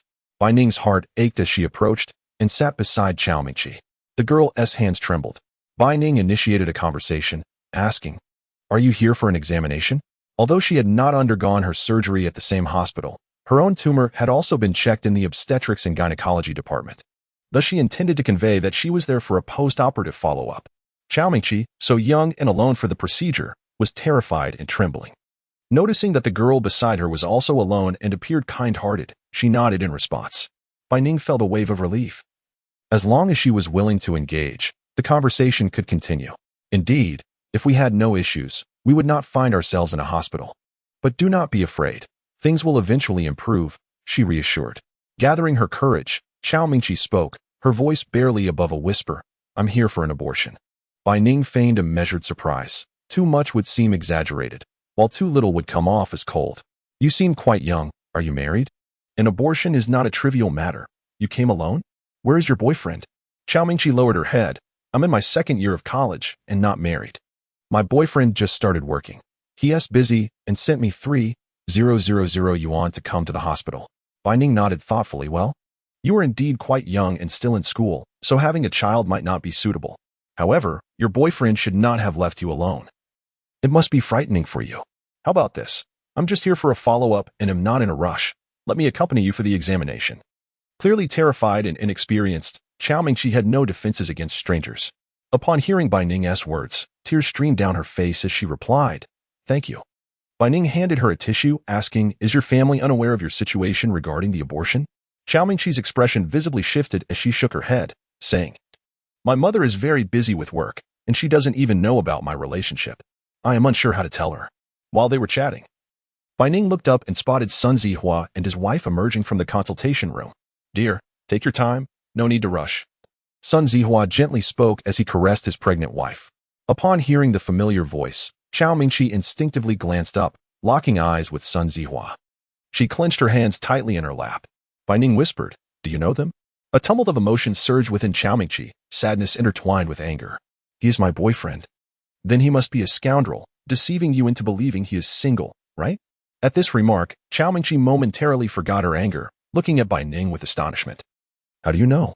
Bai Ning smiled. You seem like a genuinely kind girl who would never settle for being a mistress.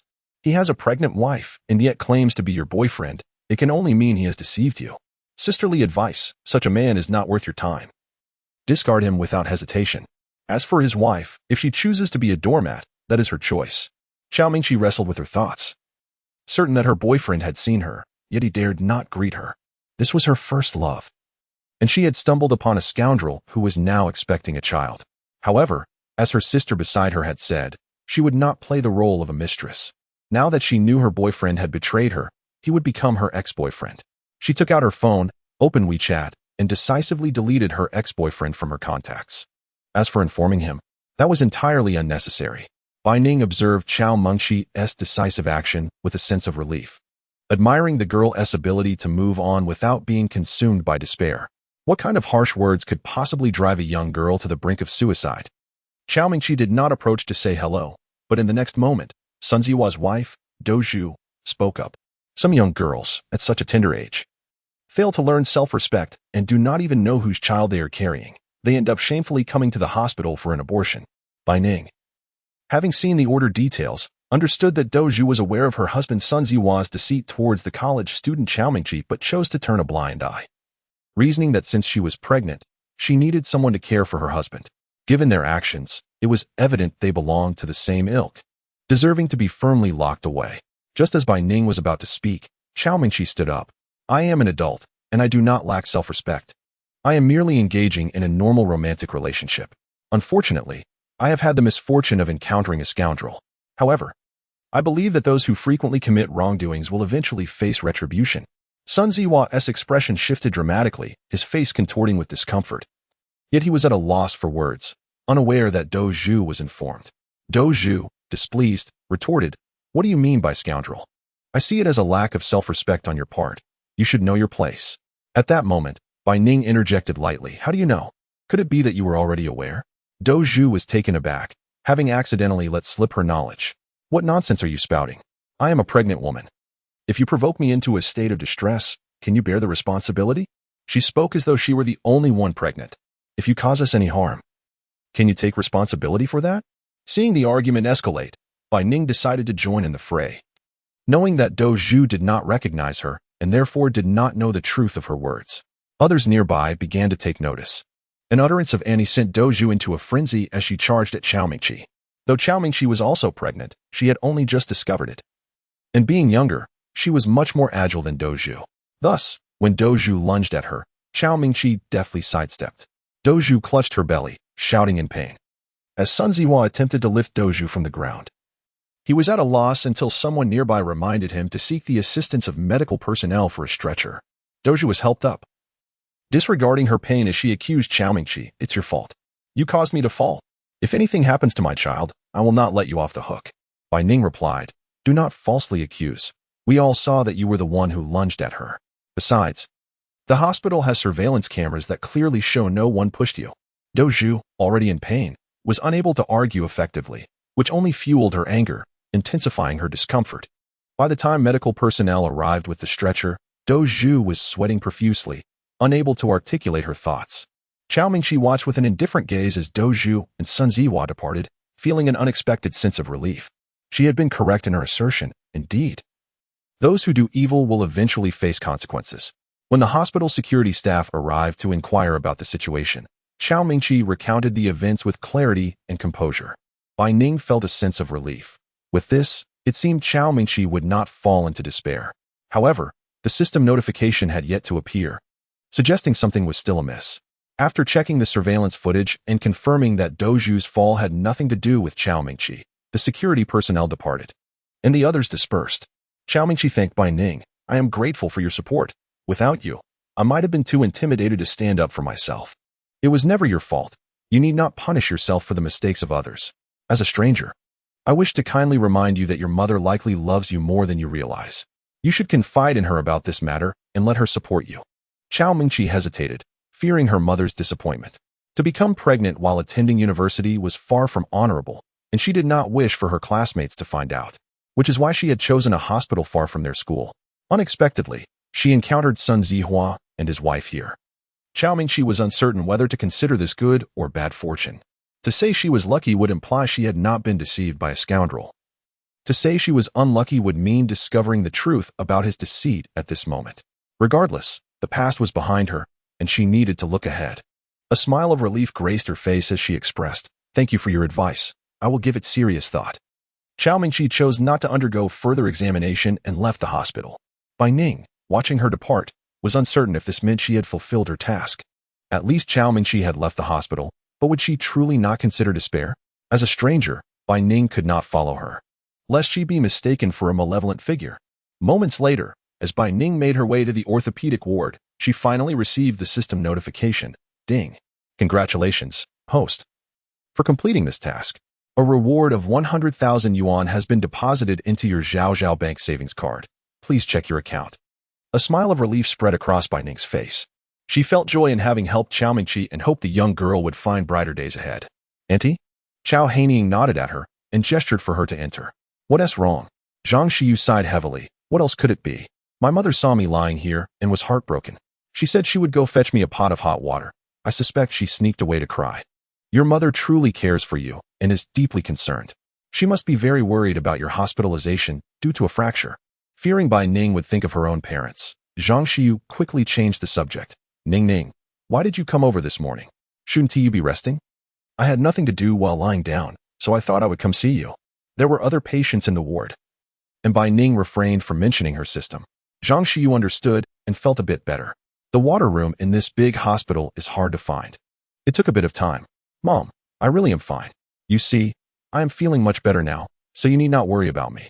Chao Heining poured warm water and handed it to her daughter, saying, I know you will be fine. As she spoke, Chao Heining turned her attention to Bai Ning. Ning, I heard that you are the one who hired the caregiver. Auntie cannot allow you to bear that expense. Please tell me how much it is, and I shall transfer it to you. However, it is indeed true that the caregiver was hired at Bai Ning's expense. Upon hearing this, Chao Heining did not insist further, but instead said, how about this? What would you like to eat? Annie will go buy it for you. I was in such a rush this morning that I didn't buy anything. I will go now. It seems that 5 minutes is not enough for my mother to adjust her mood, but perhaps it is good for her to go out and clear her mind. Annie doesn't know what you like to eat, so I will just buy some fruits and snacks. Come noon, Annie will treat you to a meal. Bai Ning understood that this would bring some comfort to Chao Heining, so she obediently expressed her gratitude. Thank you, Auntie. The caregiver took the initiative to wash the fruits. Chao Heining gazed at her daughter in the hospital bed, several times on the verge of speaking but hesitating. Finally, with a hint of uncertainty, she said, Xiyu? There is something I am unsure whether I should tell you. Zhang Xiyu felt a sudden jolt of anxiety, wondering if it was about her father. She dared not voice her thoughts, fearing there might be some truth to it. Upon sensing her daughter's misunderstanding, Chao Heining waved her hands repeatedly. No. It has nothing to do with your father. His condition has been quite stable lately. That is why I dared to leave him alone at home. This concerns you, and I am uncertain if I should speak of it. My matter? Bai Ning scratched her head, unable to fathom what it could be.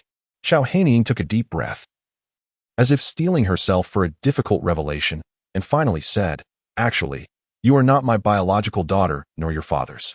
Chapter 26. A new order. Zhang Xiyu was left momentarily stunned, her first reaction being disbelief, thinking her mother was merely jesting. She forced a smile and replied, Mom, this joke of yours is not funny at all. With the ice broken, Chao Heining found it easier to continue. I am not joking. This is the truth. Over 20 years ago, after marrying your father, I struggled to conceive.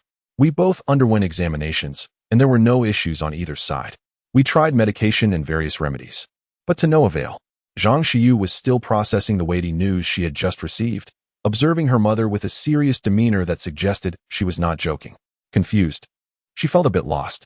Bai Ning, sensing her bewilderment, inquired, Auntie, why are you suddenly sharing this with Xiyu? Have you perhaps found her biological parents? Chao Heining shook her head in self-reproach. We have always believed that Xiyu was abandoned by her biological parents, which is why we never sought them out. The reason I bring this up now is that I do not wish to see her burdened by us any longer. Your father and I are merely her adoptive parents. She does not need to make herself suffer so. Does Mom not want me anymore? Chao Heining hurriedly clarified. No, That is not it. How could I ever not want you? You are my treasured child, raised by my own hands. Zhang Xiyu sniffled and declared, as long as my parents still want me, I will always be your daughter. Even if I were to find my biological parents, I would not abandon you.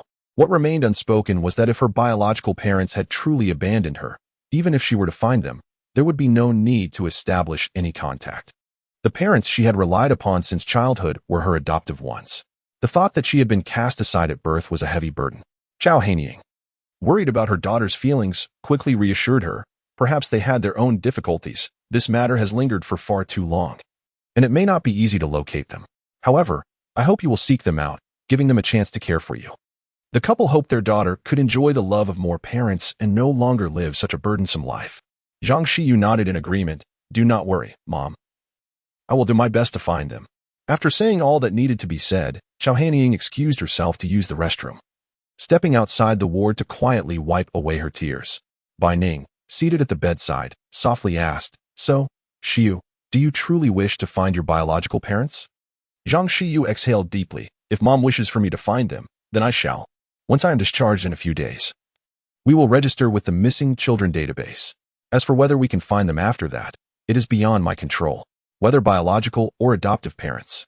The past remains unchanged, and the future shall follow suit. Zhang Xiyu felt no particular emotion towards her biological parents, especially considering the possibility of having been abandoned. Deep down, she was reluctant to seek them out.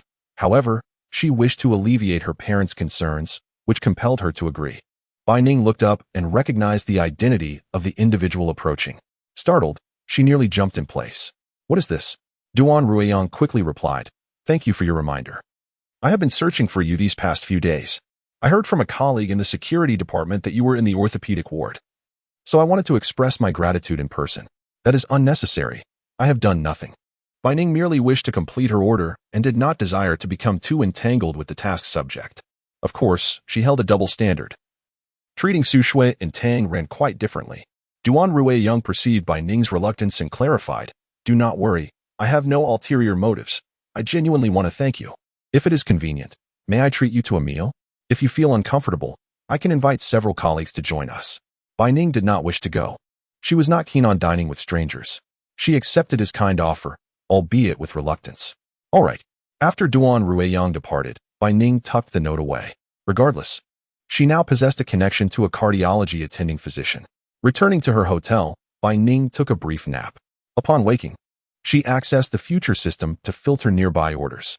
She found joy in completing orders, feeling a sense of loss if a day passed without fulfilling one. After filtering, only one order appeared. It was located in an old neighborhood near the hotel. Due to the dilapidated elevator, a young girl had faced an accident while seeking a classmate to complete homework. The incident occurred today at 3:28 p.m. After reviewing the order details, Bai Ning was resolute in accepting the task. With the future system upgraded, her autonomy had increased, yet she could not afford to be complacent. She needed to complete more orders. The current time was 15:55, and Bai Ning departed the hotel, intending to arrive early at the scene of the incident. She hoped to call for maintenance before the elevator mishap occurred. Chapter 27. Pressing the elevator button on the way, Bai Ning received a notification from the future system. Time: April 27, 2021. Location: Luyin Huading Community. Client: Su Yutao. Request: the client's 11-year-old daughter, Su Xinxin, tragically perished in an elevator accident in Building 3 at 1528. Please prevent her from entering the elevator. Upon completion of the order, the client is willing to pay a net reward of 20 million yuan. Bai Ning, still on the road, believed she had misheard and requested the system to repeat the message, confirming it was indeed 20 million. It seemed the future client was not only affluent but also deeply missed his daughter. Bai Ning resolved to find a way to save Su Xinxin. At 15:07, Bai Ning arrived at Luyin Huading Community, heading straight for Building 3. Since it was not peak hours, there were few residents around, and no one was waiting for the elevator. However, she could hear the elevator emitting a distinct creaking sound as a resident descended. The order details did not specify which entrance Su Xinxin used to enter the community or whether she arrived by vehicle, making it challenging to intercept her outside. With time still on her side, Bai Ning attempted to contact the property management to request they shut down the risky elevator for repairs. She called the number posted at the elevator entrance, but no one answered. The The two maintenance numbers left in the elevator yielded one erroneous number and another that went unanswered. Observing the time, Bai Ning reasoned that Su Xinxin likely would not arrive so early, so she proceeded to locate the community's property management office. After knocking for a considerable time without a response, she found no one was there. As time ticked away, Bai Ning was about to leave when she turned around and spotted a middle-aged man approaching, humming a tune while holding a thermos. Her eyes brightened, and she inquired, "Are you a member of the property management staff?" The man scrutinized her with a neutral tone, responding, "You're not a resident of our community, are you?" Anxiously, Bai Ning replied, "I'm not, but I have something important to discuss with you." The man produced a key, inserting it into the lock as he stated, "Speak." "The elevator in Building 3 is making unusual noises, posing a potential risk for residents. Could you please shut it down and arrange for repairs?" The middle-aged man chuckled dismissively, his expression laced with disdain. "Young lady, you're not a resident here. You have no idea how shutting down the elevator would disrupt the lives of the residents. I suggest you mind your own business and leave." Bai Ning wished to persuade him further, but she heard a loud bang as he entered the office and shut the door behind him. The clock struck 15:15, with only 13 minutes remaining until the elevator incident. Returning to Building 3, she anxiously watched the time, waiting for Su Xinxin's appearance, feeling the minutes stretch agonizingly. Finally, at 15:22, a girl dressed in a pink tracksuit, carrying a matching backpack, appeared.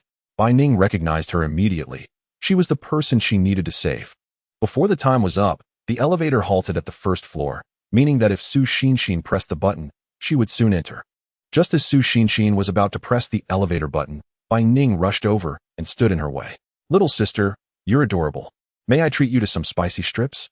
Bai Ning had completely forgotten whether elementary school students still enjoyed spicy snacks. Time was of the essence, and that was all she could think of. Hearing her words, Su Xinxin smiled, her dimples accentuating her cuteness.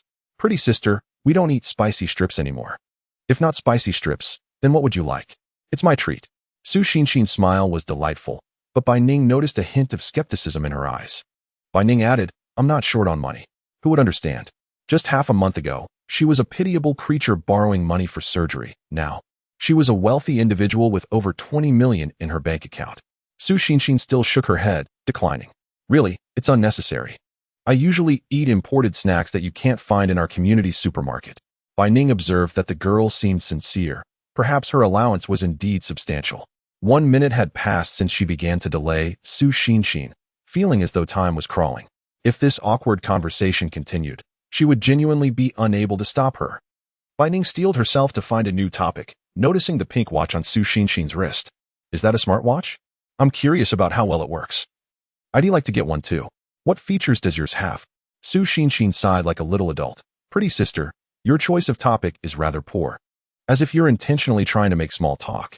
If it weren't for your looks, I might think you were a kidnapper. So, what exactly do you want to tell me?" Bai Ning felt the conversation falter, and indeed, an 11-year-old was not easily persuaded.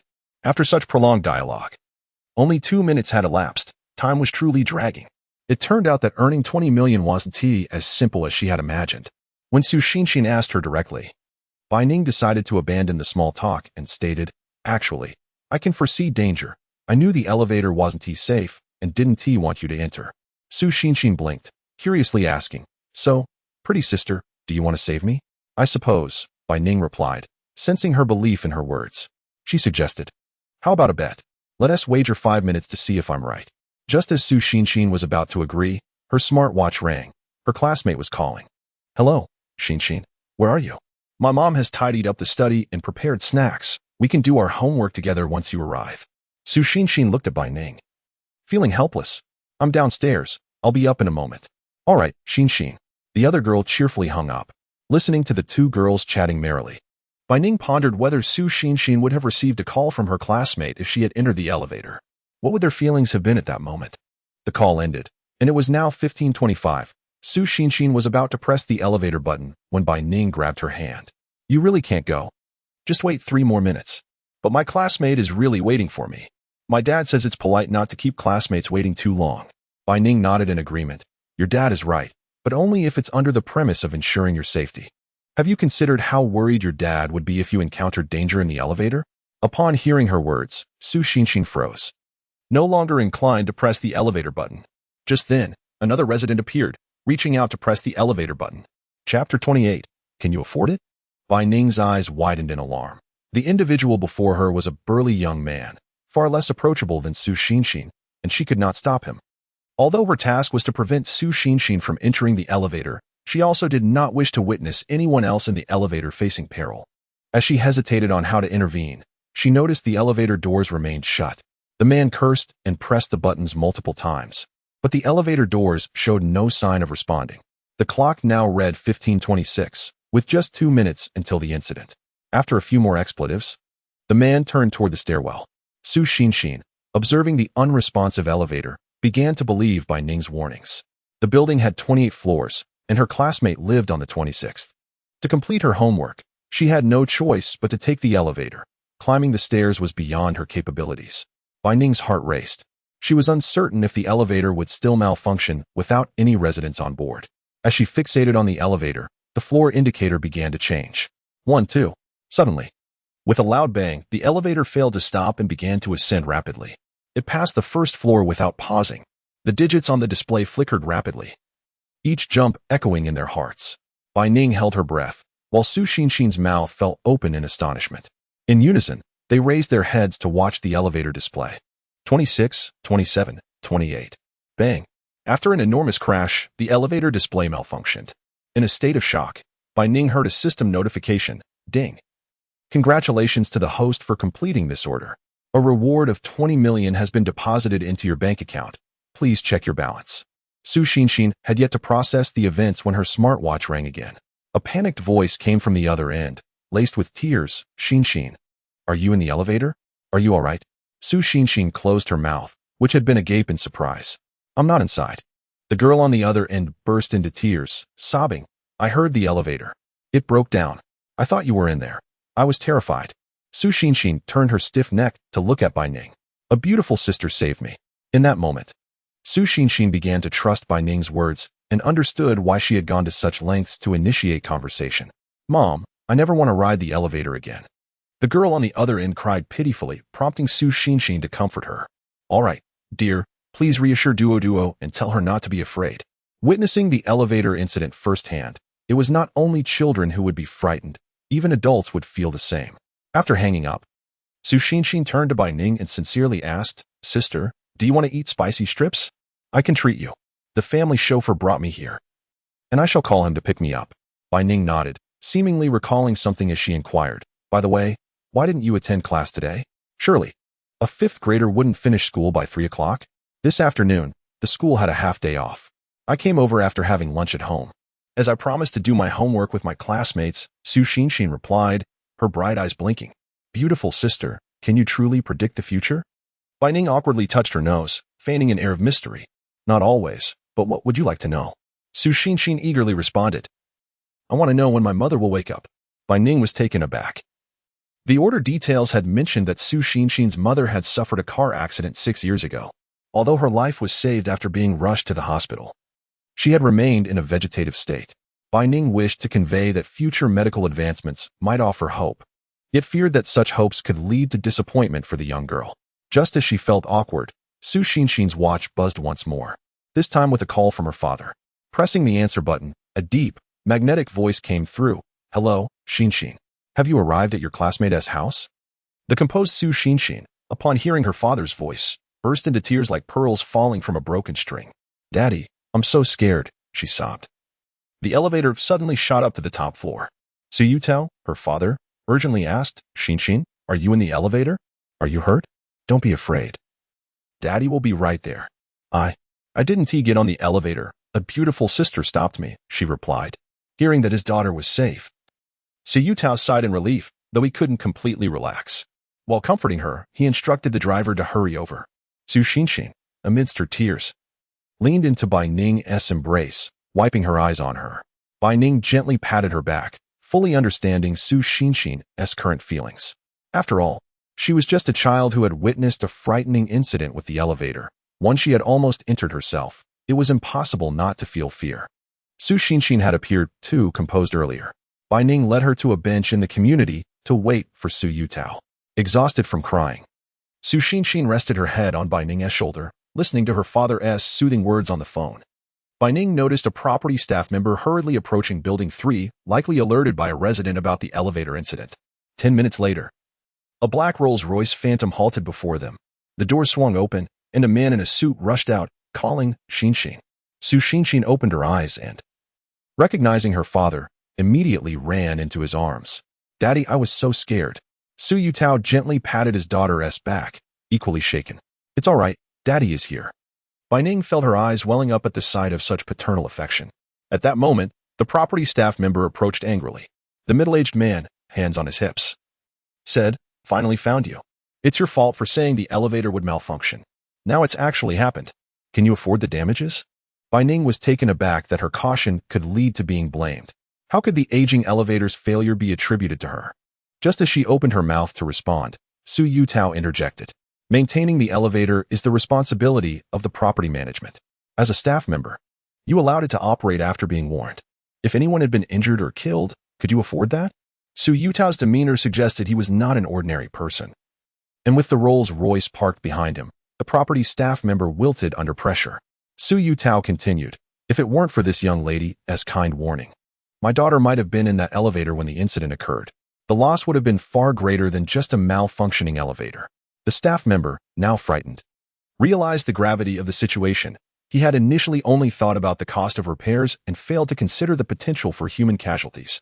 Particularly since Su Yutao exuded wealth and influence, he feared that they could lose everything if the matter escalated. The staff member retreated, no longer daring to confront Bai Ning. For the first time, Bai Ning felt the protective backing of a powerful ally. The saying "a gift of roses leaves a lingering fragrance" rang true. After Su Xinshin had cried, she looked up at Su Yutao with slightly puffy eyes. "Daddy, I want snacks." Su Xinshin shook her head. "There's none at home." "What do you want?" "Daddy will buy it for you." "I want spicy strips. Is that okay?" Bai Ning was surprised after such an ordeal. The little girl had developed a craving for spicy strips. After Su Yutao agreed, he approached Bai Ning and took a black business card from his suit pocket. "Thank you for your kind warning. My daughter and I will always remember your goodwill. Here is my card. If you ever need anything, money, housing, a car, or even a job that requires no attendance but offers monthly salary, feel free to contact me." In the past, Bai Ning would have dismissed such an offer as a scam. However, she now understood that Su Yutao, willing to pay $2 million for his daughter's safety, was genuinely grateful. Yet, she didn't require such things at the moment, but still accepted the card. Before leaving the community, Su Xinshin purchased 2 bags of spicy strips from the supermarket, giving one to Bai Ning and sharing her phone number. With red-rimmed eyes, she said, "Sister, if you ever want spicy strips, just call me. I'll treat you." Bai Ning smiled as she accepted the spicy strips, watching Su Xinshin and her father drive away. That evening, the elevator incident at Levine Huading community made the news. Relevant authorities intervened, holding the property management accountable and mandating regular maintenance checks on the elevator to ensure resident safety. "Mom, I met a very strange and beautiful sister today. She said I was adorable and wanted to treat me to spicy strips. I don't really like spicy strips. They're not as delicious as the imported snacks Daddy buys for me. If she didn't look like a bad person, I would have thought she had ulterior motives. That sister kept stopping me, trying to chat with me, so I wouldn't get on the elevator. In the end, she told me she could predict the future and knew the elevator was unsafe, betting me 5 minutes. My classmate called, urging me to hurry, and I almost got on that elevator. But Mom, don't blame her. My classmate didn't expect the elevator to malfunction either. She cried when she heard it shot up. I was lucky to have met the beautiful sister who warned me. But can I be lucky again and see Mom wake up?" Su Xinshin, with tears in her eyes, gazed at her mother, who remained motionless on the bed, before collapsing onto her, sobbing. Unbeknownst to her, at that very moment, Fang Ji's fingers on the bed subtly twitched. Having completed another order, Bai Ning was in high spirits. Humming a tune while driving to the hospital, the usually silent future system suddenly communicated with her. "Host, there's a temporary order available with a generous reward. No danger involved, but it requires staying up late. Would you like to accept it?" Bai Ning was puzzled about the nature of this order that prompted the system to contact her. A privileged connection? The system's mechanical voice took on a cheerful tone. How could that be considered a privileged connection? Upon hearing this, Bai Ning realized that the person willing to pay through the system might indeed be quite wealthy, ensuring a substantial reward. Although she already had a considerable sum in her bank account, who wouldn't want more? Do tell me more. A young lady will encounter an unfortunate incident in the bathtub of the adjacent room at your hotel around 11 p.m. tonight. Should the host succeed in preventing her tragedy, they will be rewarded with a luxurious apartment in the heart of the magical city. Bai Ning had never visited this enchanting metropolis, and possessing a residence there would greatly facilitate her future travels. Please send me the order details for review before I make my decision, she requested. I apologize, but I can only disclose limited information prior to accepting the order, came the response. A frown creased Bai Ning's forehead as an unsettling premonition washed over her. Could there be a hidden trap? No, this is a stipulation from the client. If the host declines the order, further details cannot be revealed. After a brief moment of hesitation, Bai Ning resolved to accept the task. Delaying even a second would be a disservice to the prospect of acquiring the opulent apartment. The system began to relay the order details. Time: April 27, 2021. Location: Anhua Hotel, room 2206. Client: Ms. Chi. User: Task: the client's daughter, Kong 1, is predicted to suffocate in the bathtub of room 2254. Please devise a method to save her. Upon completion of the task, the client is willing to bestow a luxurious penthouse in the galaxy garden of the magical city.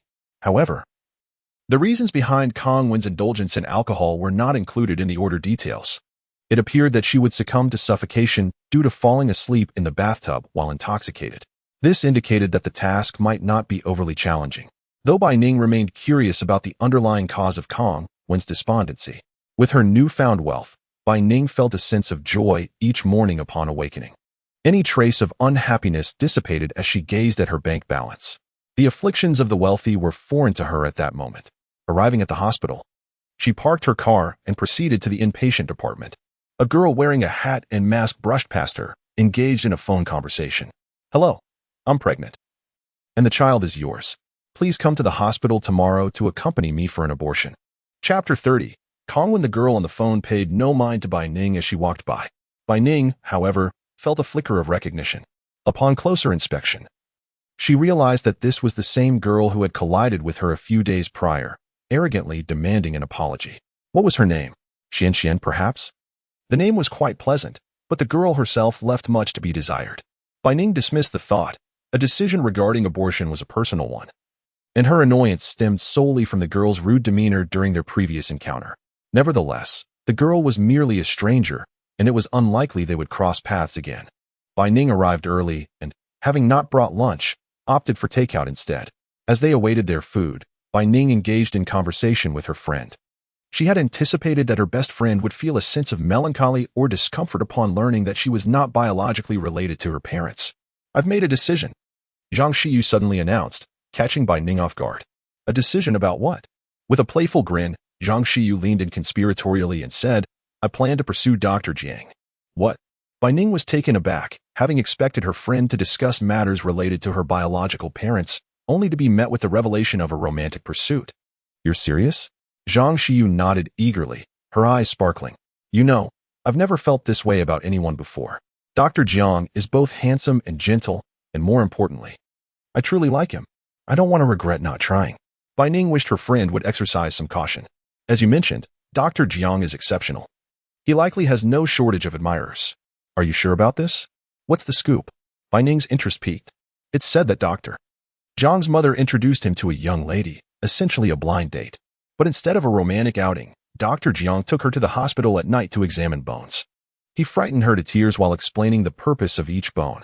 Bai Ning found the imagery rather absurd. Although she had never been in a relationship, she had observed others in love who would visit a hospital to view bones in the middle of the night. Of course, she didn't mean to imply that it would be more appropriate during the day. Bai Ning was at a loss for words, while her friend radiated pure bliss. Aren't you worried Dr. Jiang might take you to see bones too? Zhang Xiyu placed her hands over her heart, beaming. Not at all. A serious doctor. Jiang would undoubtedly be even more charming. What if he took you to see a corpse? As long as Dr. Jiang is there, I wouldn't be afraid. Bai Ning poked her friend's forehead playfully, exclaiming, Diagnosis, severe infatuation. You're beyond help. Zhang Xiyu retorted, Nonsense. This isn't infatuation, it's admiration. And I only admire Dr. Jiang. Bai Ning genuinely worried for her friend, fearing potential heartbreak. While some might claim that a woman pursuing a man is merely a thin veil, the successful outcomes were likely few, especially with someone of Dr. Zhang's caliber.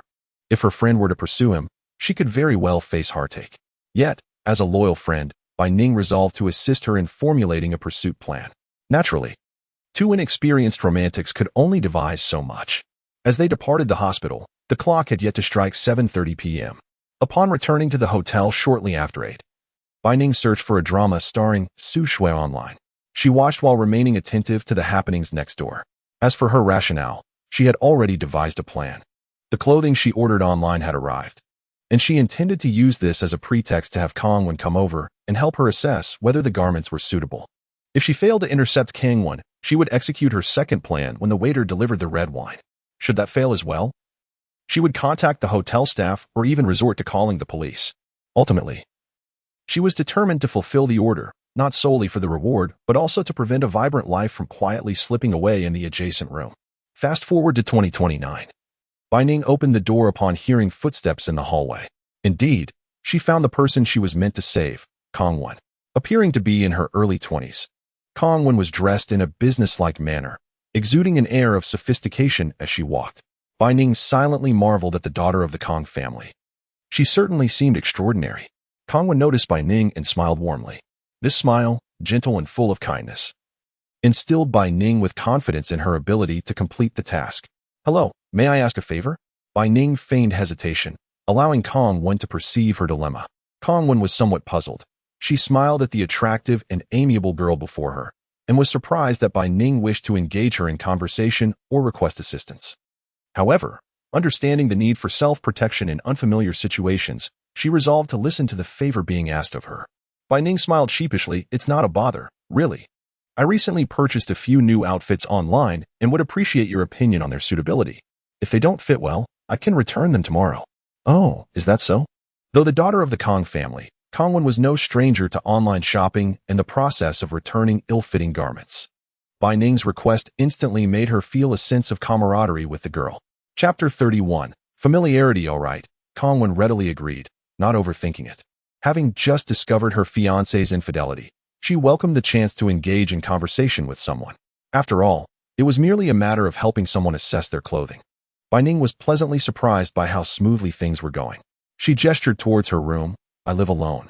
Why don't you come in and wait in the living room while I change? If you're concerned about safety, you can inform the hotel front desk or let your friends know where you are." Upon hearing her words, Kang Wen couldn't help but chuckle. "All right. I shall visit your room." The suites were uniformly designed. Once inside, Kang Wen settled onto the sofa in the living room, while Bai Ning graciously fetched her a bottle of beverage along with some snacks. Coincidentally, Bai Ning had yet to unwrap her delivery. It was a stunning white floor-length dress, featuring a square neckline that accentuated the model's graceful collarbones in the buyer's showcase. The dress was also quite form-fitting. Bai Ning had chosen the size recommended by the seller based on her height, but upon trying it on, she found it utterly unflattering. Not only was she reluctant to show it to Kang Wen, but even she could hardly bear to look at herself. Nevertheless, Bai Ning steeled herself and stepped outside. As Kang Wen twisted the cap off her drink, she caught sight of Bai Ning in the ill-fitting gown, nearly spitting out her beverage. After a difficult swallow, Kang Wen seemed to forget that it was their first meeting and launched into a critique. "The length of this dress is adequate, but why does it seem to accommodate two of you? And the square neckline is excessively large. Not to mention the peculiar floral pattern and the odd white fabric. Is this truly presentable?" Bai Ning nodded in agreement. "I have reasonable doubts that the seller sent me the wrong item. The model is slender and tall, and it fits her perfectly. I ordered the same size as the model, as suggested by the seller, yet this is the outcome."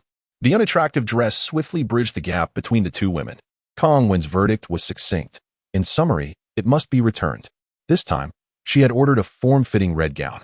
However, upon unboxing, she discovered the color was a far cry from that depicted in the images. While some color variants could be overlooked, the cut was entirely different. The dress featured an enormous bow on the back, nearly the size of her entire back. Bai Ning braced herself and ventured outside in the glaring red attire. When Kang Wen heard the door creak open, she refrained from taking a sip of water. Yet, upon seeing the red dress, Kang Wen realized her apprehensions had been insufficient. It was truly an eyesore. Especially with such an unflattering dress worn by Bai Ning, it utterly failed to complement her beauty. Kang Wen pointed at the oversized bow. Do you actually like this? Bai Ning immediately shook her head. Even as a stranger, she did not wish to misrepresent her taste to Kongwen. She pulled up a picture of the seller's showcase on her phone to demonstrate her innocence, indicating that the dress in the image was quite normal. I suspect that the seller has carelessly shipped me the wrong item. Kongwen caught sight of the order's price, 50 yuan, which she deemed unworthy of a second glance. Considering that Bai Ning resided in such a luxurious 5-star hotel, the cost of a night there could easily cover dozens of such dresses. There was no need for her to endure such discomfort to save a few coins. Why not purchase something of better quality? These ugly clothes simply do not suit you. Bai Ning nodded earnestly. You're right. All these garments were purchased from the same store, and I intend to return them. Given their shared experience of trying on 2 hideous dresses, Kongwen felt inclined to stay and chat with Bai Ning. What brings you to the hotel? Are you here on business as well? Bai Ning waved her hand dismissively. No, my house is undergoing repairs, so I'm staying at the hotel for a few days. Kongwen quickly deduced that Bai Ning was not from an ordinary family. Otherwise, she would not be residing here. I feel quite a connection with you. Would you care to join me for some red wine? I can call the hotel staff to bring some over.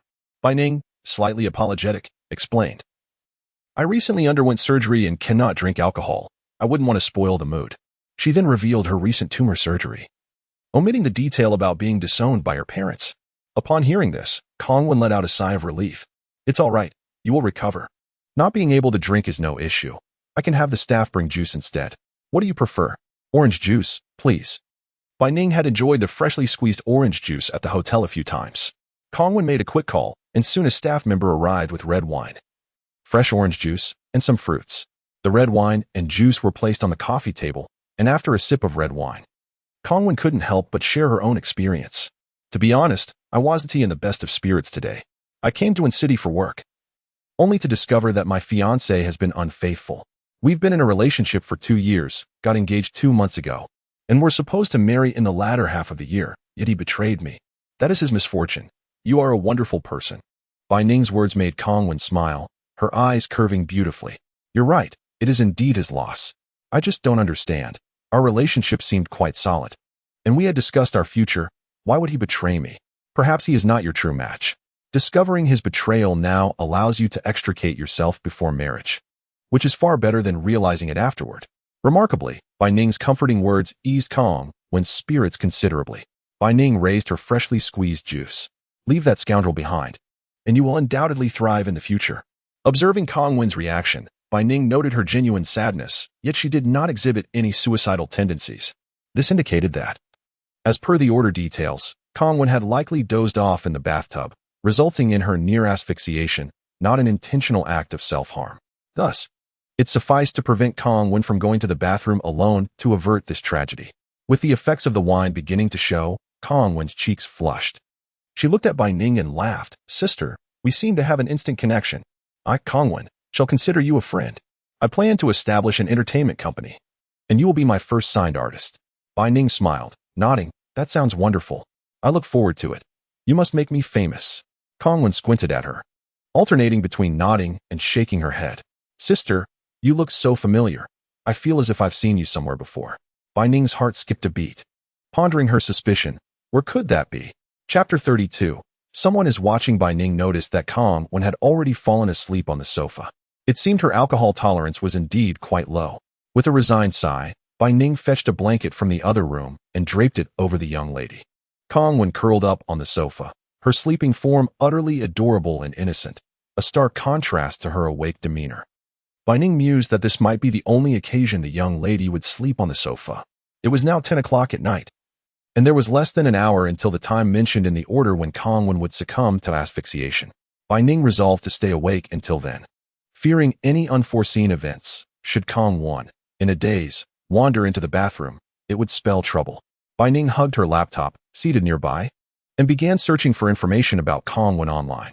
She discovered that the Kong family was engaged in shipbuilding and was quite affluent in Shanghai, belonging to the upper echelons of society.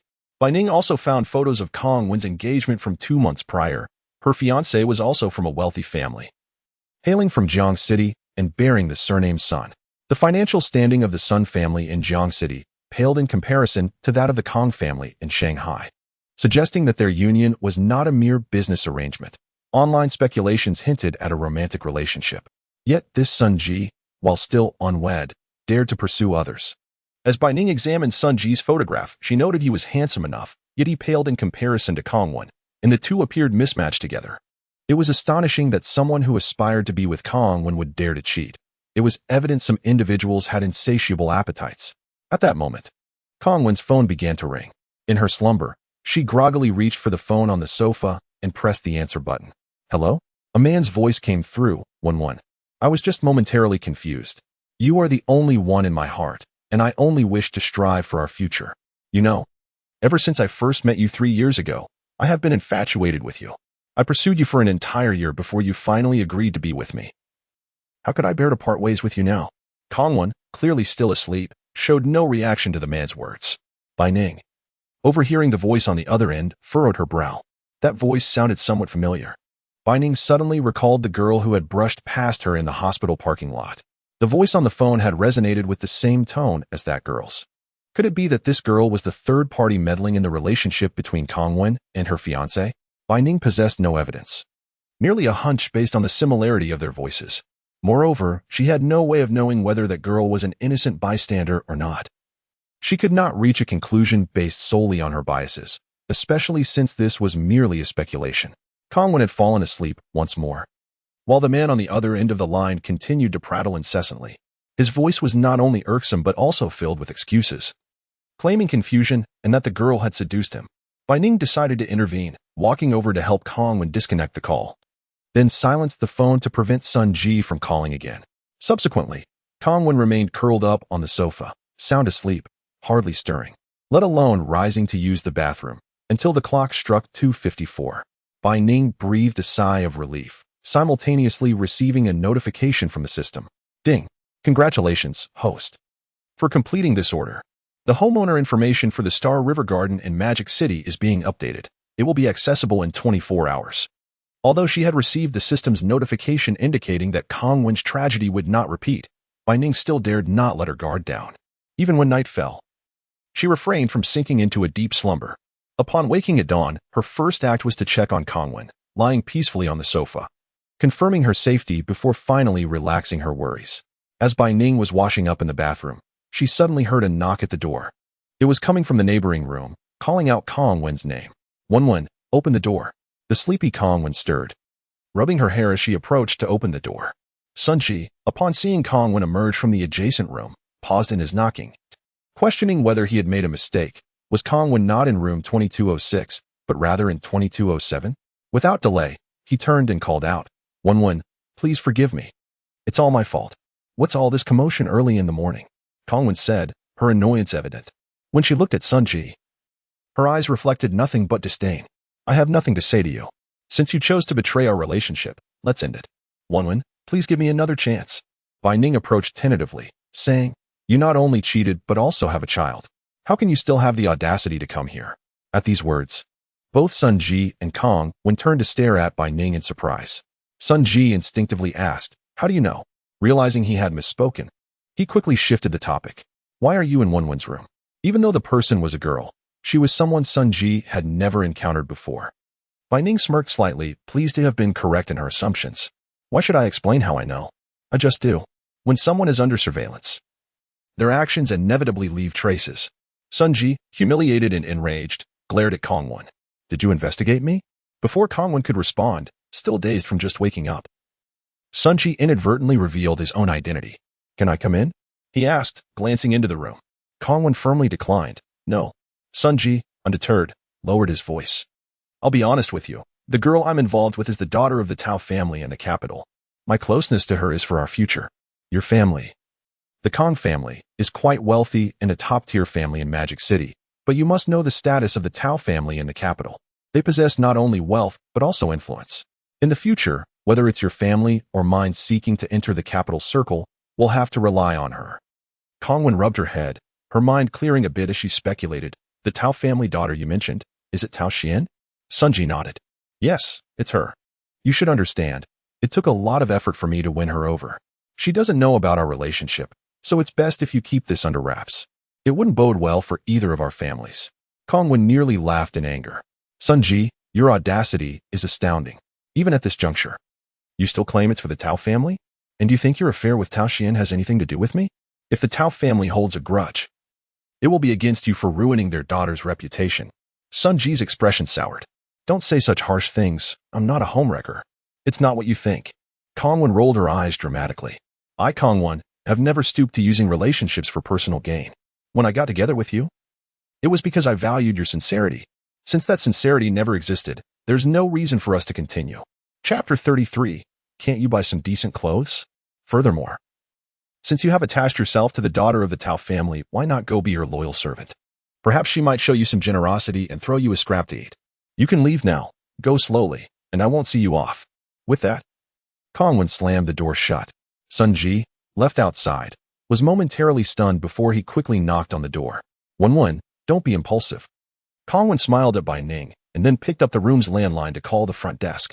Could you please send someone over? There's a person with ill intentions knocking on our door, and I suspect harassment. As she prepared to hang up, she added, oh, and please send up 2 breakfasts as well. Thank you. Soon, the corridor fell silent. Kongwen felt a wave of apology wash over her. I'm so sorry for the trouble.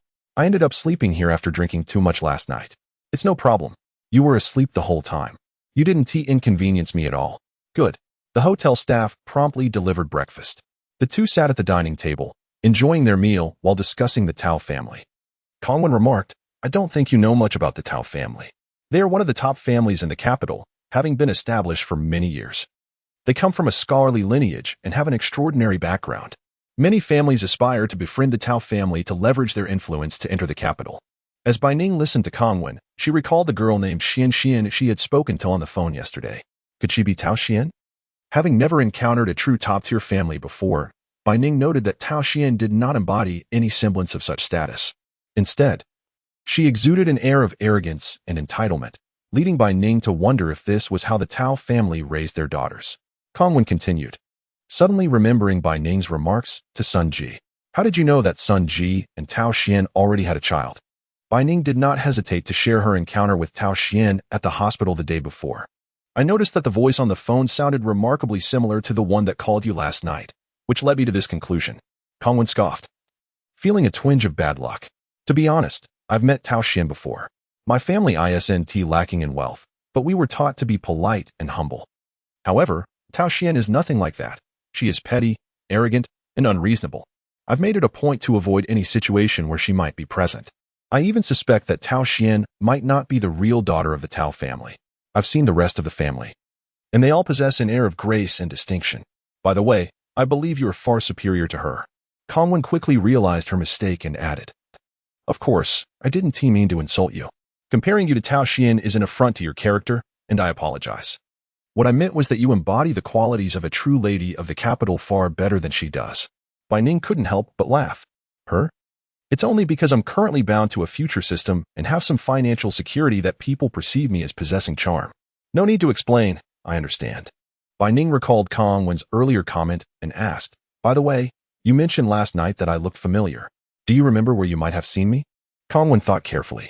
I don't recall saying that, but I do feel like I've seen you before. I just can't place where. How about this? Let's add each other on WeChat, and I will inform you once I think of something, suggested Kongwen, seizing an opportune moment to befriend Bai Ning, with whom she genuinely enjoyed conversing. Bai Ning smiled and nodded, sure, but I must first return something at the post station. Upon hearing this, Kongwen recalled the 2 outrageously unattractive outfits she had seen the previous night, realizing that returning them was indeed a pressing matter. Gazing at Bai Ning's face, she couldn't help but ask, could you promise me one thing? What is it? Please make good use of your beautiful face, with such good looks. Can't you purchase more decent clothing? Bai Ning earnestly nodded, of course I can. After being expelled from the hotel by the staff, Sun Ji was troubled about how to prevent Kongwen from escalating the situation when he received a call from Tao Xian. Come pick me up immediately. Sun Ji dared not disobey her command, but he truly did not wish for Tao Xian to have an abortion. As long as the child existed, there would be a bond between them. Even if they were to part ways in the future, it would not be a clean break. Baby, don't be impulsive. This is not a trivial matter. Rest assured, I will come pick you up right away. While he would not agree to the abortion, it was of utmost importance to first bring her out and then soothe her. After all, what if Tao Xian went for the abortion on her own? This time, fearing that someone might notice her unusual state, Tao Xian told her family she was going on a trip with friends. After graduating from university, she had secured a position at the Tao Group, requiring no clock-ins or work obligations, allowing her to receive a monthly salary of 50,000 yuan. Tao Xian did not value this amount, as her parents, grandparents, and uncles would also provide her with money, ensuring she was never short of funds. Sun Ji picked up Tao Xian at the entrance of the neighborhood. Once she got into the car, she coldly stated, "It's all your fault. Otherwise, I wouldn't be pregnant. I can't have an abortion in Angxi. Take me somewhere else.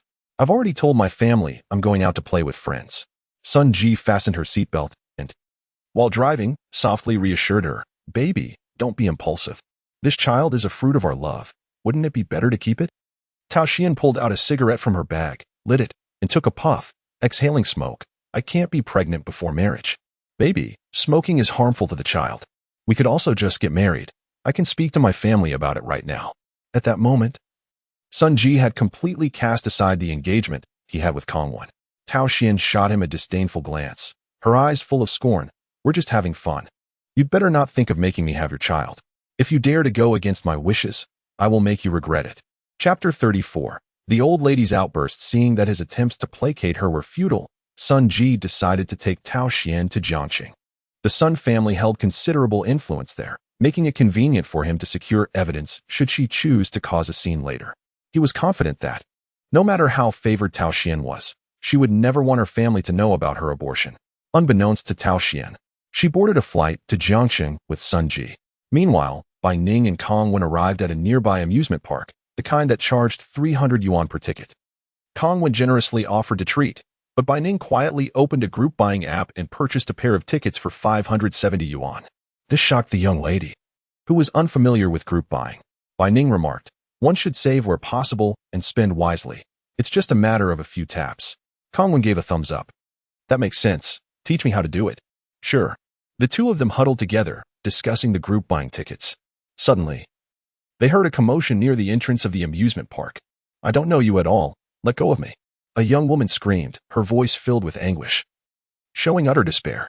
She was desperately shouting, while a little boy of 5 or 6 cried in a man's arms, repeatedly calling for his mother. Bai Ning sensed that something was amiss. The young woman's reaction was overly intense, and judging by the attire of the 4 individuals, they did not appear to be a family. The young woman and the little boy, though not clad in designer brands, were neatly dressed, while the elderly lady and the man wore soiled clothing and had unkempt hair, suggesting a lack of personal hygiene. Bystanders began to question the elderly lady. "You say she is your daughter-in-law. Do you know her name?" The elderly lady, exuding confidence, replied, "Of course, my daughter-in-law's name is Wenyun. I usually call her Xiaoyan. My grandson's name is Shixian, and his nickname is Anan." The bystanders, finding her account credible, began to believe her. The young woman, clearly anxious for her 5 or 6-year-old son, could only shout that she did not know them. Bai Ning initially considered calling the police, but, recalling her future system, decided to try and filter the situation. Indeed, she identified 3 orders. The first was the matter at hand. Without hesitation, Bai Ning pressed to accept the order, and the future system promptly issued the details. Time: April 28, 2021. Location: amusement park entrance. Client: Shi Yue. Order details: the client's wife and child were forcibly taken by a pair of traffickers at 9:57 a.m. Please prevent the traffickers' actions and report to the police. Upon completion, the client is willing to pay a reward of 20,000 yuan after tax. The reward for this task was not substantial, but Bai Ning quickly glanced over the details. The elderly lady had brought her granddaughter to the amusement park and, while trying to get close to Wenyun, learned about her family situation. When Wenyun attempted to leave with her son, the elderly lady, in collusion with her son waiting outside the park, forcibly took the mother and child away. Subsequently, Wenyun and Shixian were separated and sold to different places. After being separated from his mother, Shixian developed a high fever and forgot everything that had happened before. He was then sold to a family in a remote village that favored sons over daughters, where he would not have a good life, as he had several older sisters. After he was taken in, his life was miserable. His adoptive mother despised him and resented her inability to bear a son, often beating and scolding him, sometimes even withholding food. His sisters were also unkind, frequently finding ways to bully him. His adoptive father was frequently drunk and irresponsible, and the family's conditions were poor. The 5,000 yuan spent on the child had drained their savings. When the police finally rescued Shirxian, it was 10 years later. At that time, 15-year-old Shirxian was still shorter than an average 10-year-old child, frail and small, suffering from severe malnutrition and poor health. Meanwhile, after being sold, Wen Yun was chained in a basement by her captors to bear children, enduring inhumane torment, and eventually went mad, giving birth to 3 children over 5 years, with countless miscarriages. When the police rescued her, she had been suffering from a high fever for several days and did not survive despite being rushed to the hospital. The captors claimed they did not know the traffickers, asserting they had suddenly come to sell people and had not seen them since purchasing her. Following this lead, the police were unable to trace the traffickers. Wen Yun's husband, the client Shi Yuhui, resigned from his job after his wife and child were abducted, sold their home, and wandered in search of them. After 5 years of searching, he finally received news of his wife, only to learn of her death. In the subsequent 10 years, Shi Yuhui's life grew increasingly desolate.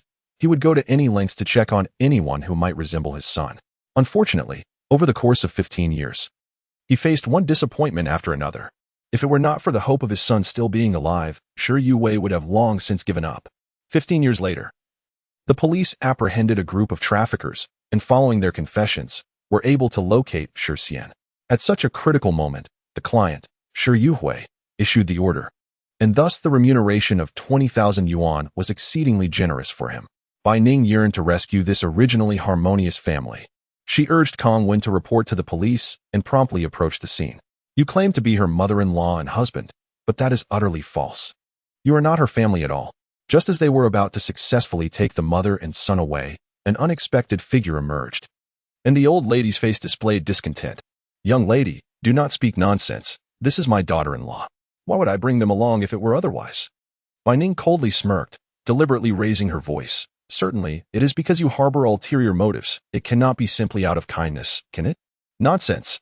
The old lady grew anxious, not anticipating such a vehement reaction from the young woman, which drew a crowd. Should a benevolent onlooker report to the authorities, it would spell trouble. The old lady urged, son, hurry and leave. The man, clutching the boy, attempted to escape, but Bai Ning interjected. Her husband is a police officer. He is not this man. In her haste, the old lady blurted out, impossible. She clearly told me her husband works at a company. How could he possibly be a police officer? Bai Ning aimed for the old lady's inadvertent confession as soon as the words escaped her lips. Bai Ning announced to the surrounding crowd, see, they are indeed traffickers. Quickly apprehend them and do not let them flee. The man, sensing the shift in the situation, tried to shove the boy into a van. Bai Ning felt a surge of urgency. She could not stop him. At that moment, 2 bystanders grasped the man's arm. Chapter 35. An agent from an entertainment company? The onlookers encircled the old lady and the man, and the amusement park security soon arrived. Kong Wen proudly raised her chin. It was evident who had summoned the security. Bai Ning silently gave her a thumbs up. The security personnel restrained the old lady and the man, who continued to shout their innocence. Wen Yun trembled, tears streaming down her face, her voice rendered hoarse. In despair, she had rediscovered hope, tightly embracing her 5-year-old son. The little boy appeared equally frightened, burying himself in his mother's arms. Yet sensing her fear, he gently patted her back, sniffling as he comforted her. Bai Ning felt a twinge of emotion upon witnessing this. Wen Yun and Shirxian were also to accompany them for a statement. The little girl, initially silent behind the old lady, erupted into tears upon seeing the police. I don't know them. She said she would take me to play inside, but instead, she brought me out of the amusement park. Others were astonished. Even the police had not anticipated that the old lady's so-called granddaughter was also a victim of abduction. Upon inquiry, they discovered that the girl was the daughter of the small shop owner within the amusement park, only 6 years old and still in kindergarten. With the forthcoming order in mind, Bai Ning knew well, she had accepted that order. Although the remuneration was merely 2,000 yuan, it was still a convenient task. The shop owner and his wife, after their daughter went missing, had also ceased working, dedicating all their efforts to finding her. Their plight was even more tragic. Until they encountered the wish system over a decade later, they had not discovered their daughter's whereabouts. However, by that time, 2,000 yuan was already the maximum amount they could muster. Upon learning the situation, the police promptly requested the little girl to provide her parents' contact information and called the shop owner. The shop was busy at the moment, and after several rings, someone finally answered. Upon hearing the news, The little girl's mother hurried to the amusement park to pick her up. She was entirely unaware that her daughter had gone missing, as the girl would usually sit quietly at the shop's entrance doing her homework. The police admonished her and allowed her to take her child home. They also questioned several eyewitnesses, including Bai Ning and Kong Won, stating they might be contacted again if necessary, prompting Bai Ning to leave her phone number. Beep. Congratulations to the host for completing this order. A reward of 20,000 yuan has been credited to your Zhao Zhao Bank savings card. Please check your account. Beep. Congratulations to the host for completing this order. A reward of 2,000 yuan has been credited to your Zhao Zhao Bank savings card. Please check your account. Beep. Congratulations to the host for assisting the police in apprehending 2 suspects involved in the trafficking of women and children, preventing further abductions. The System Management Bureau rewards the host with a bonus of 2 million yuan. Please continue your efforts in completing order tasks. Bai Ning was in good spirits, not solely due to her financial gain, but also because she had aided 2 families. After watching the police car depart, she and Kong Won validated their tickets and entered the amusement park. Kong Won regarded her with admiration, as if in awe, exclaiming, "You are truly kind and beautiful.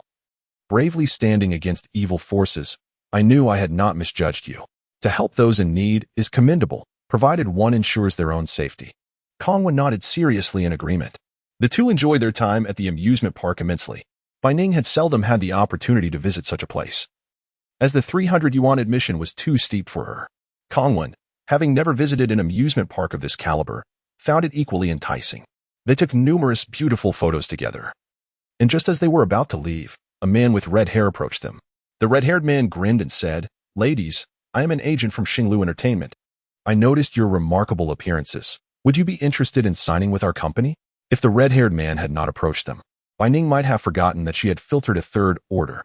The 3rd order was commissioned by the System Management Bureau, instructing her to intercept 2 young girls who had been deceived by the red-haired man. If she could alert the police and have him apprehended, she would receive a bonus. Little did she know, after deceiving the 2 girls, the red-haired man had now set his sights on Bai Ning and Kong Won, essentially offering them a free opportunity to capture him. The red-haired man's ruse was simple.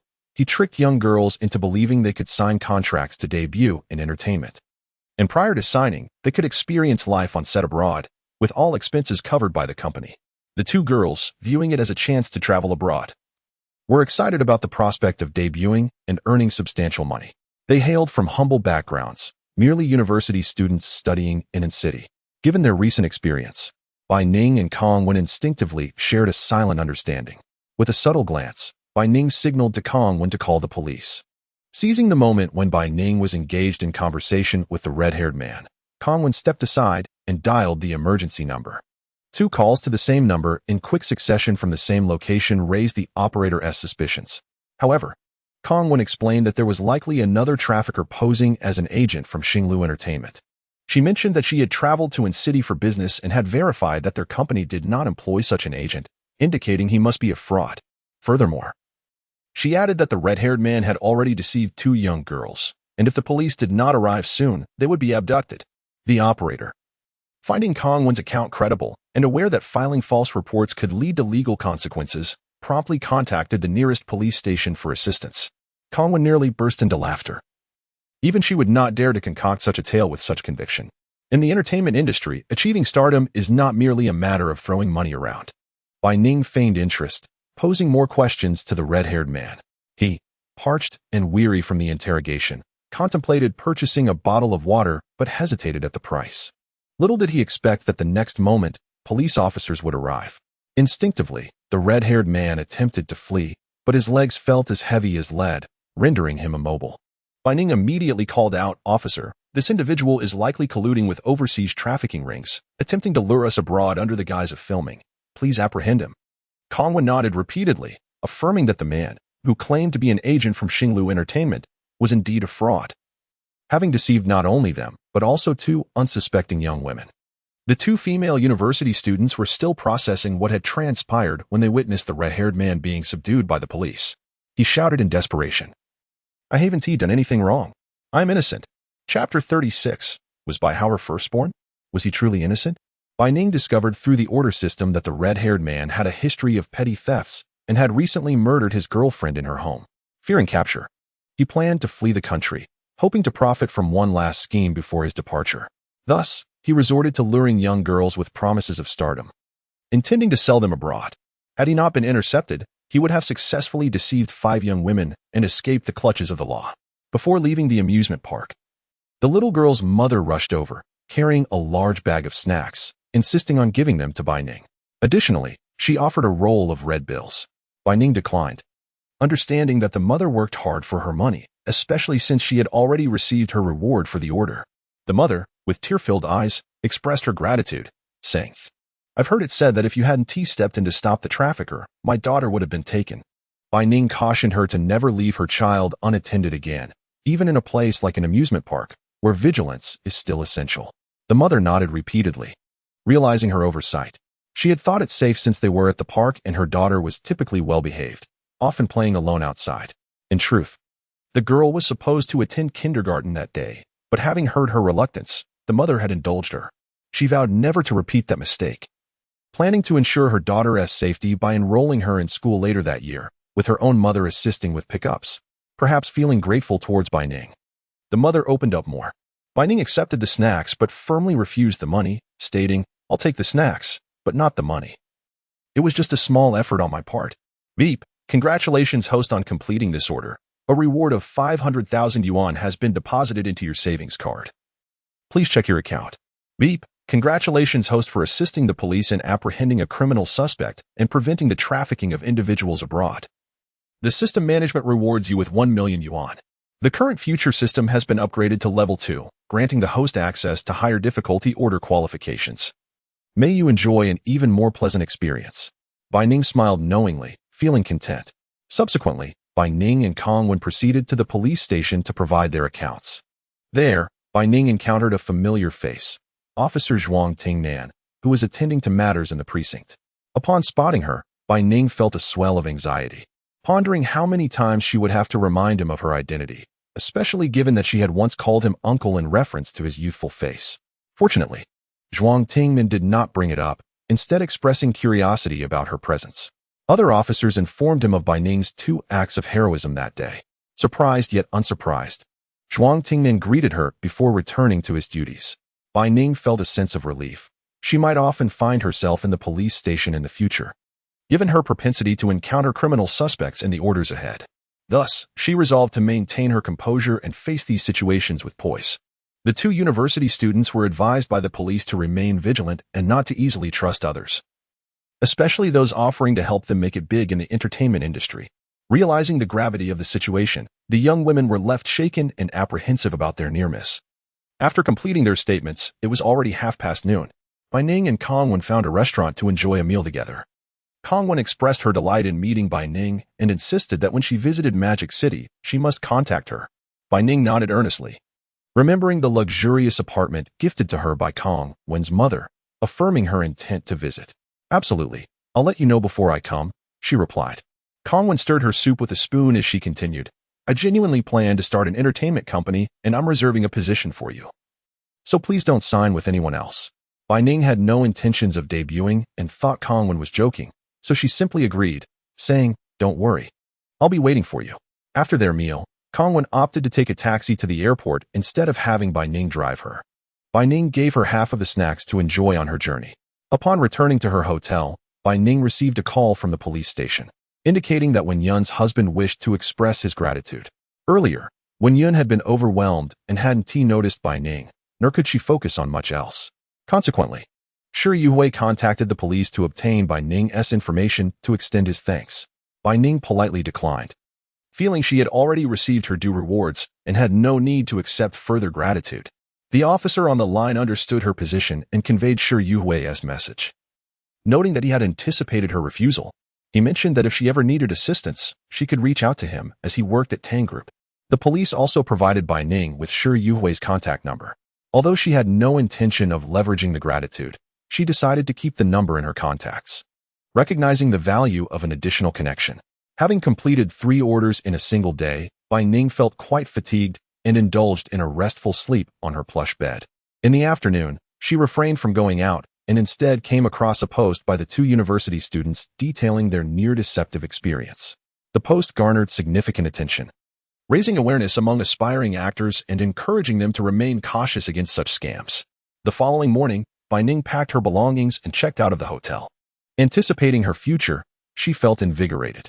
Thus, she made the decision to rent a vehicle, choosing one that appeared somewhat aged and typically overlooked by others.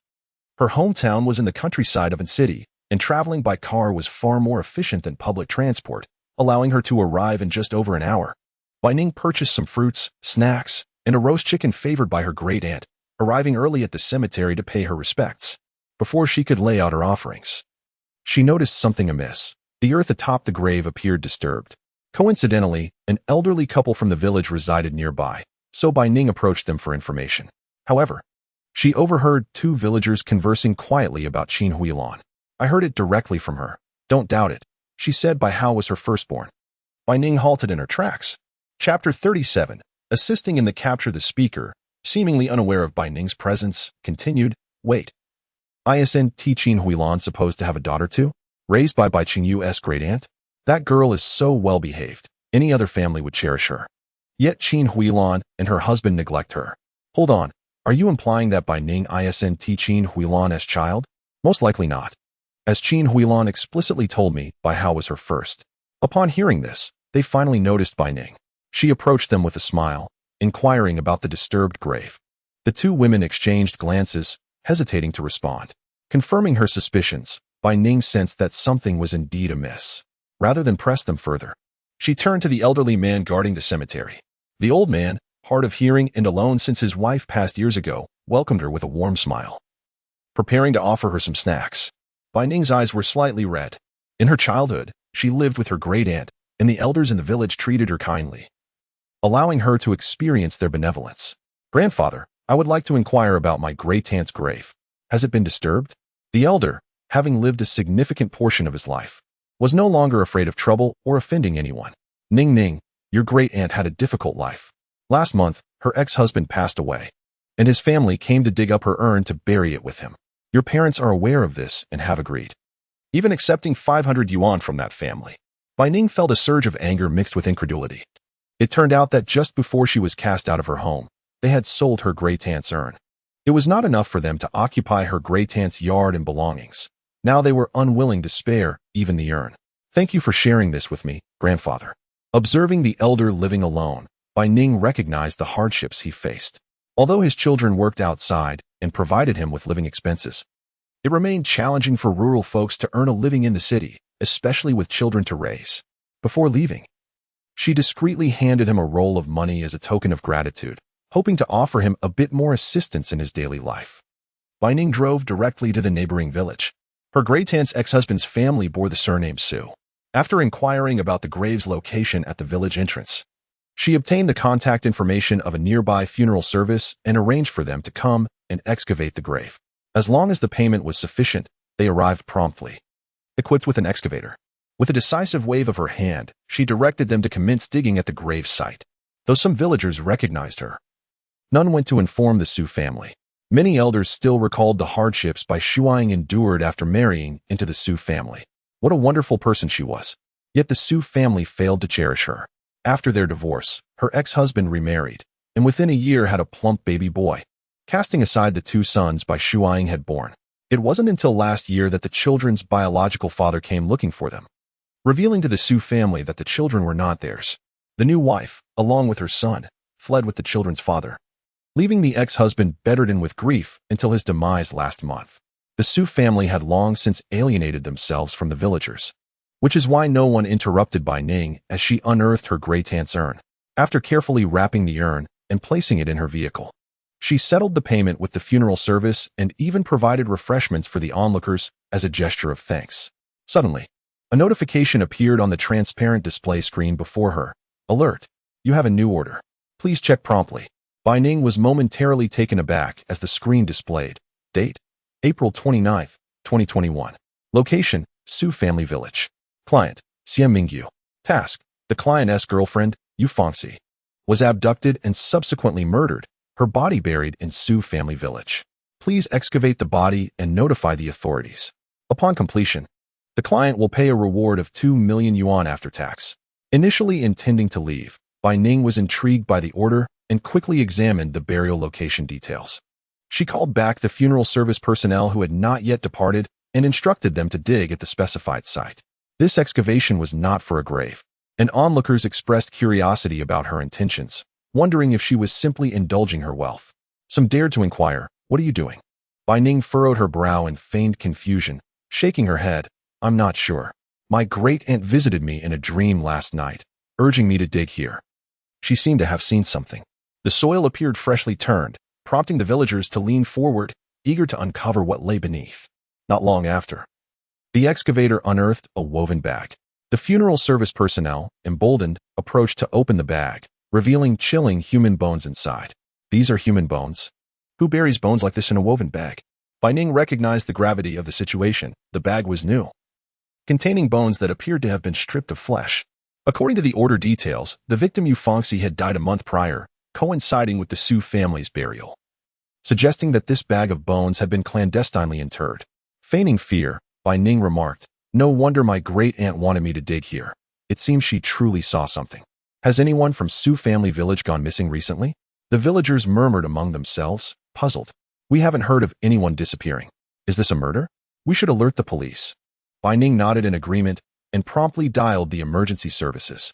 Upon hearing about the discovery of human bones, the operator took immediate action, and a police car arrived at Su family village within minutes, while villagers were questioned about any suspicious individuals.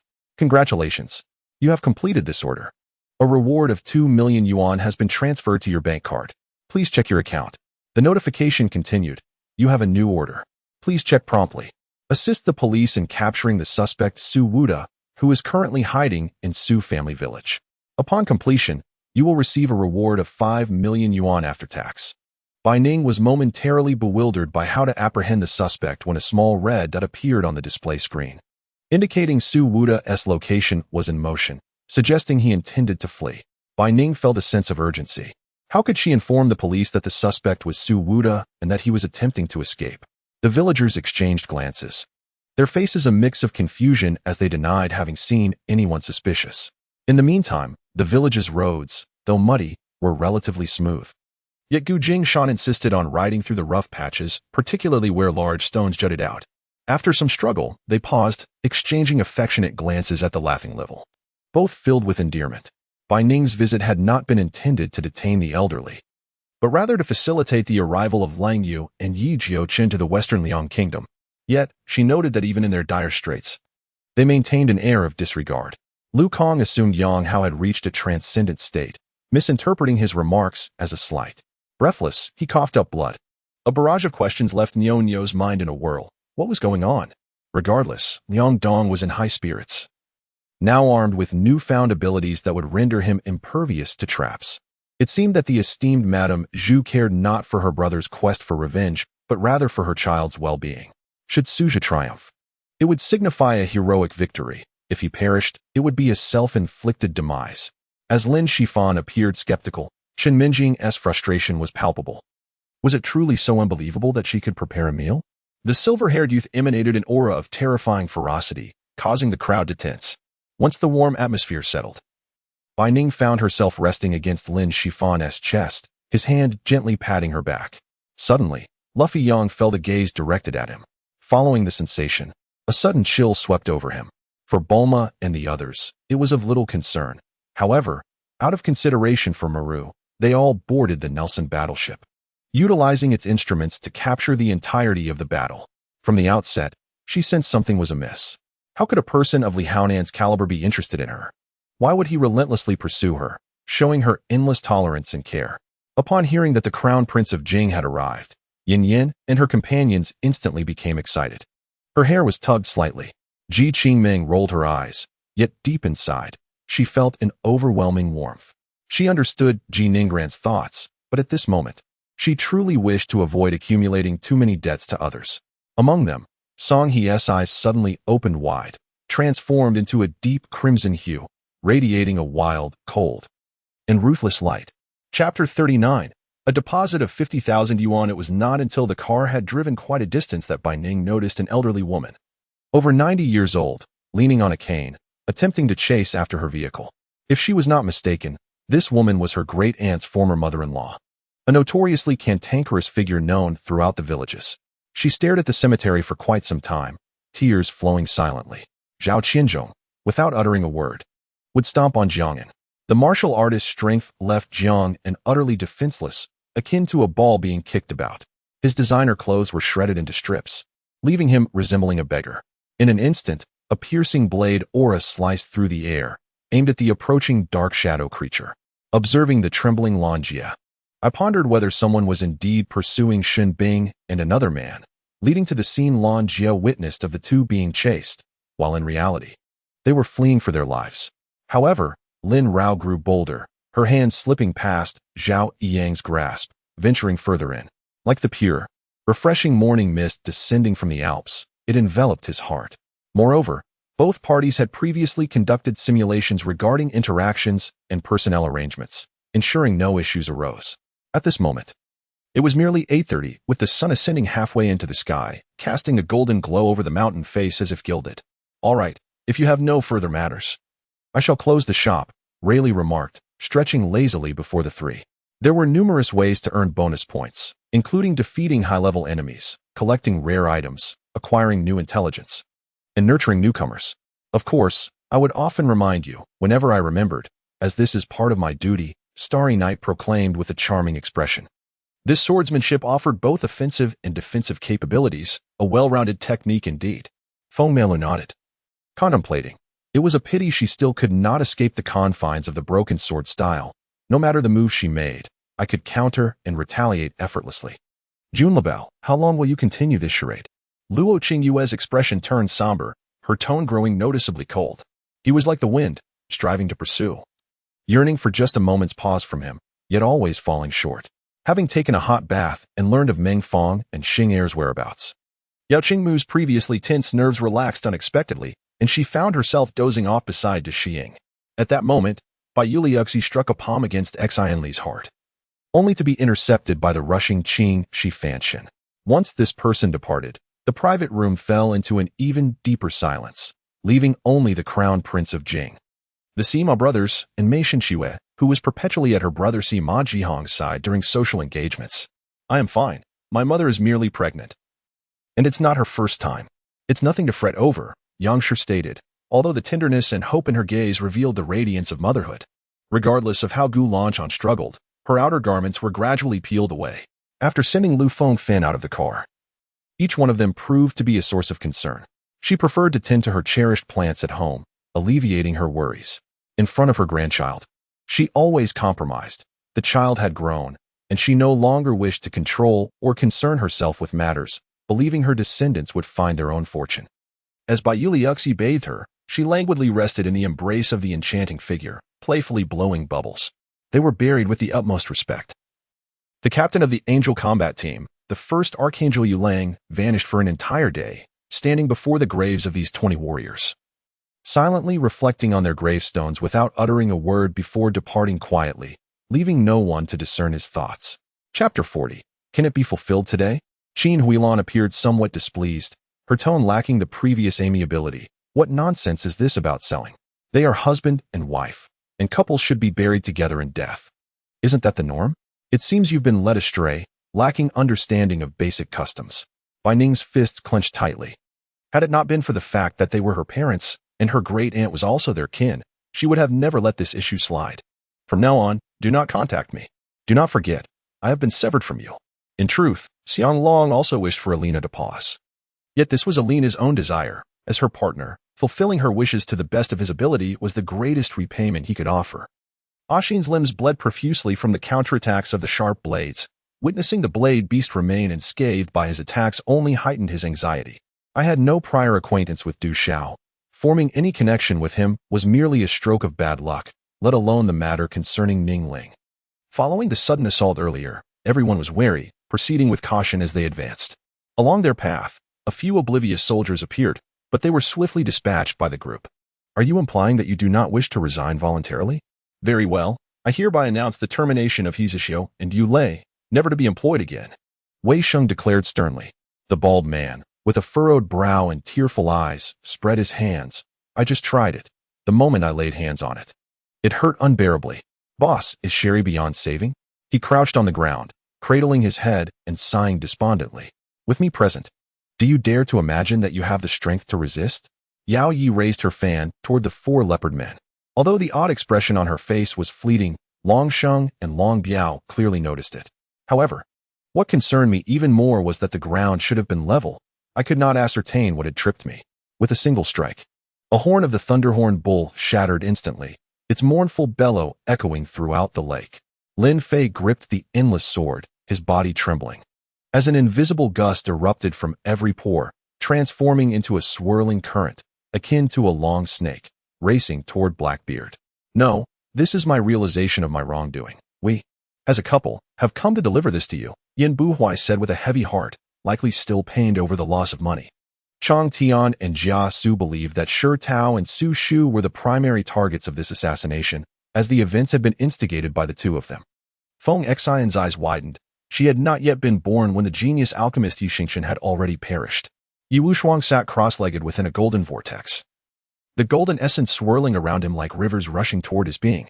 Following this, she would inevitably face inquiries regarding her immortal partner. Thus her current situation was hardly better than Yin Bing's. Well, this is splendid. It seems I've offended an entire troop of women, Han Xiao shrugged, pouring himself a pot of tea and resignedly indulging in self-reflection. Zhang Liao's words held considerable merit. In a situation where no one had yet issued proclamations or raised banners of rebellion, the orders from Luoyang constituted the imperial decree, and disobedience equated to treason. There was little recourse. When Victor encountered him outside the royal city, he had not brought any ropes. Thus, he allowed the spiders to collectively weave webs to bind him, ultimately forming a large white sphere with a head. A grenade launcher was used to demolish a light machine gun, and in a fierce exchange, 2 grenade launcher soldiers from the opposing side were also eliminated. After a vigorous struggle, Lei Xiong personally approached, his expression dark, to pull him away. Chapter 41. Discovery. Prompted by this reminder, Bai Ning recalled her promise to treat her younger brother, Little Wanton, to a meal during their frequent elevator rides in the spacious apartment. She had nearly forgotten, but to her surprise, Song Jinchuan still remembered. If your cousin is available, let us do it tonight. I'll order takeout. Song Jinchuan anticipated a refusal or a vague promise of next time, never expecting Bai Ning to agree. It seemed that in Bai Ning's eyes, her cousin's lack of background and strength made him less of a concern, and it was imperative to quickly secure the funds. However, the minds of living beings do not remain still. They witnessed the unfolding events, and after a brief moment of stupor, the most profound fears surged within them. Whether human or magical beast, even the ghostly flames within the skeletal hell baron flickered in terror. It was the spirits of the plants that conveyed this to me through whispers on the wind. Regrettably, I must guard the swamp and cannot venture out. So I must trouble you to run this errand for me, the swamp creature earnestly stated. What are you doing? Do you wish to turn this place into a vast refrigerator? Captain Cold remarked coldly, while rapidly contemplating the intentions behind the other's actions. Indeed, the claws are well aware of the tactics of warfare. The blades cast are not lethal but sufficient to incapacitate the adversary, rendering them a burden that affects morale and hinders retreat, all while gradually exhausting the firepower set by the death sniper. This elder, positioned in the great hall to the west and ranking 5th, must be the esteemed Yun Shan. Yun Li, relay my orders. Tonight, the entire army shall launch a surprise attack on the dark forest to rescue Daika Kane. Ad Kane, suppressing a smile, issued the command with the authority of a king. Wiping the sweat from his brow, he did not hasten to transport the next load, but instead poured all the gold dust into the suspended weighing pan. Of course, minor inconveniences are inevitable. Pressed with questions, Lu Dali could only respond, stating that the time was not yet right. He was a young man with broad shoulders and bright eyes, possessing a pair of blue irises and a head of black curls, adorned with a string of golden bells at his waist. To him, the other party should have been a cold individual, and this sudden warmth left him somewhat bewildered. After all, the resources of the Daxian tribe were exceedingly enticing, and Wuya and Wuyu had their own tribe to manage. It was unexpected that Lin Zimok had earned 100 taels within the first month. If this were claimed by Lin Zimok, he might scoff. Yet Lin Jiao appeared quite composed and unlikely to fabricate such a matter. Su Miaomu meticulously organized all the details she could recall, exhausting her intellect to seek the safest assurances for her kin. Moreover, since she resolved to alter the fate of the human race, She had already become an enemy to the 6 holy courts. Why should she fear further provoking them? Should Fusu inform Ing Zhang, with Ing Zhang's fervor? He would undoubtedly extol the virtues of cultivation. Malin Zhangxiu also leaned forward to look, unaware that beside him, the Danner had climbed the dilapidated shelf, seizing the opportunity to pilfer from him. Yet, on her very first day entering the Chanyuan Purple Palace, Yi Jiu Huanshan publicly disclosed her punishment by the imperial consort, making it clear that she was either blissfully naive or indifferent to the implications of her future. The wooden cabin's roof was adorned with a palm-sized white stone, faintly glowing in the mist, with tall, fragrant maple and sandalwood trees, as well as elm and beech trees planted before and behind the house. Dense clusters of bamboo formed a natural barrier, encircling the wooden dwelling. Chapter 42. The most superfluous. The couple was simultaneously exhilarated and anxious. Their excitement stemmed from receiving news of their daughter, while their worry revolved around the potential hardships she may have faced in the past 3 months.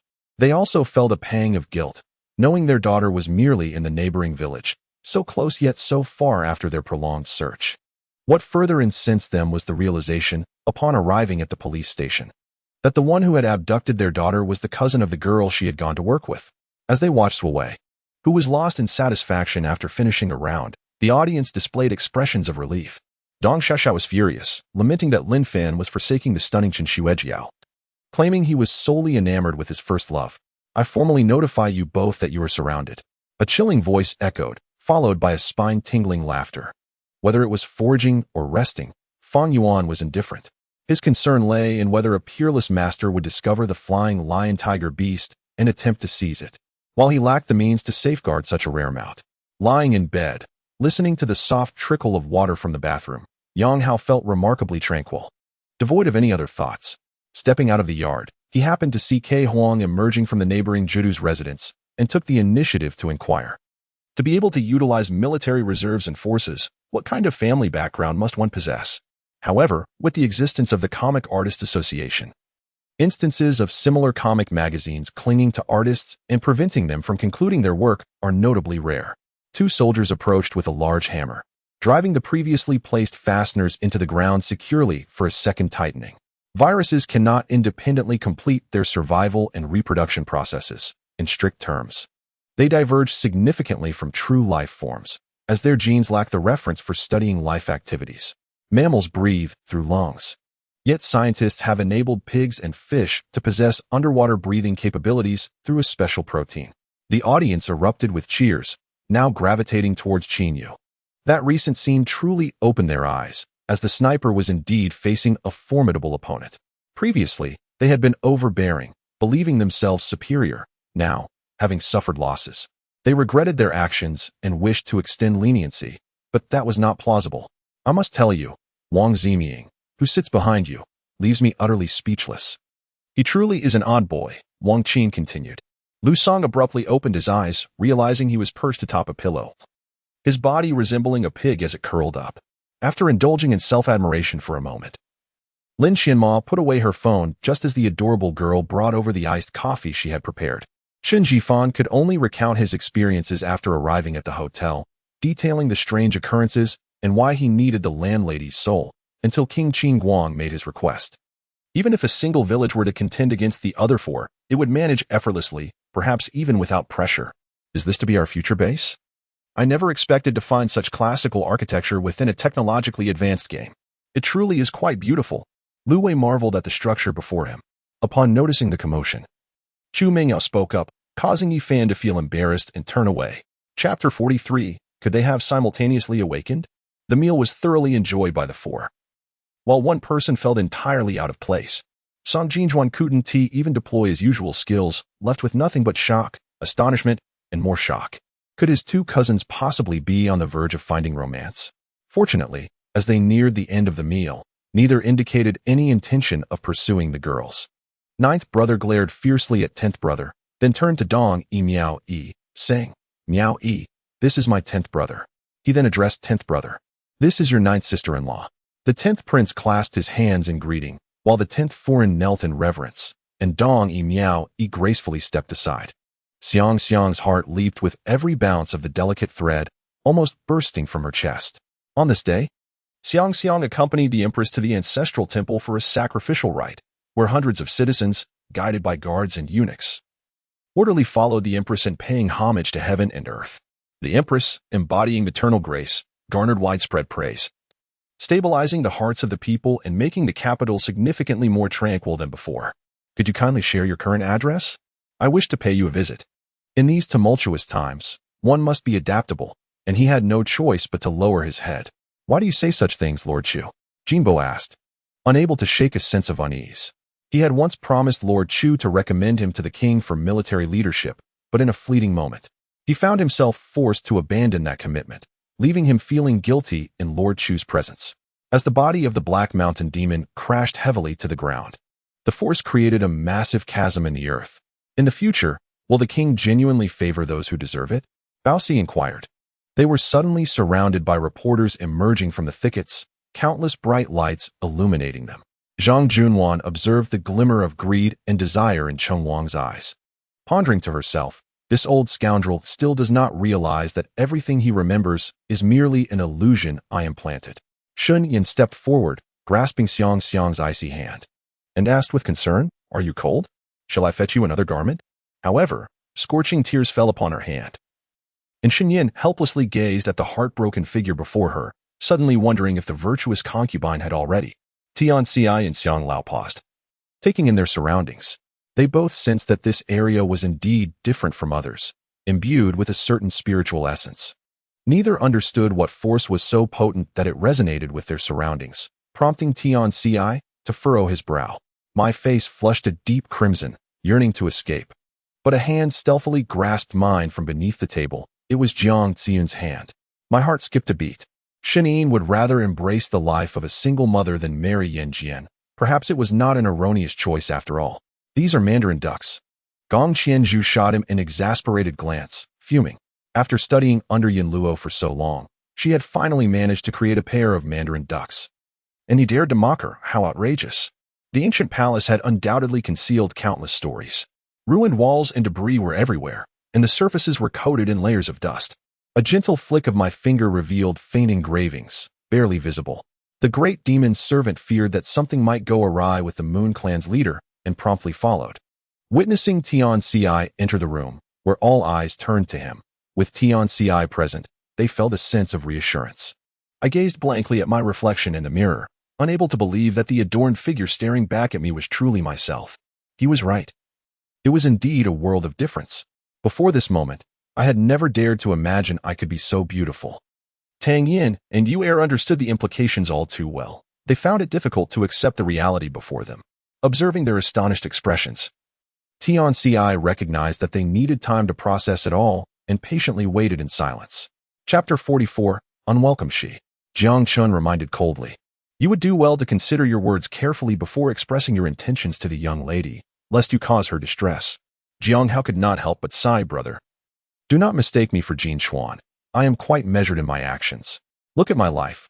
I've had many suitors. When have I ever pursued relationships frivolously?" Jiang Chun subtly pointed out, "You may not have, but when faced with a girl you dislike, you would take her to see bones at midnight, scaring her away." Yi Shiqin suddenly tensed, thinking, "Does he intend to kiss me again?" The mere thought quickened her breath, prompting her to close her eyes hastily. "Come with me, or I shall sell you to a nightclub." Gu Yan pretended to be angry, for she had no intentions of coercing her in broad daylight.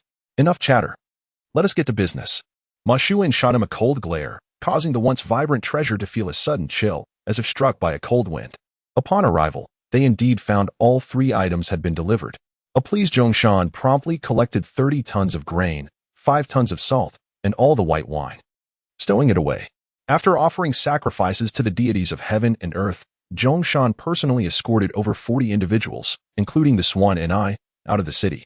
They would journey through Fengcheng, continuing south to explore minerals, while also surveying the southern terrain and various tribes, laying the groundwork for Zhongshan's future endeavors in southern development.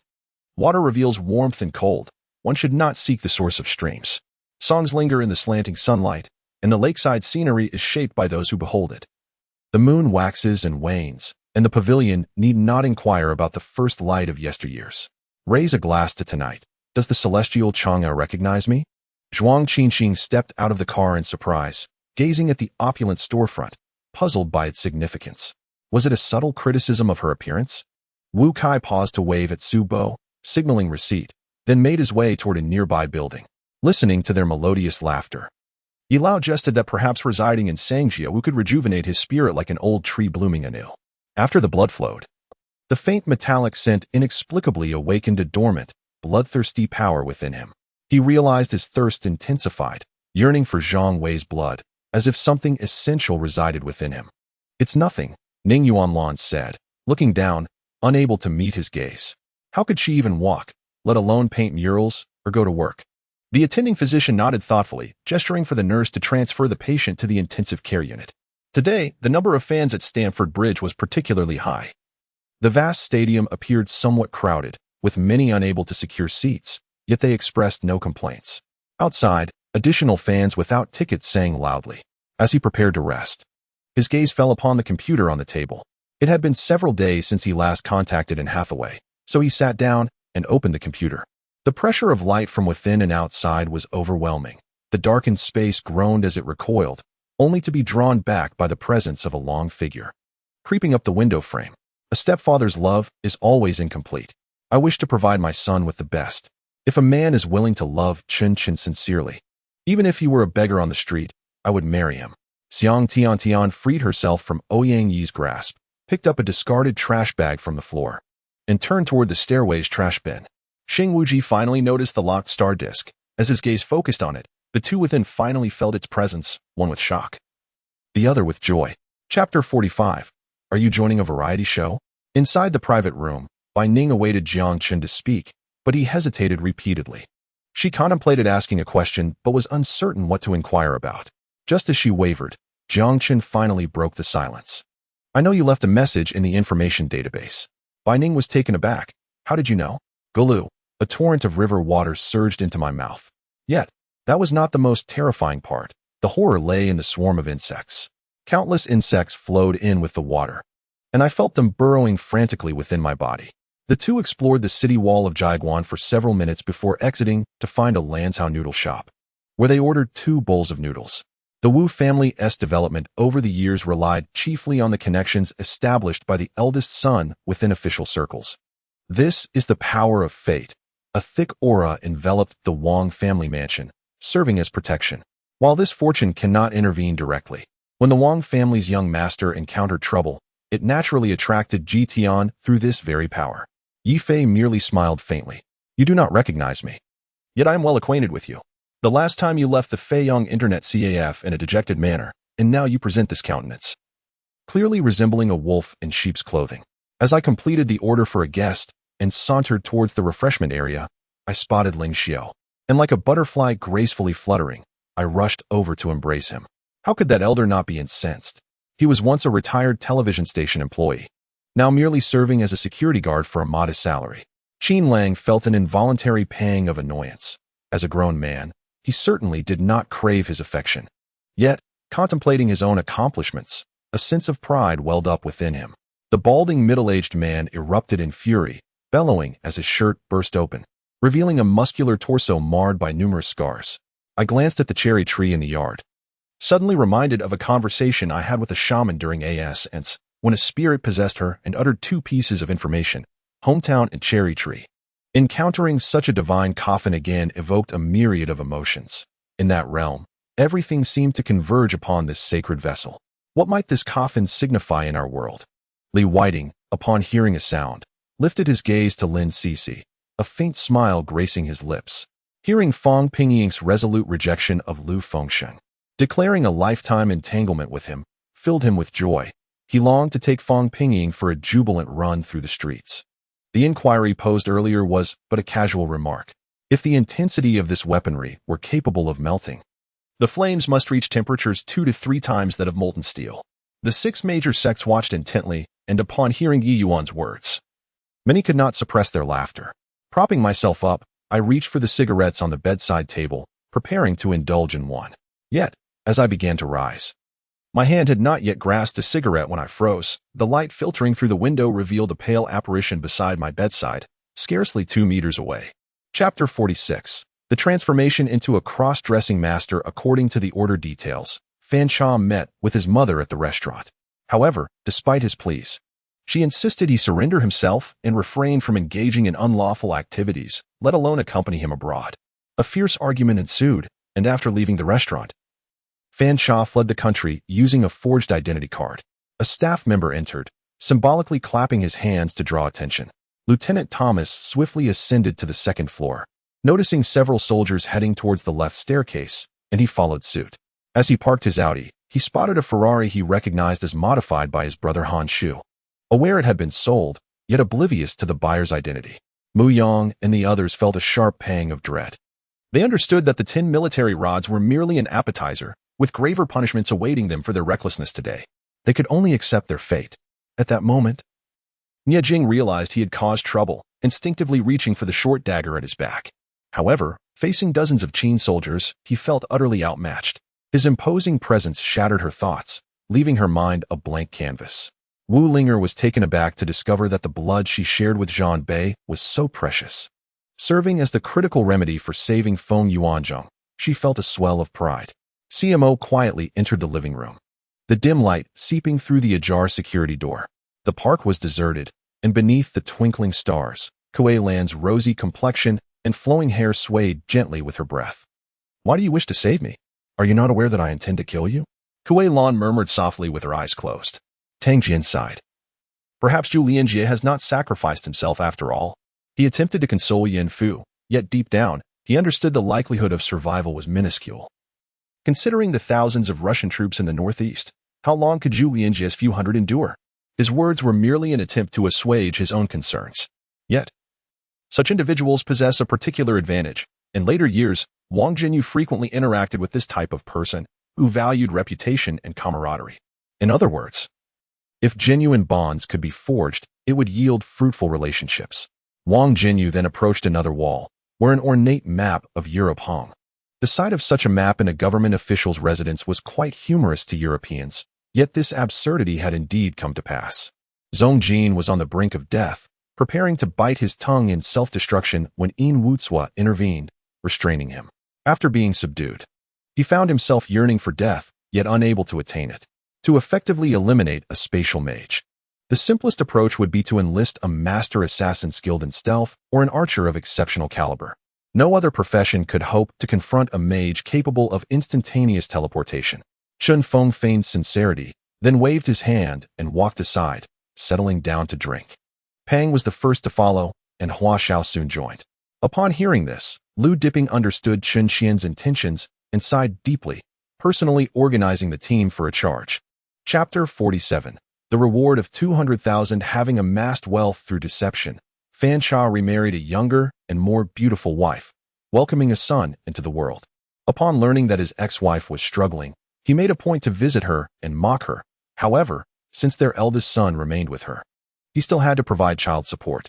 When he presented a $2 million check to his ex-wife, she refused it.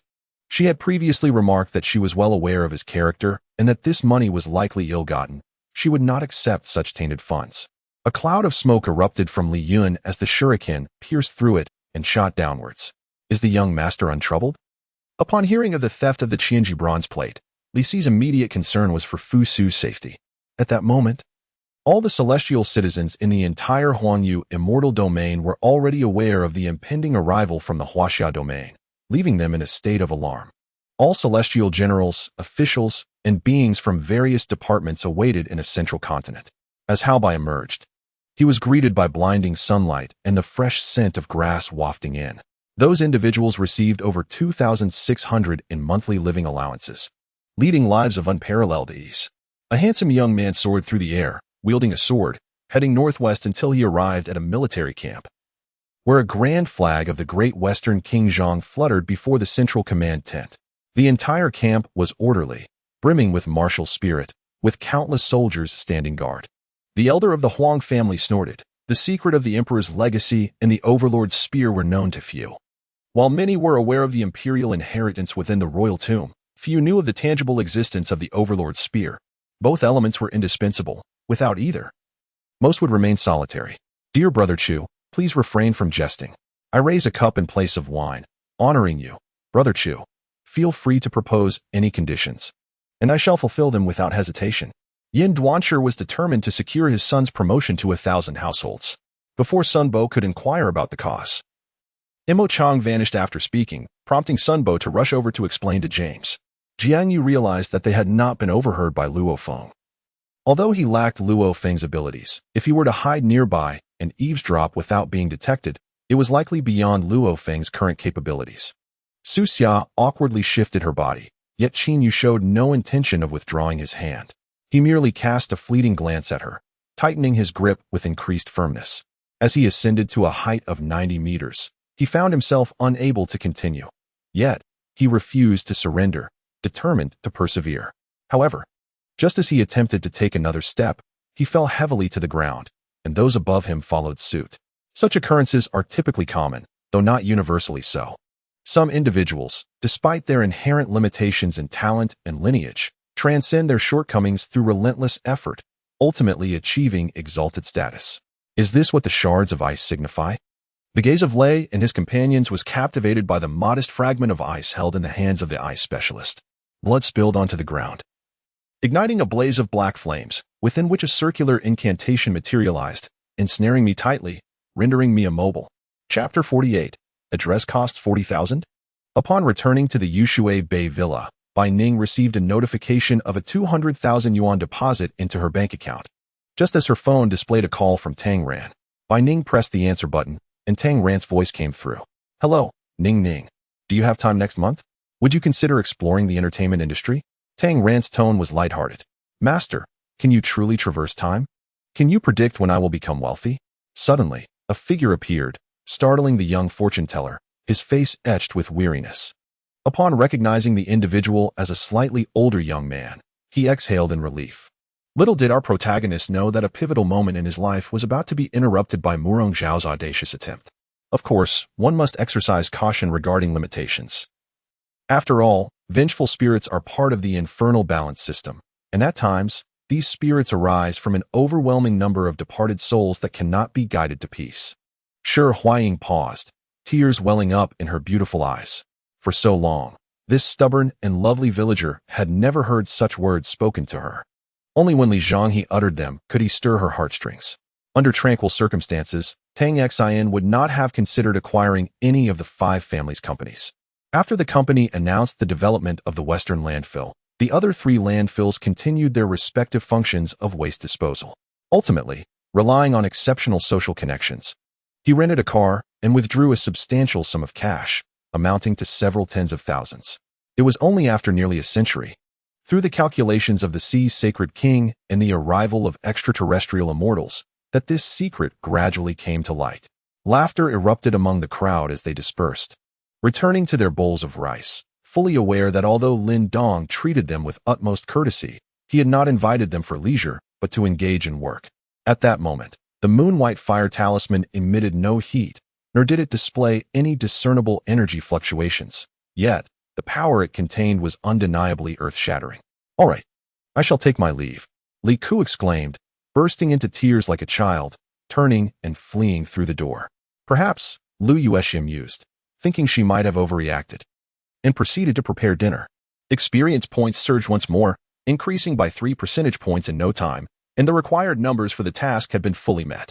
The fire rapidly spread, causing chaos among the 20,000 yellow-turbaned bandits who had surged into the camp, all scrambling to escape. Yet, as they neared the fiery barrier, they were mercilessly pierced by arrows, collapsing amidst the blood and flames, left to be consumed by the raging inferno. My rank naturally elevated to sergeant after eliminating numerous Korean players, though I remained unaware of any hidden attributes. At least I had attained a position of authority. Chapter 49. Purchasing every size of this dress, Bai Ning found herself disinclined to engage further with such individuals, and since Xiao Qing's taunts could not wound her, after all, it was not that she could not afford it, but rather that she deemed it unnecessary and unappealing. She chose not to express her distaste. Instead, she feigned difficulty, acknowledging that the price was indeed steep. Xiao Qinghe smirked with pride, pointing at the 40,000 yuan white dress. Wrap that up for me, she commanded. The sales assistant, sensing a lucrative transaction, sprang into action. Simultaneously, the Alliance's apocalypse system suddenly blared an alarm within the headquarters. prompting the Grand Master to immediately escort Xiao Qingfeng to the conference room. His demeanor mirrored his principles, approachable yet inherently proud, with a steadfast resolve that no one could dare to breach. Lu Fengliang sat nearby, polishing his ice gun, occasionally glancing at Lin Yi, surrounded by admirers. His expression devoid of any emotion, though his gaze seemed less icy than before. Is Lin Yi truly that formidable? Even Jiuyi cannot handle him? Lu Ochen inquired. Taking a sip of his drink, Lu Yifeng spoke calmly, his voice lingering in the air as four sword beams appeared instantaneously, striking toward the frenzied peak. Yet suddenly, an unfamiliar energy coursed through him, rendering the weapon light as a feather.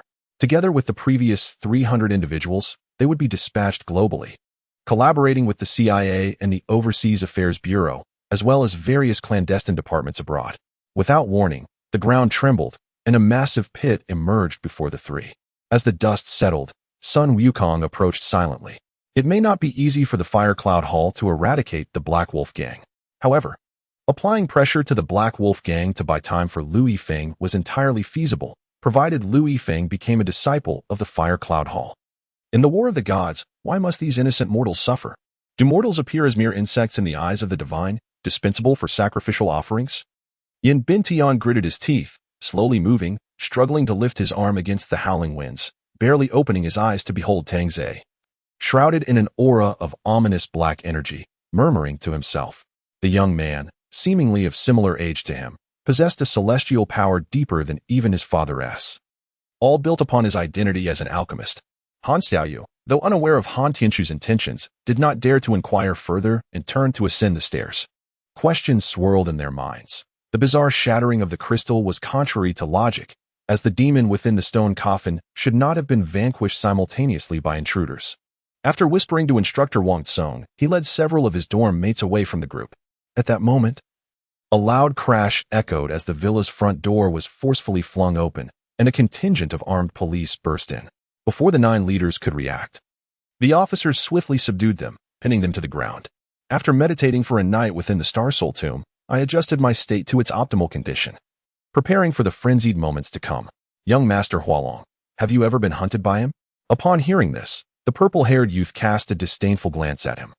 This place was far more complex than when Han Xiao first entered. If they remained here, it would surely raise Han Zhao's concerns, ultimately leading to a loss of control. Hearing this familiar remark, Xiao Yufeng turned to find that the speaker was indeed Qingli, clad in golden-scaled armor, though he bore the insignia of a deputy general, indicating his current role as a town commander. Chapter 50. How could Jiang Chun be outside your door? There was no need for gifts. Bai Ning considered her relationship with Song Jinchuan too distant and declined his expensive clothing. No, my friend and I are just browsing. Song Jinchuan did not insist further, but reminded her, by the way, this mall belongs to my cousin's family. I overheard that it was 2 sisters who facilitated this substantial order. I will inform my cousin to ensure you receive a commission. Bai Ning never anticipated that even the shopping mall belonged to the Jiang family. As Jiang Shai spoke, Huang Xiaoran ceased to be polite and swiftly bent down to retrieve an automatic rifle from the ground, promptly hanging it around her neck. Upon returning to the village, she went straight to Chun Pai's residence, which had undergone considerable renovations. Following a heavy downpour, the courtyard lay in disarray, and due to her father's predicament, the workers had failed to show up, leaving the vast yard desolate, marked by ruins that conveyed a sense of desolation. Although the Land Rover was of good quality, after several collisions, it finally succumbed to its fate. No amount of coaxing could revive it, and the driver, having sustained injuries from the repeated crashes, slumped over the steering wheel, unconscious. When first entering the mysterious realm, Linglong had informed Han Lin that no living beings existed within it, and aside from their occasional entry for supplies, no other creatures had the opportunity to enter. I could not compare myself to Jieling, who remained composed among those prominent figures, while my own awkwardness and humility were apparent as I found a corner seat, lacking the courage to interject in their conversation. Qian, go probe into Do Ya's intentions and see if she was summoned by Su Yifei at noon, Fang Ruichen exclaimed with excitement. When the elder appeared, a wave of cheers erupted from the video, followed by the glass container being opened, allowing the elder to emerge, seemingly perplexed about how he had survived. Die. Yamamoto shouted in madness, controlling the shuetching to unleash a barrage of energy fields. Yet the once nearly invincible energy fields posed no threat to Li Feng, who merely needed a few seconds to break through. According to her, the broadcasting equipment appeared to be malfunctioning, and it was uncertain when it would be repaired.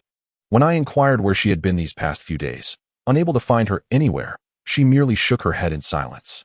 "Yi-chun, you finally came to find me," Jiang Xinyu cried, clinging to him tightly, as if fearing that he would vanish if she let go. Outside the Golden Hall, Kuyunshang, with sleepy eyes and the solemn Tai Junji, could hear the steady footsteps resonating in the vast, silent hall. In the eyes of the slightly flustered Holy Emperor, Luo Ho walked toward him, pausing at the golden steps leading to the throne. Yi Luo was not surprised by this. Rather, he would have been astonished had Ling Qin truly been caught in the act. At the moment the members of the Poison Shadow sect discovered that Situ Wei had been rescued, miles away in a secluded valley, Situ Wei awoke from her dreams.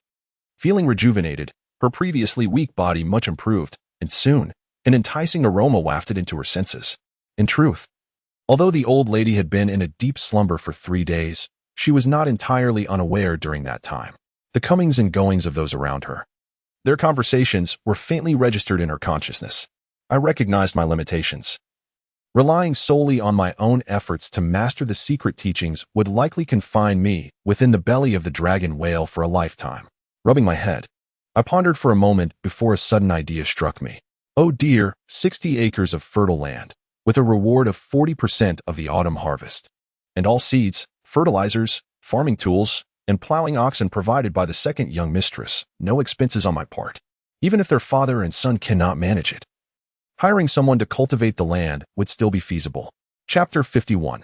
Appearing quite formidable yesterday, Jiang Qin seemed to have something to say to her, and today, their encounter was filled with vague remarks, which struck her as peculiar. Now, standing at her doorstep, Bai Ning could not fathom the reason. Upon witnessing her best friend, the Wushuang sword's radiance surged forth, unleashing an even more ferocious beam of sword light, its power thrumming with intensity. As the fiery serpent coiled around, attempting to break free, the black-clad warrior, adorned in a battle robe with dark golden dragon patterns, leaped with a swift grace, channeling his energy towards the massive head of the fish dragon. These individuals, initially subdued and motionless, suddenly had one of them open their eyes, a brilliant spark piercing through the heavens, revealing hidden truths. The stone platform below shattered to dust, startling Qi Yunqing and the others. Qi Yunqing sensed the might of Wei Ding Tian's sword and shouted in alarm. "Ha, you need not worry about me. I came here specifically to resolve this matter. Just guide me to introduce myself to the steward of the Qian family, and I will handle the rest without alarming Sun Feng and the others," Lu Meng replied with a smile. However, he could share the power of the world he comprehended through healing, much like he had done for Gelia, swiftly enhancing their capabilities. Sulina was correct. Her association with Gong Luojue would yield no fruitful outcome. Their acquaintance was merely a miracle, not destined, and once the novelty faded, separation was inevitable. Meanwhile, 10 talented warriors were led by the steward to the observation platform. The estate owner, Gong Shuyu, of middle age, donned a magnificent battle robe, his black hair interspersed with strands of white, his handsome face exuding a confident smile, commanding respect and charm in his every gesture. Qi Songhai, observing below, laughed heartily, though a sense of urgency gripped him as the trio absorbed his mental energy, leaving him increasingly weakened. He knew that should he fall into their hands, the entire Yidao Peak would face destruction. As for Su Yun, Zhang Suiping had consistently adopted a suppressive stance. With Chu Feng achieving the top score in mathematics school-wide, attention was suddenly drawn to him. If she could prove his results were fabricated, it would serve as a significant blow to Su Yun. Those unacquainted with the path of beasts would, like even the likes of Chen Feng, be torn to shreds by the relentless waves of monsters. 3 videos were compiled by Yin-Yi's fans and shared on the official Weibo account of the fan club. Fortunately, Lin Nin had informed her uncle beforehand that she was dating Ma Yong, and the family was already aware of it. Thus, upon entering the Ma household and witnessing their warm reception, Ding Yin was not startled, though he was indeed taken aback. In a casual conversation with Xiao Daoren, upon mentioning this matter, Su Yao realized that it likely pertained to the remnants left behind after Geng Ding's demise. Why? Did something happen to Meng Heping? Pang Xiaolong's eyes widened in concern. As the primary output center in the early stages, the loss of technique was akin to creating an infinitely expanding rift. As the sun began to rise, the water village, awakened from the night, buzzed with activity as numerous fishermen commenced the maintenance of their boats and nets, preparing for their day's livelihood. Prominent directors extended film invitations to Haley, yet without exception, she declined them all. Chapter 52. You absolutely must attend. The recording assistant Xiao Hu approached cautiously and inquired, "Are you Bai Ning Jia?" Xiao Qinghe, already irate, wondered when it became permissible for a mere security guard to stop her, let alone argue with her. In such a situation, when someone asked if she was Bai Ning, her fury escalated, and she shouted, "No, I am not." Xiao Hu, startled, took a step back and, with a sweeping glance, finally noticed Bai Ning smiling at her. Xiao Hu instinctively felt reassured. It appeared that this was indeed the person. Her grandfather had a fondness for antique calligraphy and paintings, amassing several valuable pieces from various sources. Feeling her legs gripped once more, Wu Wei furrowed his brow, attempting to shift, but the embrace was too tight, rendering him unable to break free. And his balance grew precarious. "Is that so?"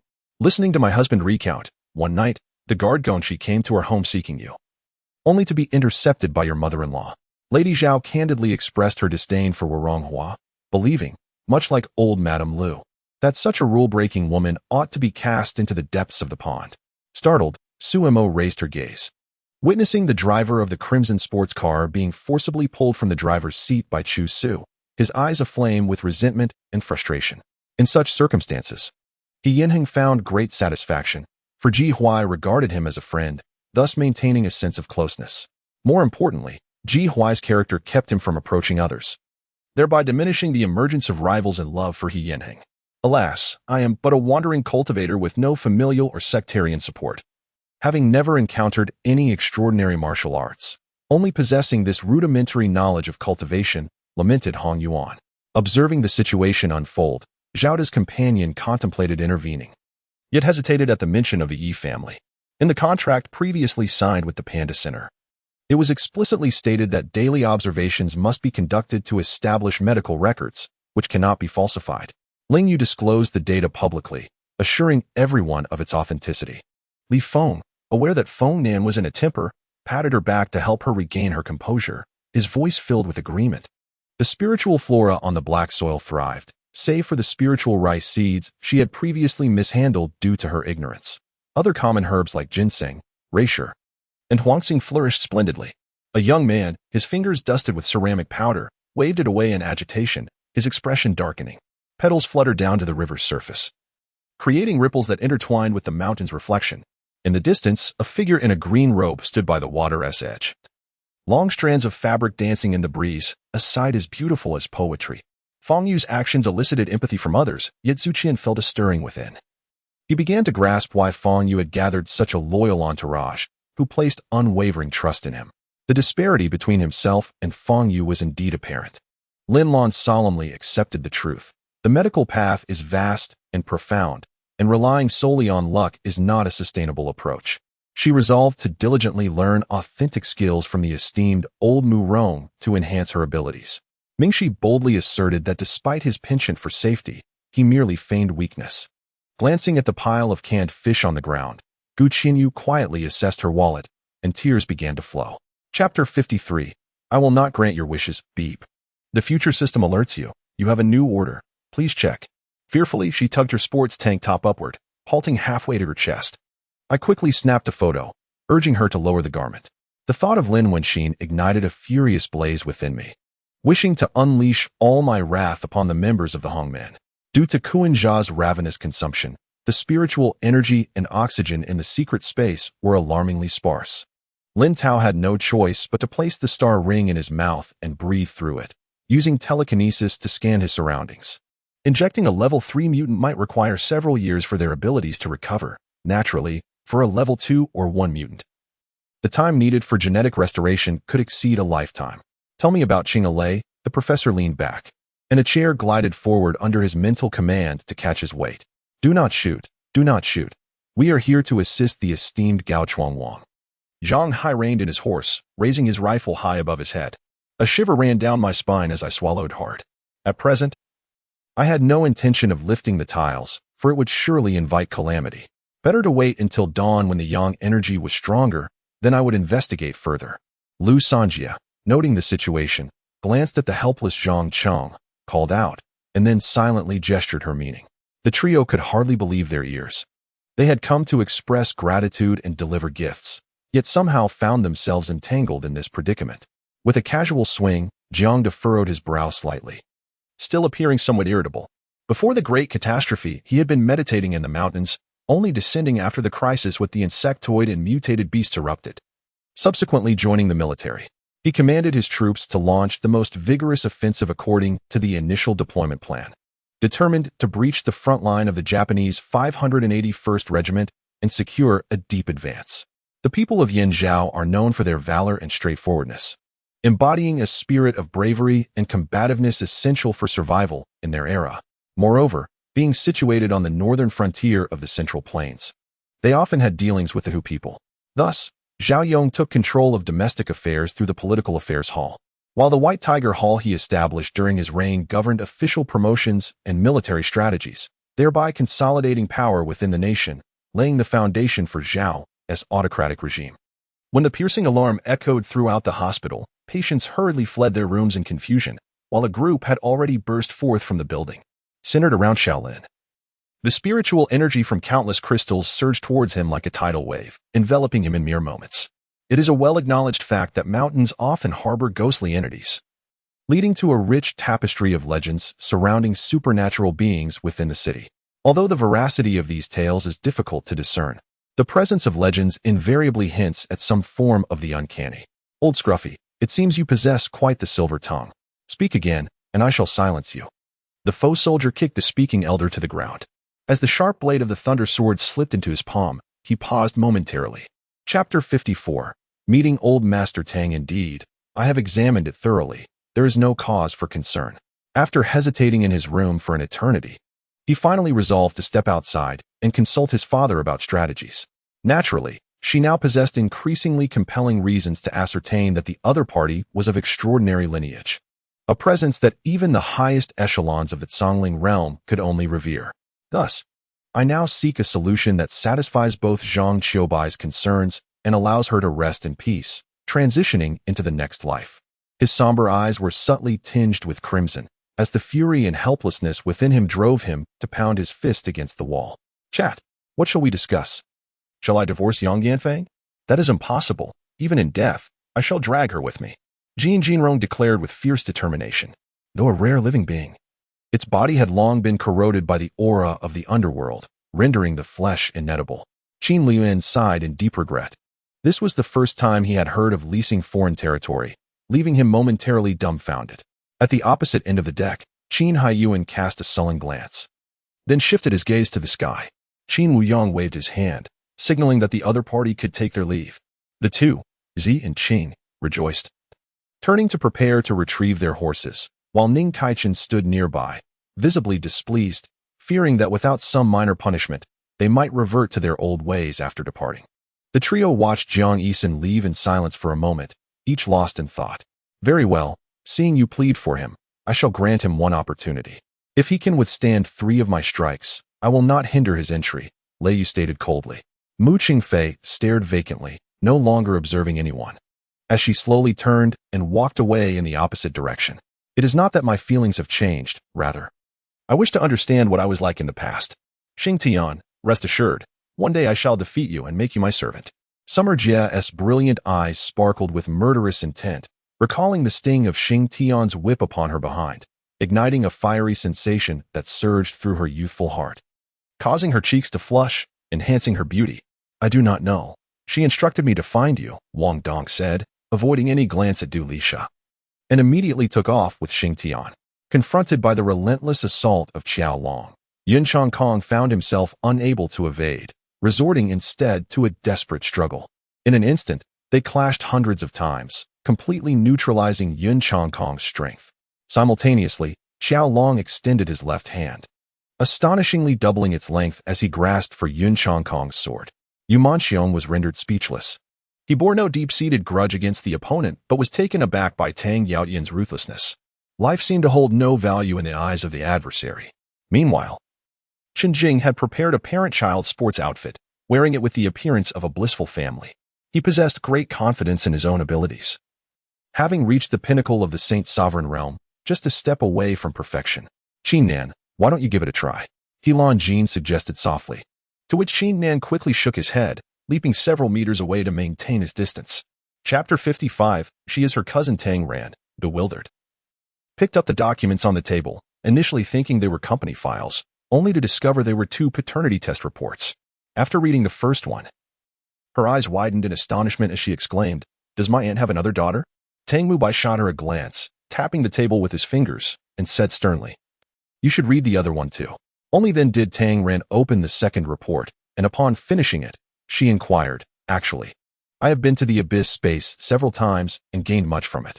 Within that realm, there exists a formidable faction known as the Holy Sect, which wields immense power." Feng, who shared his speculations about the abyss space, yet refrained from mentioning anything concerning the portal. "Huzi, how are things in the abyss space? I heard from old Lin that you made a few friends there. Are they reliable?" Fengzhan asked. As he drove away, Nicole promptly followed in another vehicle, disembarking once they reached the laboratory. Beast tamers possess exceptionally resilient bodies. High-ranking Forbidden Realm beast tamers' physiques may even surpass those of martial artists in the martial Dao space. Su Xin was particularly drawn to this aspect. "That girl is quite crafty. If you dare to speak out of turn again, don't blame me for being impolite." He Zhenglin glared at Jelly from his seat on the sofa. "Sir, if I do not go, my young master's strength may dwindle," the butler remarked with a bitter smile. Upon seeing her brother, Su Can felt a mix of surprise and joy. She should have anticipated that her brother wouldn't leave her alone in Shanghai. But now, how were they to navigate this crisis? As one of the 4 great dynasties, the emperor certainly did not wish to be a mere puppet controlled by others. He could not conceive a means of escape. In the face of absolute power, any method aside from strength proved ineffectual. This exchange was spoken lightly, yet upon hearing it, Wu Haochun and Lei Tian's expressions shifted from disappointment to deep guilt. They had been unwilling to believe that Ming Xiao would stoop to such lowly acts. Although Ming Xiao had not explicitly mentioned the use of borrowed pills, his insinuations shattered the nascent discontent that had arisen in their hearts. Hu Fei sighed in relief. The vehicle had not overturned, and it seemed that the occupants had merely suffered minor collisions, with no significant issues. The young man, clad in white, despite his elegant demeanor, had his overall image marred by his peculiar attire. "Father, I heard you're just outside the city?" Zhou Yi suddenly remembered something and said to Zhou Kuei with a smile, his face radiating mystery. "Was it during the start of senior year that you saw me before?" Qin Shui turned her head to ask. Authentic. Even if they had never encountered the genuine article, their sect possessed ample records describing this treasure. Jiang Chen Nan, seasoned and astute, reflected on the previous circumstances he and Chu Huainan had faced, along with Chu Huainan's peculiar current actions, leading him to a sudden thought. After all, over 6 centuries had passed, and Zhao Dingguo's conjecture held some merit. If the Moon Golden Wheel were to be lost, Tom would surely feel as if he were doomed to die a second time. It had taken him a month of struggle to finally manifest it successfully. Chapter 56. Not your turn yet. Zhang Shiyu savored her meal, mumbling, "Ning Ning, your cooking is quite good. I mean it sincerely, not just out of politeness." "Of course. Aunt Sue's cooking is exceptional, something we ordinary folk cannot match. If she were to become a professional chef or open a small restaurant, her business would surely thrive." Bai Ning agreed wholeheartedly, acknowledging her own culinary skills as merely average. Moreover, for this breakfast, she had only fried an egg and heated milk. "What are you thinking about?" "Lodo?" Lodo's expression grew increasingly complex as he pondered. "Those filthy poachers dared to target the spirits of the evergreen forest," one ranger remarked coldly, observing the firearms in the hands of Team Rocket members. It appeared that their entry into Odor had been earlier than hers, as several of the believers had already begun to undergo grotesque transformations, a result not achievable in just a few days. Su Mama harbored suspicions, but recalled Gu Yu's usual demeanor, which did not suggest deceit.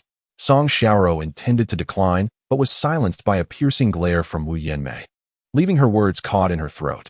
She had to study, prepare a birthday gift for Fu Yixing, design wedding invitations for her parents, and organize their wedding, leaving no time for external matters. "Fine, I leave it to you. While I certainly trust the Chu Shoren, Jin Hong has placed his faith in him since his eyes changed. He has no reason to continue trusting this former corrupt official." Chu Xianxian initially felt reluctant, but upon seeing Chu Xinyo's determined gaze urging her to go, she ultimately released her grip and walked to her father's side. Lin Yuqing was well aware that Uncle Lu would not betray her, Yet remaining cooped up in the farm was not a sustainable solution. Moreover, given the current situation, old Zheng and that severely violent Mo fan would undoubtedly not let them off easily. Under the moonlight, hundreds of mutated beasts surged toward the vehicle, driven by the scent of blood like a relentless tide. What should they do? The rejuvenated Zhang he thought of the places young people love to frequent, such as nightclubs and bars. In fact, Richard had noticed that Qin Yuma was not wearing her diamond ring, and that she was unusually quiet today. Yet, in the instant he turned around, he felt as though something flashed before his eyes. 1,000 feet away, Lin Yi suddenly appeared, causing the Ran brothers who had just arrived to panic. However, as everyone stepped out to engage in the pre-line phase of the jungle's offense and defense, a heavy silence enveloped them all. Qi Xiu and Lin Yi briefly appeared in Yu Fan's mind before his thoughts drifted elsewhere. His roaming was contingent upon ensuring his own lane was secure before venturing forth. At that moment, Zhang he saw another version of himself in the mirror saying something to him. Feeling the constraints around his wrists, Qian Yu felt somewhat helpless. This sensation of being bound was truly dreadful. The mysterious shadow finally materialized, standing in the dark woods, exuding a faint aura of malice that evoked an instinctive fear within. In the midst of the raging storm and blizzard, Xiaoyi suddenly summoned numerous massive ice spikes resembling trees, crashing down like the fangs of a ferocious beast. Yet, when they attempted to open the door, they found themselves dumbfounded, for the door was inexplicably locked. Yu Shanshan mustered her courage to deliver a heartfelt confession, then leapt into Jun's embrace, unable to meet his gaze. Chapter 57. This melon is truly sweet. Bai Ning wished to ask, would you like this fortune? But she ultimately restrained herself. The man remained silent, his gaze fixed intently on Bai Ning. Feeling uncomfortable under his stare, Bai Ning curtly inquired, why the divorce? What is the reason? Do you have children? At last, the man spoke, but his words only deepened Bai Ning's discomfort. My ex-wife is vain and lacks the ability to manage a household. Shu Han paused for a moment, recounting how she had agreed to Meng Qianyu and had conveyed this decision to Yi Ming Han. When the young lady last visited the company, he had been on leave and missed the opportunity to meet her. This time, he was determined to see what kind of extraordinary person could melt the icy demeanor of the seemingly omnipotent man. In contrast, Su Yin's slightly imperfect braised pork was truly delicious. If it weren't for Lan Lian still calling her mother, Bai Yun would genuinely feel that Dan Shui was her mother. During the Cold War with Yuan Jinshin, their daily interactions over meals dulled the sting of separation. It was only after their abrupt separation, spanning 4 years, that she realized how much she missed him. Zheng Tian swiftly dodged He Liang's attack, then seized He Liang's upper arm, bending low to execute a shoulder throw, sending He Liang crashing to the ground.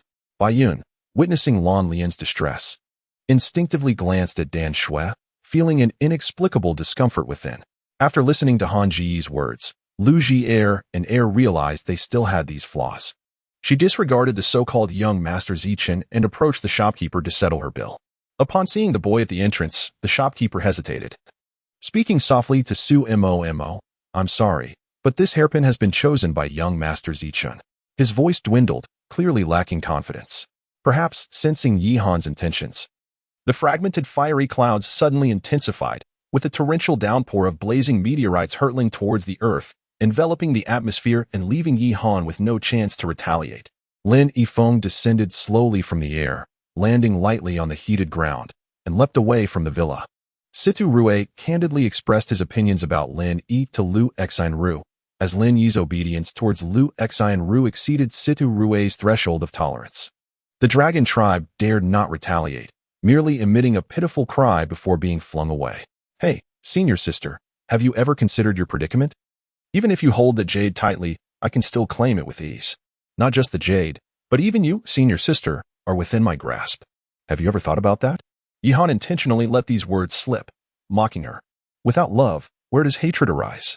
In this moment, Bai Li Songming would rather believe that Qin Su Su harbored even a fraction of hatred for him. However, he failed, letting his hands fall helplessly.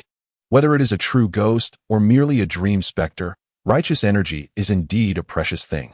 Righteous energy inherently possesses the power to ward off evil, making it something that malevolent entities must never touch. Get down here. Ai Lei was instantly enraged, resorting to her usual tactic of pinching faces, as she forcefully rubbed Zero's face. Chapter 58. Are your biological parents wealthy? Jiang Chun brought Bai Ning to a black Maserati, releasing her hand only then. I apologize. Jiangchen said, his expression somewhat awkward. Although Bai Ning found it peculiar, she was grateful for Jiangchen's intervention and did not hold it against him, shaking her head. It's nothing. Jiangchen cleared his throat and asked, how did you get here? Did you drive yourself? No, I took a taxi. Jiangchen casually opened the passenger door. Of course, if this creature determined you to be a kind-hearted person, it would protect you for life, which is why some choose to worship it. The warmth of the man's palm sent a wave of heat through her body. As guests approached the main table to toast, she risked a glance at him, only to find him calmly raising his teacup to drink with others. Emerging from the blue zone, he boldly traversed the central path. The two customer service representatives, witnessing Zuijian's ease, crossed the iron barrier and, after a moment of surprise, began to cheer. Mu Chen's mental fortitude was inferior to Yan Danchen's, rendering him unaware of what transpired. The peak confrontation of the pinnacle lineup saw Fat Dad decisively claiming a demoness. The military officials, upon hearing this, displayed joy on their faces, promptly leaping from the aircraft to rush towards the military government building. Lu Shengnan also advanced, while Zuijian emerged as the indisputable victor in this affair. When his cultivation was not high, these combat skills proved useful. However, now that he had reached the celestial phenomenon realm, his command over power was vastly superior to before. Chen Xiaofeng watched Wang Junjie leave, feeling a complex mix of emotions. He had initially sensed Wang Junjie's extraordinary background when Su Junfeng created the position of business director for a chain sales outlet. But he never expected the young man, newly assigned to his team, to be this remarkable. In the first round, Yuna emerged victorious, but only by a hair. Just as she was brimming with confidence to guide the novice Jessica, she discovered Jessica was not playing and was instead fixated on Su Chenjun. It's nothing. You need not be concerned. Nie Tianxing sneered, immediately adopting a meditative posture like the immortal sovereign, consuming a 9th-grade immortal pill and entering a state of cultivation. Wang Bo turned and began to dance with her, their movements seamlessly intertwined, performing a poignant and moving dance that transported the audience into the scene. Yonan frowned, still hesitating. The student who had informed him leaned in, embellishing the thrilling scene they had just witnessed. You too, take me to his lair. I want to see for myself. After a moment of thought, the man in white commanded. He was determined to acquire the Muramesa, and with Kula Ali conceding to his proposal, he avoided further complications. A strange sensation enveloped Jiang Wei's heart. Who were they? Where were they now? These questions remained unanswered for him. Why did this thought arise? Calming his astonishment, Su Chenjun voiced his confusion. He now understood that he had many fans, who generously rewarded him, making it difficult for him to refrain from live streaming. Your studio's employees? Although Bai Ning was not well versed in the entertainment industry, she assumed that an artist studio should primarily handle matters related to their own artists. Moreover, given that the guests of this variety show were all women, Jiang Xiaomu sure good detected no odor. Upon closer inspection, she noticed a large pit on the ground ahead. Furthermore, the Taihuang world had birthed chaotic larvae, indicating that it had begun to operate autonomously, generating abundant celestial energy. However, Asano Yariko had joined in the fun, completing the purification for 3,000 yen in about 30 minutes. If he were to approach the illustrious Ma Guagong as a fellow villager, having such a powerful ally would surely ease his path in the future. Wasn't this shrine dedicated to worshipping Buddha statues? Why was it instead cluttered within this locked room? Lu Wuxie felt a chill, as if frozen by Han Wu's domain technique could actually influence the laws of heaven and earth. If there's nothing else, I'll hang up.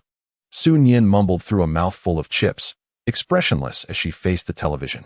In truth, Lin Weidong was unaware that Samsung had initially named its product to signify a phone that could communicate anywhere, anytime. Many people traveled to the island this weekend. No one could dictate his potential visits while Nie Yuting and the others were barred from going. Signing this will allow you to retain your lives. Failing to sign will result in the loss of them, Gu Yiyang threatened. The election for the Minister of Magic in the UK will rely partially on public opinion, but the majority will be determined by votes from the Wisengamo Management Agency in key departments within the Ministry of Magic. As the supply of spatial energy surged, the entire Dragon Valley began to tremble, and the surviving creatures within emitted uneasy cries. Indeed, men are notoriously fickle. However, Shen Xingyu remained unfazed, merely nodding in agreement. Kanan observed this scene and smiled, recognizing that beneath the exterior of the strong thunder god lay a heart as innocent as a child's. Seeing Yi Xiaofeng treat her this way, She immediately channeled 120% of her enthusiasm into her work. The weak sunlight pierced through the thick layers of clouds, casting a gentle radiance across the vast expanse of the land, and after an incessant barrage of wind and snow, the skies finally cleared. Upon closer inspection, the individual on the bus staring and grinning foolishly at her was none other than Qian Yi, the eldest of the Qian family. Yun Kiki remained silent, not responding, yet a multimedia message on her phone stirred her unease. Fool. The group of overweight individuals looked at her with disdain, raising their middle fingers. It was embarrassing for the esteemed elder of an ancient clan to utter such childish remarks. The vast azure sky was now entirely enveloped by an overwhelming sacred fire, with over 100 billion shades of gray rage sweeping across the land, wreaking havoc. The 3,000 sacred beasts ravaged the realm, and smoke and flames enveloped the land, plunging the entire realm into a cataclysm of death. Zhang Suyi let out a piercing scream, instinctively collapsing to the side. Though the old man had practiced martial arts in his youth, age had dulled his agility. And with the sudden attack from the assassin, he was caught off guard and struck through the heart. Zhang Fan had no time to waste. Moving leisurely until he reached the entrance of the Yoshu Villa, where dusk had already settled. August? You pondered, unsure why Fu Heng would suddenly inquire about this. Especially since he was still at the arena. Could it be that someone was spreading rumors again? Chapter 60. In your stead, Bai Ning accessed the future system to locate Zhou Hongda, whose position was indicated to be in the adjacent private room. Today, Zhou Hongda was not at work, but had come to request an advance on his salary, intending to flee with his son, Zhou Xiaohu. Without delay, Bai Ning directly dialed the police. Jiang Chun, seated across from him, was bewildered, unable to comprehend how Bai Ning knew that the chef at this restaurant had murdered his wife and concealed her body in the freezer. The emperor of the divine sect finally felt a sense of relief. Such matters could severely impact the emperor's prestige if mishandled. Yet, just as the two were about to make progress, Mu Yaoyao would invariably interrupt their personal moments. Initially, it was a bet lost to the head of the Jiang family, thus leading to her promise to protect Madame Jiang for 10 years. While Wen Yin typically avoided such discussions, she was not someone to be trifled with. Fu Xiyan turned to see Qiao Xinyan glaring at Wan Xingmian with disgust, her previously gentle expression darkening in an instant. Qi Wang, Ning Ning is not a bad person. She feared Qi Wang would prevent her from going in the future and proactively explained to him. Fu Lingxiao, the only son in his family, was spoiled by his parents, having nearly everything he desired. Initially reluctant to accept this inexplicable marriage, he now found it somewhat tolerable. He refrained from acting because it had been a long time since he had experienced such intense aggression. With a command from Qin Feng, Lin Xiao took the lead, swiftly incapacitating the guards at the entrance with a few punches. The young man, Shen Yu, now 14 years of age, had been well cared for by his eldest sister after their mother's passing. Tall and robust, he possessed a handsome visage, with rosy lips and white teeth. Gradually, the stone man gained the upper hand, rendering the fire spirit powerless against its relentless onslaught, growing increasingly invigorated with each strike. It was unexpected for such an unassuming yet confident youth to emerge. His identity was now of little consequence, as what mattered was how to conclude this epic-defining mission perfectly. When I shone my flashlight along the hemp rope towards the ceiling, a disheveled figure in white hung above, staring directly at us. Han Qianshan's bodyguards were elated. The AP brand was relatively obscure in Huaxia, yet in Western countries, its reputation was only slightly inferior to that of Patek Philippe. Is it delicious? Lin Songhai, observing her voracious appetite, couldn't help but interject, fearing she might choke if she continued to devour her food so recklessly. Although her time spent with Silver Fur had not been lengthy, Silver Fur was always seen flitting around Lin Ming, smiling as he watched Evelyn's series of actions. Zhao Mu leaned against the door, blocking the entrance. When Evelyn posed her question, he scrutinized her before offering an apologetic smile. The sixth participant was a disciple from the North family named Bai Xiaoqing, the 14th sister of Bai Chen, a warrior at the first level of the Zhenwang realm. Seemingly recently promoted, thus having an element of luck in reaching the top 7. The premiere, commencing at 9 in the morning, attracted at least half of the industry's heavyweights. Many second and third-tier stars merely showed up to make an appearance, unqualified to enter yet still content. Originally, everyone was supposed to gather at the Northern Emperor's residence. But considering they would eventually head to the Tiger Kingdom for the competition, and with Su Song being so occupied, the organizing committee decided to have everyone converge at Kifishing instead. Li Fei felt as though she had been thrown into an icy lake in the depths of winter. Her delicate form trembling slightly, her blood feeling cold. Chapter 61. Are all resolved? The individual opposite was merely an ant. He likely had only mastered one or two of the earthly fiend's 72 transformations. He had not even forged a divine body. How could he possibly extinguish me? Why should we clean up this mess? These individuals were primarily summoned by Jiang Kairan. If anyone were to deal with them, it should be him. Qinwei pouted. Could it be that Brother Xianyuan wants me to send disciples from the Taishan Supreme Sect into the imperial capital? At this moment, the Taishan Supreme Sect was taken aback. You won't attend, but will speak derisively from the sidelines? Xiao Xinghua frowned, while other ancient martial artists began whispering among themselves. Although the leader has not bled, our loyalty to him remains unwavering, Xiao Xinghua stated. This remarkable technique, astonishingly dual purpose, allowed for the cultivation of both vital energy and the five-element space simultaneously. Those atop Taishan, witnessing this scene, found themselves breathless, staring foolishly at the moon, dazzled by the radiant sword light, then glancing at the fleeing Mo Shang Sang, swallowing hard with great difficulty. The serpent's head turned towards Yi Wudao, its mouth agape, forked tongue flicking as a stream of venom shot forth, landing in Yi Wudao's hand. Yet he remained unperturbed, not even attempting to evade, firmly grasping it instead. Xiao Fei had not attended his classes for several days, leaving him quite dissatisfied. The poor results in Xiao Fei's examinations would jeopardize his chances of being promoted to a senior teacher. He and Xiang lay in the coffin, hands crossed over their chests, clad in a peculiar golden armor, appearing as though they were merely in a deep slumber. For the first time in many years, our side's power had surpassed the 7 seals. Su Yang felt a surge of excitement. At this very moment, all pretense was unnecessary, for the two had engaged in the most genuine of battles. Indeed, with that, Zhang Dong turned and departed towards the handover point between the Eastern Guard Corps and the Vanguard Brigade. Shortly thereafter, he appeared before Li Ningyu, flanked by 2 guards, escorting a tightly bound officer from the Green Camp. Quite remarkable, isn't it? Su Yang nodded at the bustling prosperity of the engineering project around him, where over 1 million human workers and 26 million robots were systematically executing the largest conquest plan in human history. You heard me correctly. I want him dead. However, Song Xianger seemed oblivious to the shock etched on the butler's face as she gritted her teeth and reiterated her previous statement. Simultaneously, golden longbows erupted from the arms of the figures surrounding her. Ian wore a peculiar smile. It was the first instance he had smiled in such a manner in the presence of Lei Li and his companions. This smile revealed his awareness that Lei Li and his entourage posed a genuine threat to his very existence. Each individual navigates their own path in life, and rare reunions are often a matter of fate. Since he had not perished, encounters would surely recur. Xie Xingxiong chuckled heartily, deeming the Chinese to be utterly ineffectual and foolish for daring to launch an offensive against the imperial army. He ordered all units to eradicate them completely, allowing the foolish Chinese to taste the might of the imperial army of Japan. Yamabushi Jiro seethed with fury. Previously, he had regarded his adversaries as formidable beings of the 10th celestial realm, yet now he perceived them to be merely at the 9th. The delay in communication was attributed to interdimensional interference. Only deities could penetrate the barriers of worlds to gather information. A sharp crack echoed as blades detonated, akin to molten lava being exposed beneath a cooling surface. The 6-armed serpent demon stood between 6 to 9 feet tall, measuring approximately 20 feet in length and weighing 4,000 pounds.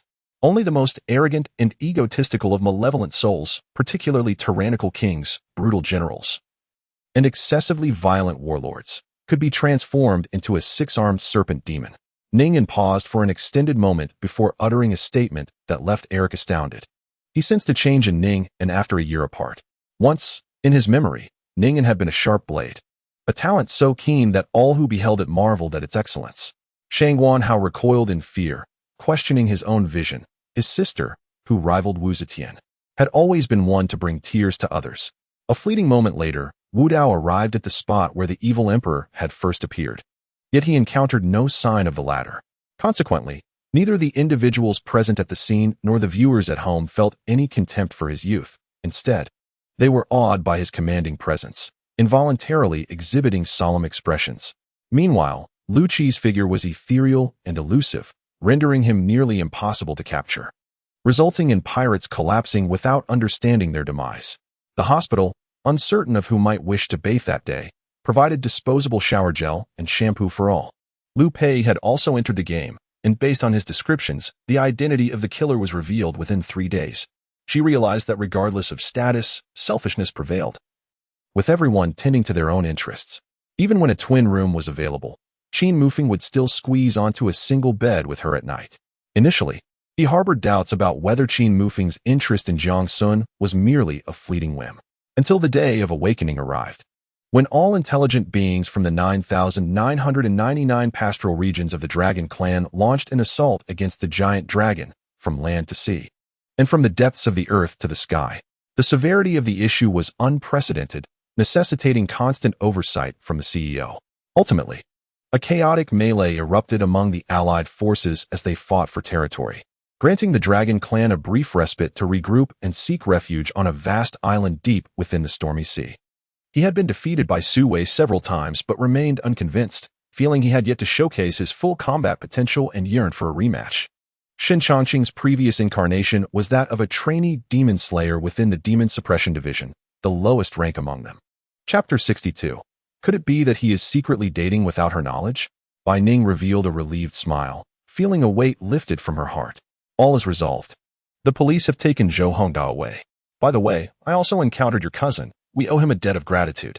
Bai Ning shook her head, insisting it was necessary. Zhou Hongdao had already been apprehended. Zhou Shaoqian had not paid much attention during the incident, his gaze clouded and distant.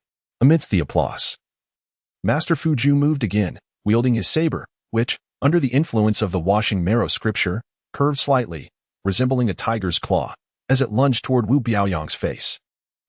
Your son is masculine? He must still be weaning. In the underworld, such a man would struggle to find a wife. This was a celebratory occasion for the establishment of the Jianghai Martial Arts Alliance, a moment they collectively witnessed, heralding the emergence of a new martial arts faction. On that day, Xia Jian and Wang Lin visited the construction site of the eastern suburb's new district, where he met with Zhang Hao, the general manager of the Lei family. What nonsense are you spouting? What could we possibly have that belongs to you? Feng Xin bellowed, embodying a rogue's demeanor. Tonger, you and Sinner should head to the kitchen to cook. I'm hungry. The board gently patted her head, speaking kindly. Within the tower, a young man recognized Dao Wei upon emerging from the secret realm of history and began conversing with those nearby. Xia Jian rushed forward, pressing Guo Meili against the wall, breathlessly stating, I don't want to eat anything. Having you is enough. Xia Jian leaned in for a kiss. Nan Ronghuai observed Feng Sufei's appearance. Noting her weight loss and pallor, although her eyes remained bright, he knew she had endured hardships. Outside, Mu Dazhang happened to appear, hearing indistinct voices from within Mu Danian's room.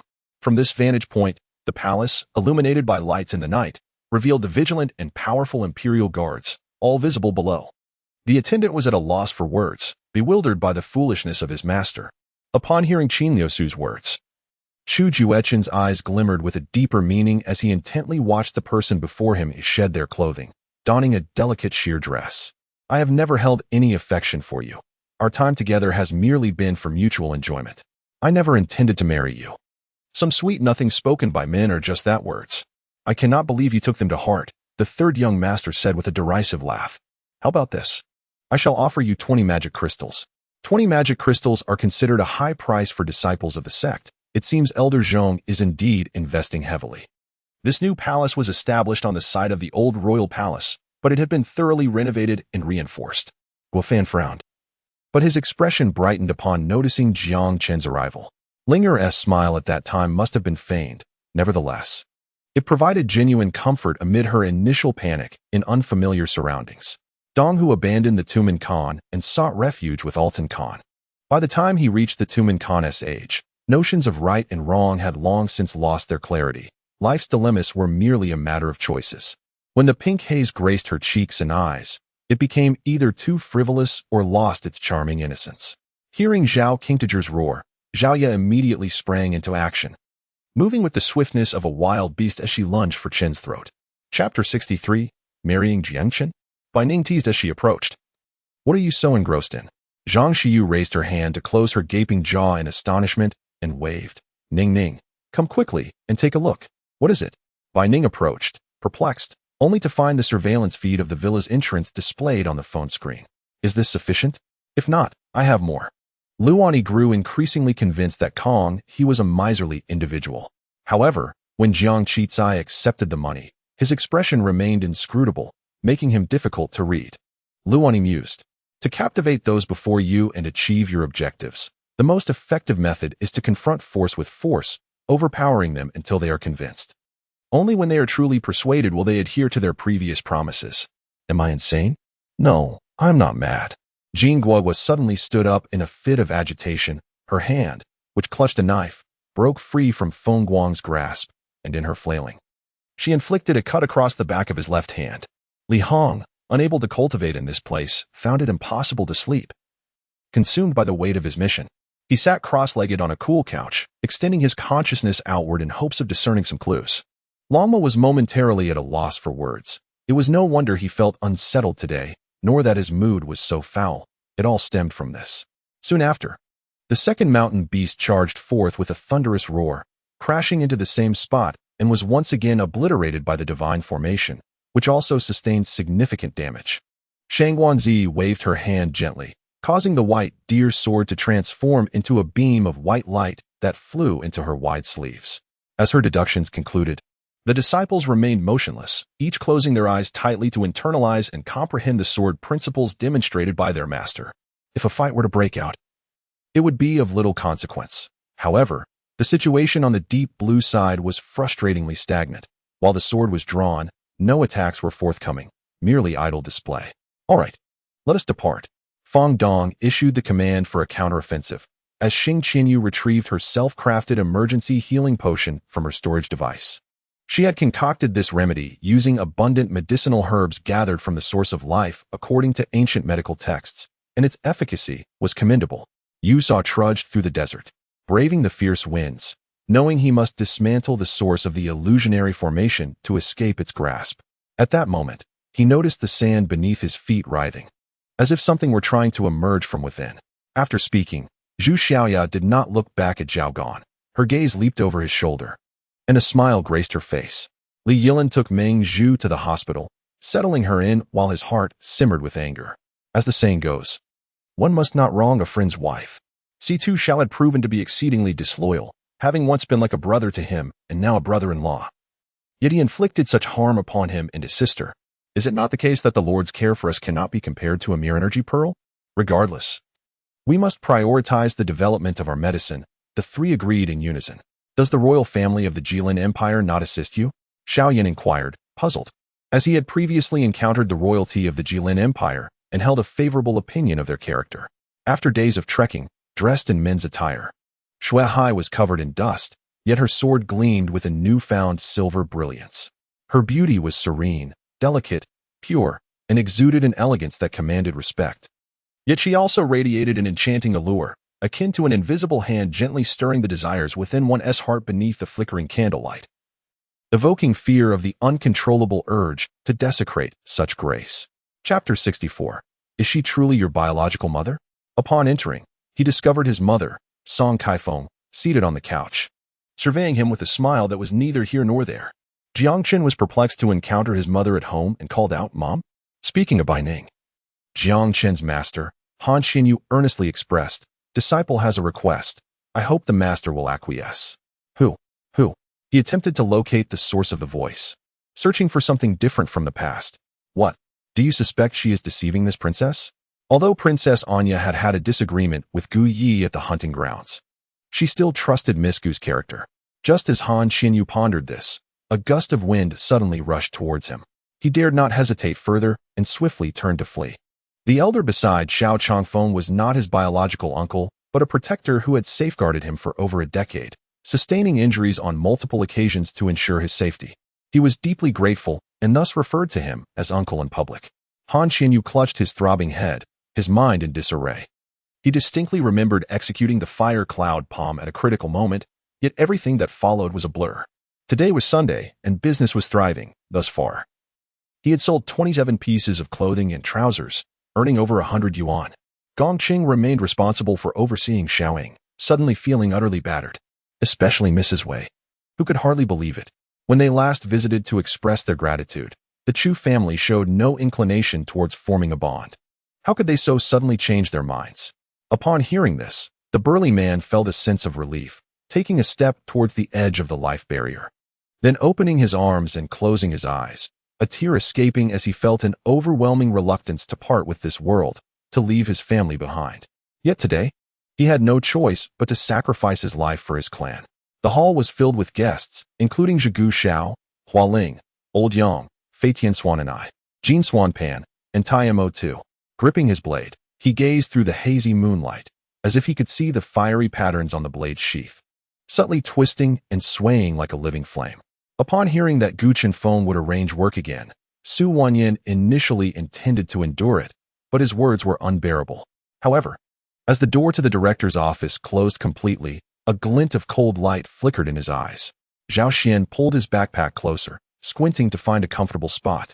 Placing his gun aside, and lay down on the grass alongside the others. Yin Gangyu did not wish to acknowledge that he was inferior to Inxiang, nor did he desire the reward offered by others, his expression sour, yet he ultimately accepted the bow presented to him by the emperor. She could still vividly recall the man's powerful embrace and the warmth of his breath against her ear, a sensation both intimidating and exhilarating. I have always been in a dream of my past life, and each time I awaken, I forget what transpired within the dream. At this moment, Lu Chong gazed at Tang Jianren, who appeared more enticing than an unveiled courtesan. This morning, the gentleman arrived on a chartered boat, clearly not a man lacking in wealth. Zhou Bao, already esteemed in the military, received deep bows from his fellow soldiers, as Su Siyuan and Gu Xen led the way in paying their respects. The hall was filled with reverent bows from all present. Within an hour, scouts reported that the naval commander had achieved a great victory, currently overseeing the capture of prisoners and clearing the battlefield, having established camp at the valley's exit. Chapter 65. A surprise. Have you signed the task? Do you want to go out for a stroll? Even if they had just undergone surgery, they should still venture outside to bask in the sunlight and absorb some vitality.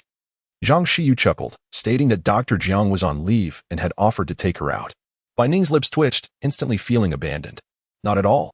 The orthopedic doctor had meticulously chosen this restaurant in Mingzhou, operated by the Mingzhou Chamber of Commerce, nestled within their headquarters, with a few entrances leading outside. Typically, they catered primarily to the chamber's business, and at this moment, the entire Mingzhou restaurant and the chamber were eerily quiet, devoid of any idle patrons.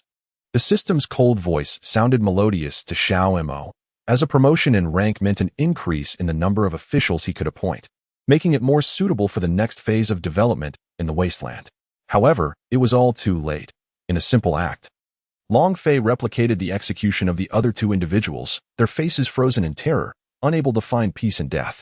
Yin Xueqing, clad in a flowing white veil and long gown, glided in with lotus-like grace, her enchanting beauty nearly blinding the warriors present. You must understand that you are already deceased.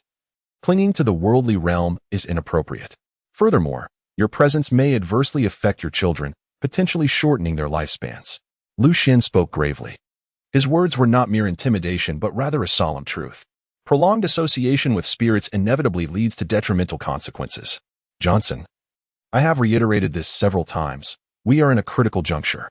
You are well aware that my business is struggling, given the current circumstances. Wang can no longer remain here. Lucas sighed deeply, his tone resolute. Both your mother and father are deeply saddened by this. They do not blame you or your younger brothers. However, you must comprehend that having an exceptional brother like Fifth is a blessing for both you and the Li family. Noticing Gu Ting's persistent curiosity, grandfather Gu straightforwardly disclosed Gu Mingda's actions to her. Huang Fu Lingwei pondered this and promptly seized Chun Yen's hand, without a word, and continued sprinting towards the hotel. Yun Kuang remarked as dark clouds gathered ominously above the Yun Palace, eventually coalescing into a colossal hand, poised to descend. The eccentric uncle remained non-committal to their words, merely allowing a cryptic smile to flit across his face. No, sister, your recent display was nothing short of gallant. I can only admire you, he quickly flattered, acknowledging Zhuo Yuqian's remarkable ability to charm. In a shocking revelation, Zhuo Yuqian noticed that Wang Ani bore an expressionless visage, silently allowing her tears to fall. Simultaneously, she felt a sense of relief. Having Yi Linghui here provided a semblance of support. No need for further deliberation. Zhu Bing, see our guest out. Zhenlong turned his head away, unwilling to cast another glance at Mu Xinghua. My brother hails from the Moryai Empire. Mi Chu took a sip of his drink and casually initiated a conversation. Yang Xian extended her hand, a powerful force drawing Bing Chen closer. The four old men, witnessing this, attacked her from all directions. Over the years, their continuous cultivation had enhanced their prowess significantly. She was unwilling to accept that the youth from her memories was now releasing her, severing their ties henceforth.